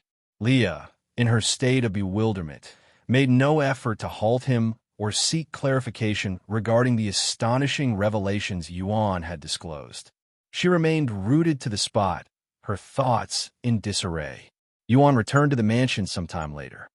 I've only just returned, and so many things have occurred already, he sighed wearily as he stepped back into the mansion. Welcome back, Yuan. Mei Feng greeted him as she stood waiting in the lobby. Don't tell me you've been waiting for me, Yuan said with a surprised look on his face. She silently nodded before opening her mouth. Are you okay? You seem tired. We chatted longer than I'd expected. Yuan had pondered whether he should tell everyone about the situation the moment he returned home, but he decided to wait until the next day, as he wanted them to properly rest for the day, and they already had a gathering for that day. You should get some rest tonight, Mei Feng. You'll need it for tomorrow, Yuan said, being a little cryptic. Did something happen? Mei Feng couldn't help but ask after noticing it. Yuan nodded. Yes, I'll tell you guys tomorrow. I understand. Since Yuan decided to wait until tomorrow, Mei Feng figured that it probably wasn't anything too serious. Unbeknownst to her, Yuan had made the same mistake, only to later realize that the world was ending in less than 100 years. Good night, Yuan. Night. Yuan proceeded directly to his room, and upon opening the door, he was met with complete darkness, shrouding the room in obscurity. Did she already go to sleep? He wondered inwardly as he stepped inside the room. However, once he closed the door, Chu Luxiang's voice resounded. Welcome back, Yuan. Oh, I thought you went to sleep already. How could I sleep alone on your first day back? Do you have any idea how long I've waited for this moment? Chu Luxiang remarked as she switched on the lamp next to the bed, revealing her appearance. That appearance. Yuan's eyes widened when he realized Chu Luxiang was wearing erotic black lingerie that barely covered her body, and she even positioned her body in a seductive manner that purposefully exposed her body, almost as though she was a model for an adult magazine. Due to the whirlwind of events that had transpired earlier, Yuan wasn't initially in the mood to engage with Chu Luxiang. However, knowing that she had endured 6 months without him, he didn't want to let her down. Even if the world were to end tomorrow, they'll still find time to spare for my loved ones, Yuan thought to himself, recognizing the importance of cherishing the moments with those dear to him. And without any hesitation, he created a concealment formation in the room for their privacy and entered bed with Chu Luxiang, spending the rest of the night enveloped by pleasure and the warmth of Chu Luxiang's body. Meanwhile, when Liya returned to the peak of the mountain, she immediately went to seek the Lord. Did something happen? The Lord noticed her pale complexion and asked her. After a moment of silence, Liya asked, Can you tell me about the Immortal Monarch in more detail? The Lord immediately misunderstood her intentions and smiled. So you're finally interested in him. Liya didn't even have the energy to refute his statement and remained silent.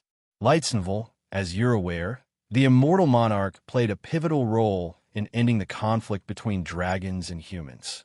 However, those accomplishments pale in comparison to his other feats, the Lord began. He not only achieved the distinction of being the first human to be accepted and respected by a supreme divine beast, but he also became the first human to ever command one. Furthermore, he didn't merely have a single supreme divine beast under his command. He had a total of 9, as well as influence over many other powerful divine beasts. The title Supreme Divine Beast is reserved for only the most powerful divine beasts at the pinnacle of their respective bloodlines. They are beings that can literally rule over an entire race. Using his connections with the supreme divine beasts and numerous other divine beasts throughout the divine heaven, the immortal monarch accomplished what was once deemed impossible: coexistence between humans and beasts. Prior to the time of the immortal monarch, humans and beasts seldom engaged in communication, and when such interactions did occur, they often escalated into deadly confrontations, not even mentioning divine beasts. The immortal monarch brought about a profound transformation in that regard. Thanks to his influence and tireless efforts, humans and beasts ceased their hostilities upon encountering each other and even began to collaborate, eventually coexisting within the same city. If it hadn't been for the immortal monarch, countless more humans and beasts would have perished in senseless conflict. It wouldn't be an exaggeration to claim that the immortal monarch saved both humanity and beasts, which is why he's held in such high esteem, even revered. In the entire history of the 9 heavens, at least up to the point when I departed, I don't believe anyone had as profound an impact on the world as the immortal monarch. As he spoke of the immortal monarch, the Lord's countenance bore an admiring expression, reflecting his deep reverence for the legendary figure. After a momentary pause, he went on, "Actually, one could argue that there was another individual who matched the immortal monarch's influence, the divine paragon, renowned for instilling fear in demons known for their inability to experience fear and for rescuing the divine heavens from the demon clan. Although humans endured the greatest hardships during that era, we, the beasts, were not spared from the turmoil. Immortal monarch and the divine paragon." Liya had a perplexed look on her face, one that the Lord found challenging to interpret. Then she proceeded to ask, "The divine paragon, can you tell me more about him?" "Sure." Although the Lord was uncertain about the reason behind Liya's interest in the divine paragon, he had a hunch that this information held significance for her. Thus, the Lord began sharing his knowledge of the divine paragon with Liya, who listened with great focus. In the end, Liya posed another question: "Do you think reincarnation truly exists? And if the immortal monarch and the divine paragon were to reincarnate, what kind of individuals do you think they would become?" The Lord pondered for a good moment before responding, "I personally believe in reincarnation, and if they were to reincarnate, I believe it would be someone like Yuan. At least that's what I hope." Liya's body trembled upon hearing the Lord's answer. "I see. Thank you for your time. I'm going to get some rest now." And without explaining any further, Liya disappeared from the Lord's sight.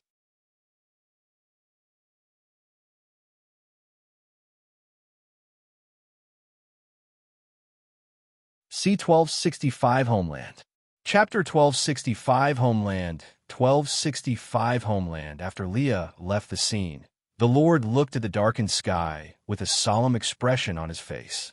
"The immortal monarch, huh?" The Lord mumbled to himself, lost in thought. "No matter what happens to me, I must protect Earth at all costs. This is his homeland, after all." The following day, Yuan rose from his bed early in the morning. "Is it morning already?"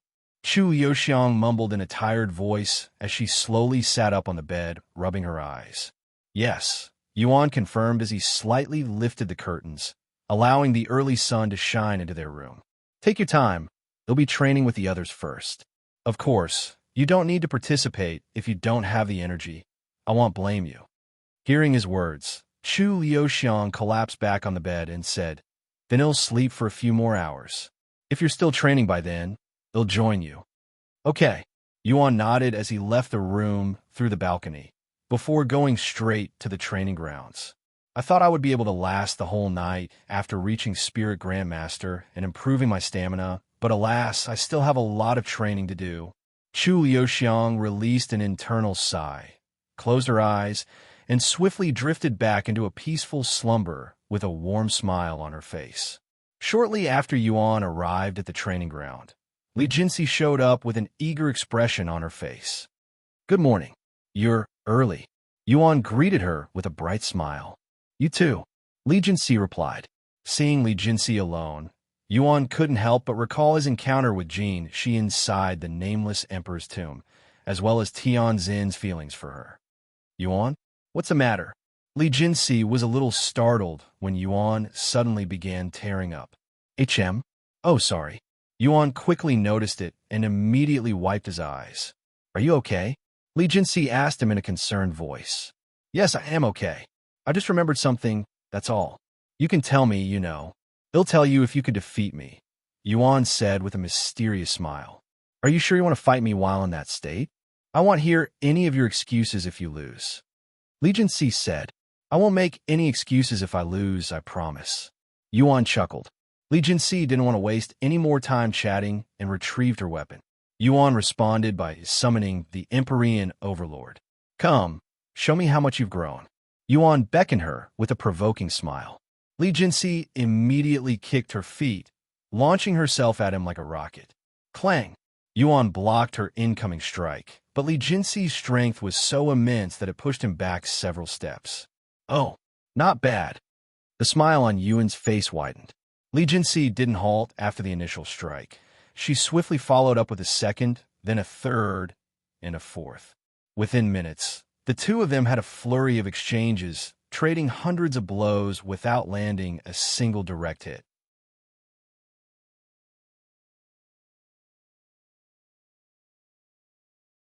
Naturally, they weren't fighting with the intention to kill and were simply enjoying the spar.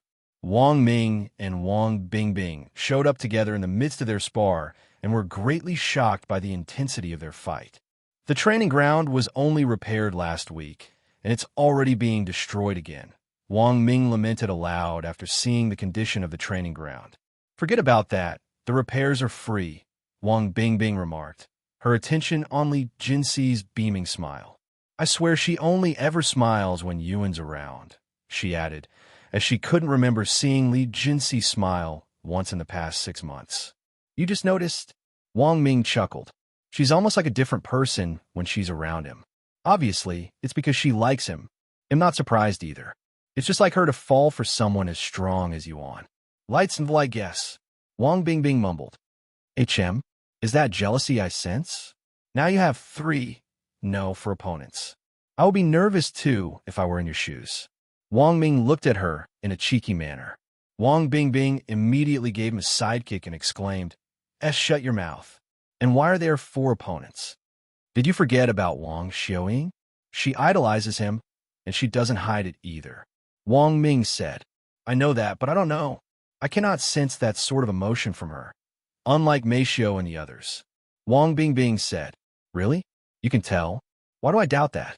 Call it a woman's intuition." Wang Bingbing shrugged, and she continued, "Anyways, it doesn't seem like they will finish anytime soon. So let's warm up, you and me." "All right." The others started showing up shortly after Wang Ming and Wang Bingbing began sparring with each other. "How long have they been at it for now?" Shi Murong asked Wang Ming after arriving. 2 hours. I don't think we'll get a turn today at this rate." Sure enough, Yuan and Li Jinxi would not stop until the sun started setting. "You've improved a lot," Yuan said to Li Jinxi as he wiped his face that was dripping with sweat. "Clearly not enough, since I still cannot beat you." Li Jinxi responded in an exhausted voice, her entire body drained of energy. "But if you keep improving at that rate, it'll only be a matter of time before you beat me. Sure, if you don't train the entire time." Li Jinxi sighed. "Sorry I'm late. Is it my turn yet?" Chu Liuxiang suddenly shouted from the balcony of her room. Yuan looked at the setting sun and said, "It's fine, we're done for the day anyway." He then looked at the others and continued, "Guys, I have something I need to tell you all after dinner. Make sure you show up, it's serious." "Is it about the 10 great families?" Shi Lang asked. "No, this is something bigger and more important." "Bigger than the 10 great families? Man, I can't wait," Shi Lang said in a sarcastic manner.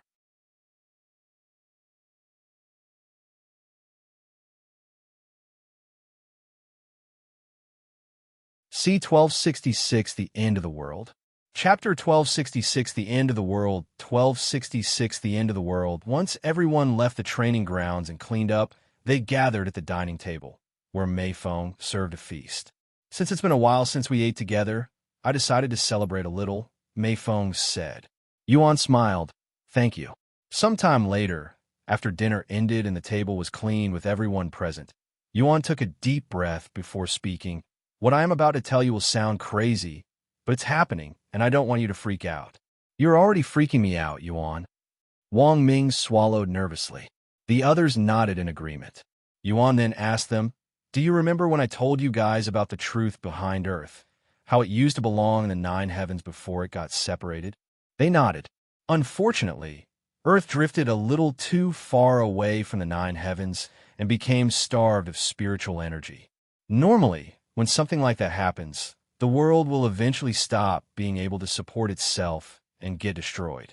But fortunately, the Lord has been protecting this world through a formation for millions of years now, preventing it from destruction. However, his power isn't unlimited, and he won't be able to support that formation one day. For some reason, the formation that is holding this world together has been demanding more spiritual energy as of lately, and at this rate, the Lord won't be able to support it anymore. And when that happens, the end of the world? Lang muttered in a dazed voice. Yuan nodded. Yes, Earth will cease to exist alongside its inhibitors. What? Everyone there exclaimed in a shocked voice after hearing this news. Wait. This is something that will happen far into the future, right? Please tell me that it will happen only long after we are dead. Wu Zhao cried out loud. Yuan shook his head with a solemn expression and sighed. The Lord estimated that he will only be able to support the formation for another 100 years if the formation continues to absorb his spiritual energy at its current rate. 100 years? Of course, that is only if the formation's current condition remains. Unfortunately, the Lord also predicted that it might get worse in the future, so we probably have less time than that. We have less than 100 years before the world ends? How am I even supposed to respond to this? Wang Bingbing muttered with a dreadful look on her face, her complexion as white as a ghost. Unsurprisingly, the others had similar looks on their faces. After all, they were all looking forward to their future, which seemed incredibly bright until just moments ago. Why didn't the Lord tell us something this important? He had plenty of chances to. Hong Xiuquan muttered in a puzzled manner. He probably didn't want you guys to worry about it needlessly, Yuan sighed. He was right. There's nothing we can do about it, even if we knew, so it'd only be needlessly worrying about it. We're useless. Wang Ming gritted his teeth in frustration. I wouldn't say that, Yuan quickly said, and he continued. The Lord trained you guys for a reason. Although it won't give us more time, you guys can make it easier for the Lord to maintain the formation by transferring your spiritual energy to him. Also, we already have a plan in motion, so just leave everything to me. I will do everything in my power to save Earth. You do? What do you plan on doing? Is there anything we can do to help? Mei Xiu asked. Yuan shook his head. I'm afraid not. We have several ways to save Earth, but most of them are either too time-consuming or logistically impractical. So we decided to restore the Lord's diminished power, which will buy us more time to find another method to save Earth. That will require a tremendous amount of spiritual energy, correct? Mei Feng asked. Yuan nodded. Yes, so I need to find a soul belonging to a god Ascension realm cultivator in the 9 heavens and bring them to Earth to help us. What? That seems impossible, no matter how you think about it. Shimurong said. It's possible. Yuan retrieved his Empyrean overlord and explained, soul weapons can store a single soul in them. And since I can summon my Empyrean overlord on Earth, there's a good chance that I can bring back a soul with me. Chu Yoxiang then asked, how strong is a cultivator in the god Ascension realm? They're practically at the peak of cultivation, the strongest cultivators out there. Seeing Chu Luxiang's face afterward, Yuan continued, I know what you're thinking. I already have an idea where to go to find someone that powerful. Lights fell. Anyways, until I find this soul, there's nothing we can do but pray that everything works out. This isn't going to be easy, but try your best and not worry too much about it. Yuan knew that he would only make them worry needlessly by telling them this information, especially when they could not do anything about it, but he did not want to keep them in the dark about something this serious. What should we do now? Mei Feng suddenly asked him. I know there's nothing we can do to help you, but surely there is something we can do to lessen your burden, right? Yuan smiled and said, just keep doing what you normally do. I will be more at ease that way, too. If you say so. After the meeting ended, everyone returned to their rooms to ponder about the situation. Hey, what do you think of the situation? Wang Bingjing stopped Wang Ming before he entered his room and asked, what is there to think about? Once again, we're too weak to do anything, so Yuan is forced to do everything by himself. Although there's nothing we can do this time, it won't be like that next time. Wang Bingbing smiled after hearing his words and nodded. I agree, but if we're going to be of any use to him, we'll really need to step it up. So, I'm thinking of ascending to the third heaven soon. That might be a good idea, Wang Ming said with a look of relaxation. Okay, I've decided. I'm going to ascend as soon as I'm done with my current training at the sect. I bet he'll ascend faster than you. Wang Bingbing then said, we'll see about that. And without saying anything else, Wang Ming entered his room. When Wang Bingbing returned to her room, she immediately went into Cultivation Online and began planning to ascend. Meanwhile, inside their room, Chu Liuxiang said to Yuan, I'm sorry. Why are you apologizing so suddenly? He raised an eyebrow. Because last night, even though you probably weren't in the mood, that's nonsense, and there was no way you could have known. While I admit that I wasn't in the mood at first, I didn't regret it, as I felt much better afterward, so thank you. Does this mean you'll immediately return to Cultivation Online? Chu Liuxiang then asked. As much as she wanted to spend some more time with him, she couldn't blame him for leaving again. However, to her surprise, Yuan shook his head and said, no, I'm still going to stay here for a little longer to spend more time with you guys. With you and Meishio. Really? Chu Luxiang's face immediately brightened after hearing his words. He nodded with a calm smile. Chu Liuxiang suddenly tossed herself at him and said, if that's the case, you should see Meishio tonight. After all, you'll be mine tomorrow, the whole day. Yuan chuckled, sure.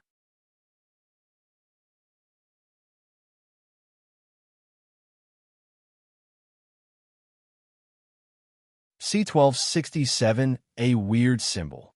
Chapter 1267, A Weird Symbol. 1267, A Weird Symbol. Meishio, it's me. Are you free? Yuan asked as he knocked on her door. Meishio opened the door a few moments later and welcomed him inside. Once inside, Yuan continued, if you have anything on your mind, I'm here to listen. Meishio sat on the bed and sighed. I have a lot on my mind, but it's mostly just wondering about the end of the world. Though, I do have one question. Do you plan on telling Yeyou about the situation? Yuan then said, I thought about telling her, but I decided against it, as I don't want her to worry needlessly. Do you think I should tell her? Meishio quickly shook her head. No, I agree with your decision. Knowing Yeyou, she'll definitely freak out for a while. Yuan chuckled. I will tell her after Earth is no longer in danger. The room fell silent for a moment before Meishio asked, so when will you return to? I want to immediately return, but it'll probably shorten it a little. Meishio displayed a surprised expression upon learning of his choice to remain despite their challenging circumstances. You're that confident? She asked. Well, not really, but there's no need to rush either. Starting a week or two later won't make that much of a difference when we have 100 years, even if there are only 10 years. In the meantime, I'm going to be spending my time with you guys. Tonight probably isn't a good time, so let me know whenever you want to. Before Yuan could even finish his sentence, Meishio grabbed his hand and pulled him onto the bed with her. Even if the world were to end tomorrow, I would still want to spend the night with you, Meishio muttered in a low voice before pressing her soft lips onto Yuan's. Moments later, their clothes were scattered across the floor, where they would remain for the remainder of the night. Meanwhile, in the third heaven. So, how did you cross paths with Yuan? She merely inquired as they strolled through the city. How? Feng Yuxiang stammered, her mind instantly recollecting their initial meeting and causing her to break into a sweat.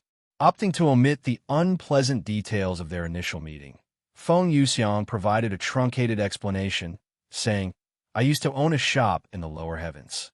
The young master was a customer there. The sword he wields, the Empyrean Overlord, he purchased it from me. How did you wind up traveling together? She merely expressed surprise upon learning of Feng Yuxiang's background as a shop owner, struggling to fathom how she came to serve Yuan. And what brings someone of your status to the lower heavens? Isn't that realm intended for mortals? She merely inquired further. Feng Yuxiang let out a sigh as she explained, I stirred up some problems in the upper heavens and was chased down there. My bloodline was even cursed, condemning me to live as a human. What? Your bloodline was cursed? That's the worst fate for a divine beast. Who would dare commit such a heartless act? She merely reacted with shock. Feng Yuxiang shrugged. It happened a long time ago. I don't even remember his face. Only that he had a weird symbol on his hand. A weird symbol? She merely inquired further. Yes. Anyways, even though my bloodline is cursed, as long as I am with the young master, the curse will be removed soon. Huh? How? His blood. Every time I consume it, the curse weakens a little.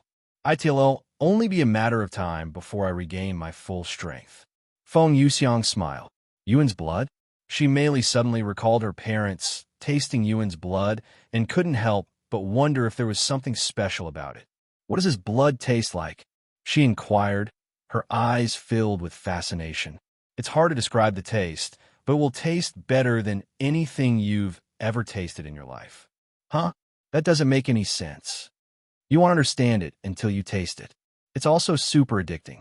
Once you taste it, you'll not be able to enjoy other things as much. Lightsville, that doesn't sound very good. She merely raised her eyebrows. It doesn't, until you taste his blood. Is that so? Hold on. I want to eat that. She merely suddenly halted their conversation to approach a food stall. They'll take some of this. She merely pointed at the meat skewers being sold. That would be 5 copper coins. Here. She merely handed a spirit stone to the man behind the stall, who nearly fell back from shock. I don't have enough change, the man said in a nervous voice. I don't need it. She merely placed the spirit stone on the counter and grabbed the meat skewer before walking back to Feng Yuxiang, who was shaking her head. What a waste of money. The skewers here taste so different even though they're cooked from the same meat, and this is the 11th stall today. How wonderful. A few moments later, they came to another halt, but not because she merely noticed another skewer stall. What do you want? Feng Yuxiang asked the tall young man who suddenly stopped in front of them, blocking their path. Just a little of your lady's time. How would you like to eat lunch together at the best restaurant in this city? It'll be my treat, of course, the young man said as he looked at Shimei and her half-eaten skewer. Are we being hit on right now?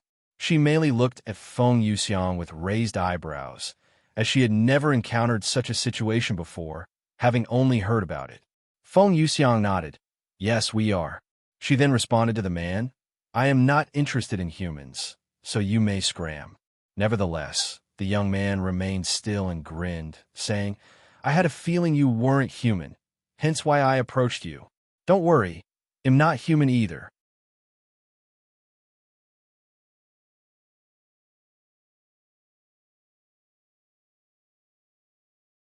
C1268 Immortal Clans. Chapter 1268 Immortal Clans. 1268 Immortal Clans. So, what if you're a beast? I don't care if you're a human, beast, or god. I'm not interested. Feng Yuxiang sneered in disdain. However, the young man remained undisturbed by her words and said, Don't be like that, beauty. I promise you it'll be worth your time. After all, I came down here from... The young man proceeded to point toward the sky with a confident smile on his face. So, you're from the upper heavens. What of it? Feng Yuxiang responded, her patience wearing thin. Not just any upper heavens. The 7th heaven, the young man proudly declared. Feng Yuxiang rolled her eyes and responded, Even if you're from the 7th heaven, I can't imagine someone of your standing bothering with beings from such a humble realm.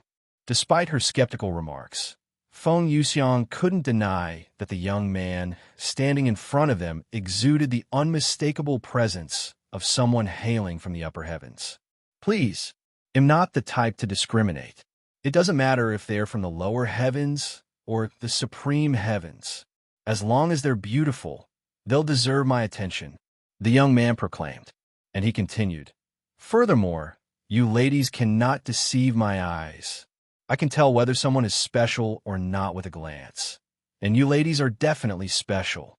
Feng Yuxiang felt a strong urge to smack this stubborn young man who did not seem to know how to give up. However, knowing that he was someone from the upper heavens, there was a good chance that he came here to find Yuan, and she did not want to stir up any trouble that could lead back to him. A moment later, seeing how they did not seem to care about his origin from the seventh heaven, he continued, okay, I get it. You don't care about the upper heavens, but what if I tell you that I am a heavenly white tiger from one of the Immortal clans? The Immortal clans? Feng Yuxiang's eyebrows raised upon hearing this unfamiliar term. I'm not surprised you haven't heard of them since they only exist in the upper heavens. But as a beast, surely you know of the legendary Immortal Monarch, right? Both Feng Yuxiang and Shi Meili's eyes flickered upon hearing this familiar name. The young man noticed their interest and smiled inwardly. Got them. What does the Immortal Monarch have to do with the Immortal clans? Feng Yuxiang asked. The young man promptly replied with clear pride in his voice. The Immortal clans are lineages that descended from the supreme beings who serve the Immortal Monarch. In simpler terms, our ancestors were among the 9 supreme beings who followed the Immortal Monarch during his time. We're also some of the most powerful and influential families in the realm of beasts. There isn't a single beast that doesn't know of our name in the upper heavens. So, are you interested in lending me some of your time now? Feng Yuxiang smiled and said, not really. The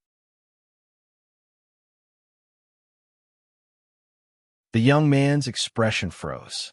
Are your ears only for show? I already said that I'm not interested multiple times. If your only method of courting is to flaunt your background, I feel sorry for you. Feng Yuxiang said before looking at Shi Meili and continuing, let's go. And without paying the young man from the Immortal clans any more attention, the two of them walked around him without looking back.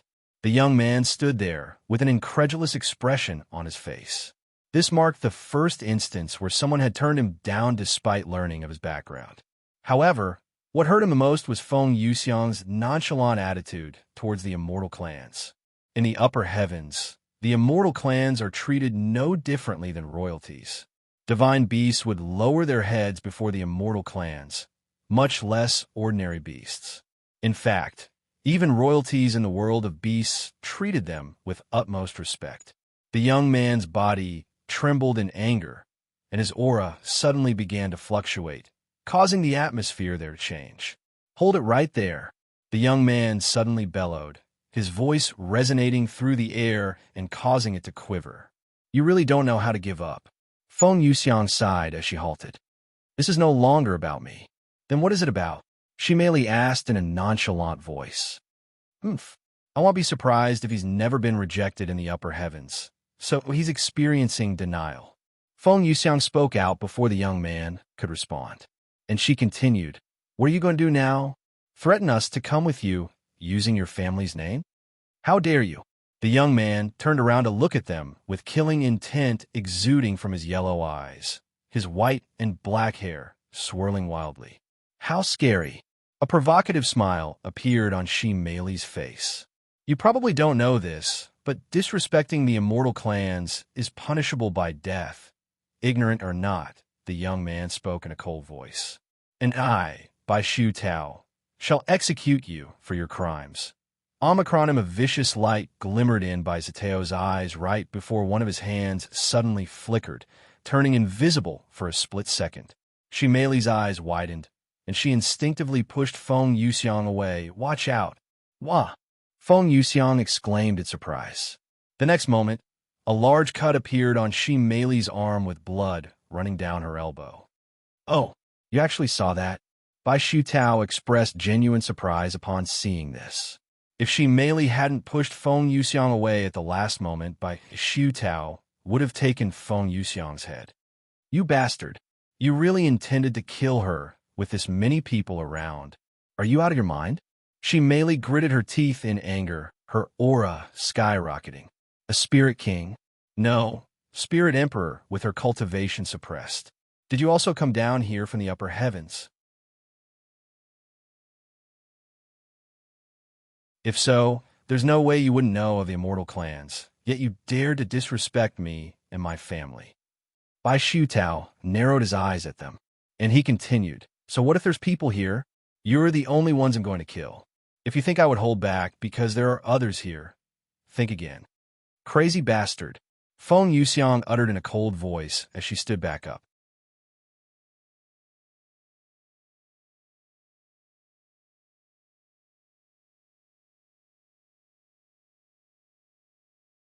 C1269 Heavenly White Tiger.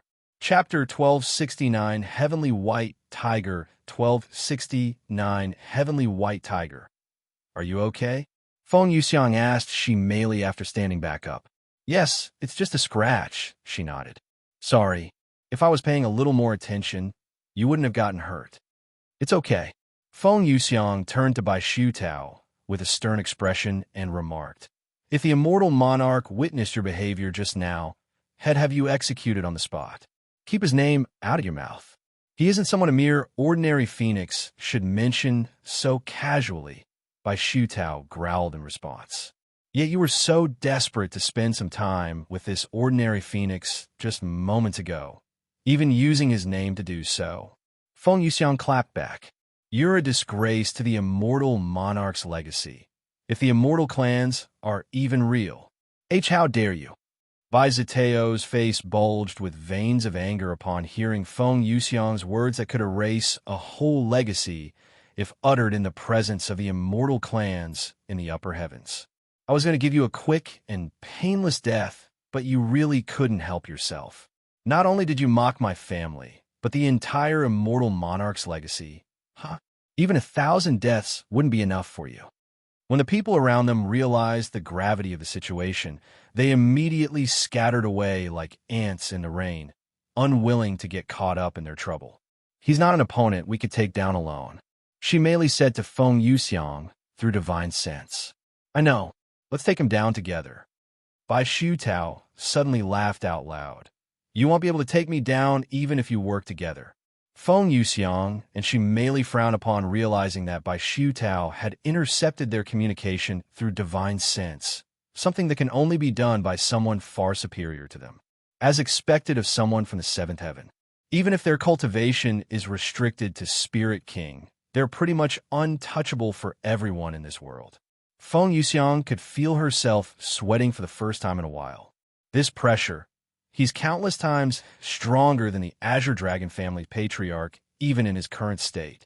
Shi Meili sighed inwardly, realizing just how small her world was compared to the outside world. He's coming, Shi Meili warned Feng Yuxiang. Heavenly Tigers advance. Half a second later, Bai Shutao disappeared from his spot and appeared a few steps away from Shi Meili. Heavenly Tiger's fangs. Bai Shutao plunged his claw-like hands toward Shi Meili's body. Shi Meili didn't dare to hold back and fought back with her fists, punching Bai Ziteo's incoming strike. However, even with her full strength, Shi Meili wasn't able to block Bai Ziteo's unstoppable claws and was sent flying, destroying the small building behind her. Seeing this, Feng Yuxiang semi-transformed, spreading her fiery wings before shooting herself at Bai Shutao. Vermilion Phoenix dominating the heavens. Phoenix's wrath. Once she arrived before Bai Shutao, Feng Yuxiang released her phoenix flames directly at him, engulfing his figure in an instant. What weak flames! Are you really a phoenix? Bai Ziteo's voice resounded before he emerged from her flames without a single scratch on his body. Heavenly Tiger's destruction wave. Bai Shutao roared at Feng Yuxiang, releasing a powerful sound wave that obliterated everything within several blocks of her direction. Fortunately for Feng Yuxiang, she barely managed to protect her life by erecting a wall of fire before her. But even then, she did not escape unscathed. Fuck! If I'd been even a second slower, I would have died just now. Feng Yuxiang cried inwardly as blood oozed from the cuts on her body. She turned to look behind her, only to witness the devastation that had befallen the city. All of the buildings had turned to rubble, and corpses could be seen scattered everywhere. "You crazy bastard. I thought you only wanted to kill us. Using such destructive techniques in the middle of a city. You are really out of your mind. Is this how someone related to the immortal monarch should behave?" Calling you a disgrace was an understatement. "I can't wait to witness heaven's tribulation rain down upon you," Feng Yuxiang shouted at him. However, Bai Xiutao remained unfazed by the destruction he had caused, even looking completely relaxed. "Heaven's tribulation? It won't show up even if I were to destroy this entire city. That's what it means to be from the immortal clans. That is how much influence we have within the 9 heavens." Bai Xiutao sneered, his demeanor completely different from the beginning, almost as though he was a different person. "Heavenly White Tiger, I've heard tales about your bloodline," she merely muttered as she emerged from the rubble of the collapsed building. "A bloodline brimming with violence. When you lot engage in battle, you lose your sanity and won't cease until your hunger for violence is appeased. Lightsville, however, witnessing it firsthand, you guys are far more crazy in reality," she added. "Are you regretting it now? Unfortunately, it's too late. Now that you've made my blood boil, I won't stop until you both are dead. If you don't want this city to perish with you, then stop struggling and offer your lives to me," Bai Xiutao commanded. "Che." Feng Yuxiang spat out the blood in her mouth and mumbled, "I didn't think I would be relying on this so soon, much less for a crazy bastard like him." She proceeded to retrieve a vial of blood from her spatial ring. "Blood?" Bai Xiutao narrowed his eyes at the vial in Feng Yuxiang's grasp. "And how will that save you? What is she planning?" She merely mumbled to herself, as she was also puzzled by Feng Yuxiang's actions. However, Feng Yuxiang did not respond to Bai Ziteo's inquiry and consumed the entire vial of blood. "Arg!" Feng Yuxiang released a painful cry before quickly suppressing it. The next moment, her aura skyrocketed all the way to the heavens. Her crimson hair lengthened and ignited in flames, gradually spreading throughout her body until her entire form resembled a fiery sphere. When the flames that had enveloped Feng Yuxiang vanished a moment later, she reappeared with a completely altered appearance. Her clothing had been incinerated, and only her private parts were concealed by flames, as if she were clad in an attire crafted entirely of fire. A red symbol that had not been present before had materialized at the center of her forehead, and her eyes seemed to smolder with inner flames. Feng Yuxiang looked at her hands and muttered in a low voice, "As expected, the young master's blood is truly mythical." Bai Xiutao had a profound frown on his face after seeing Feng Yuxiang's transformation.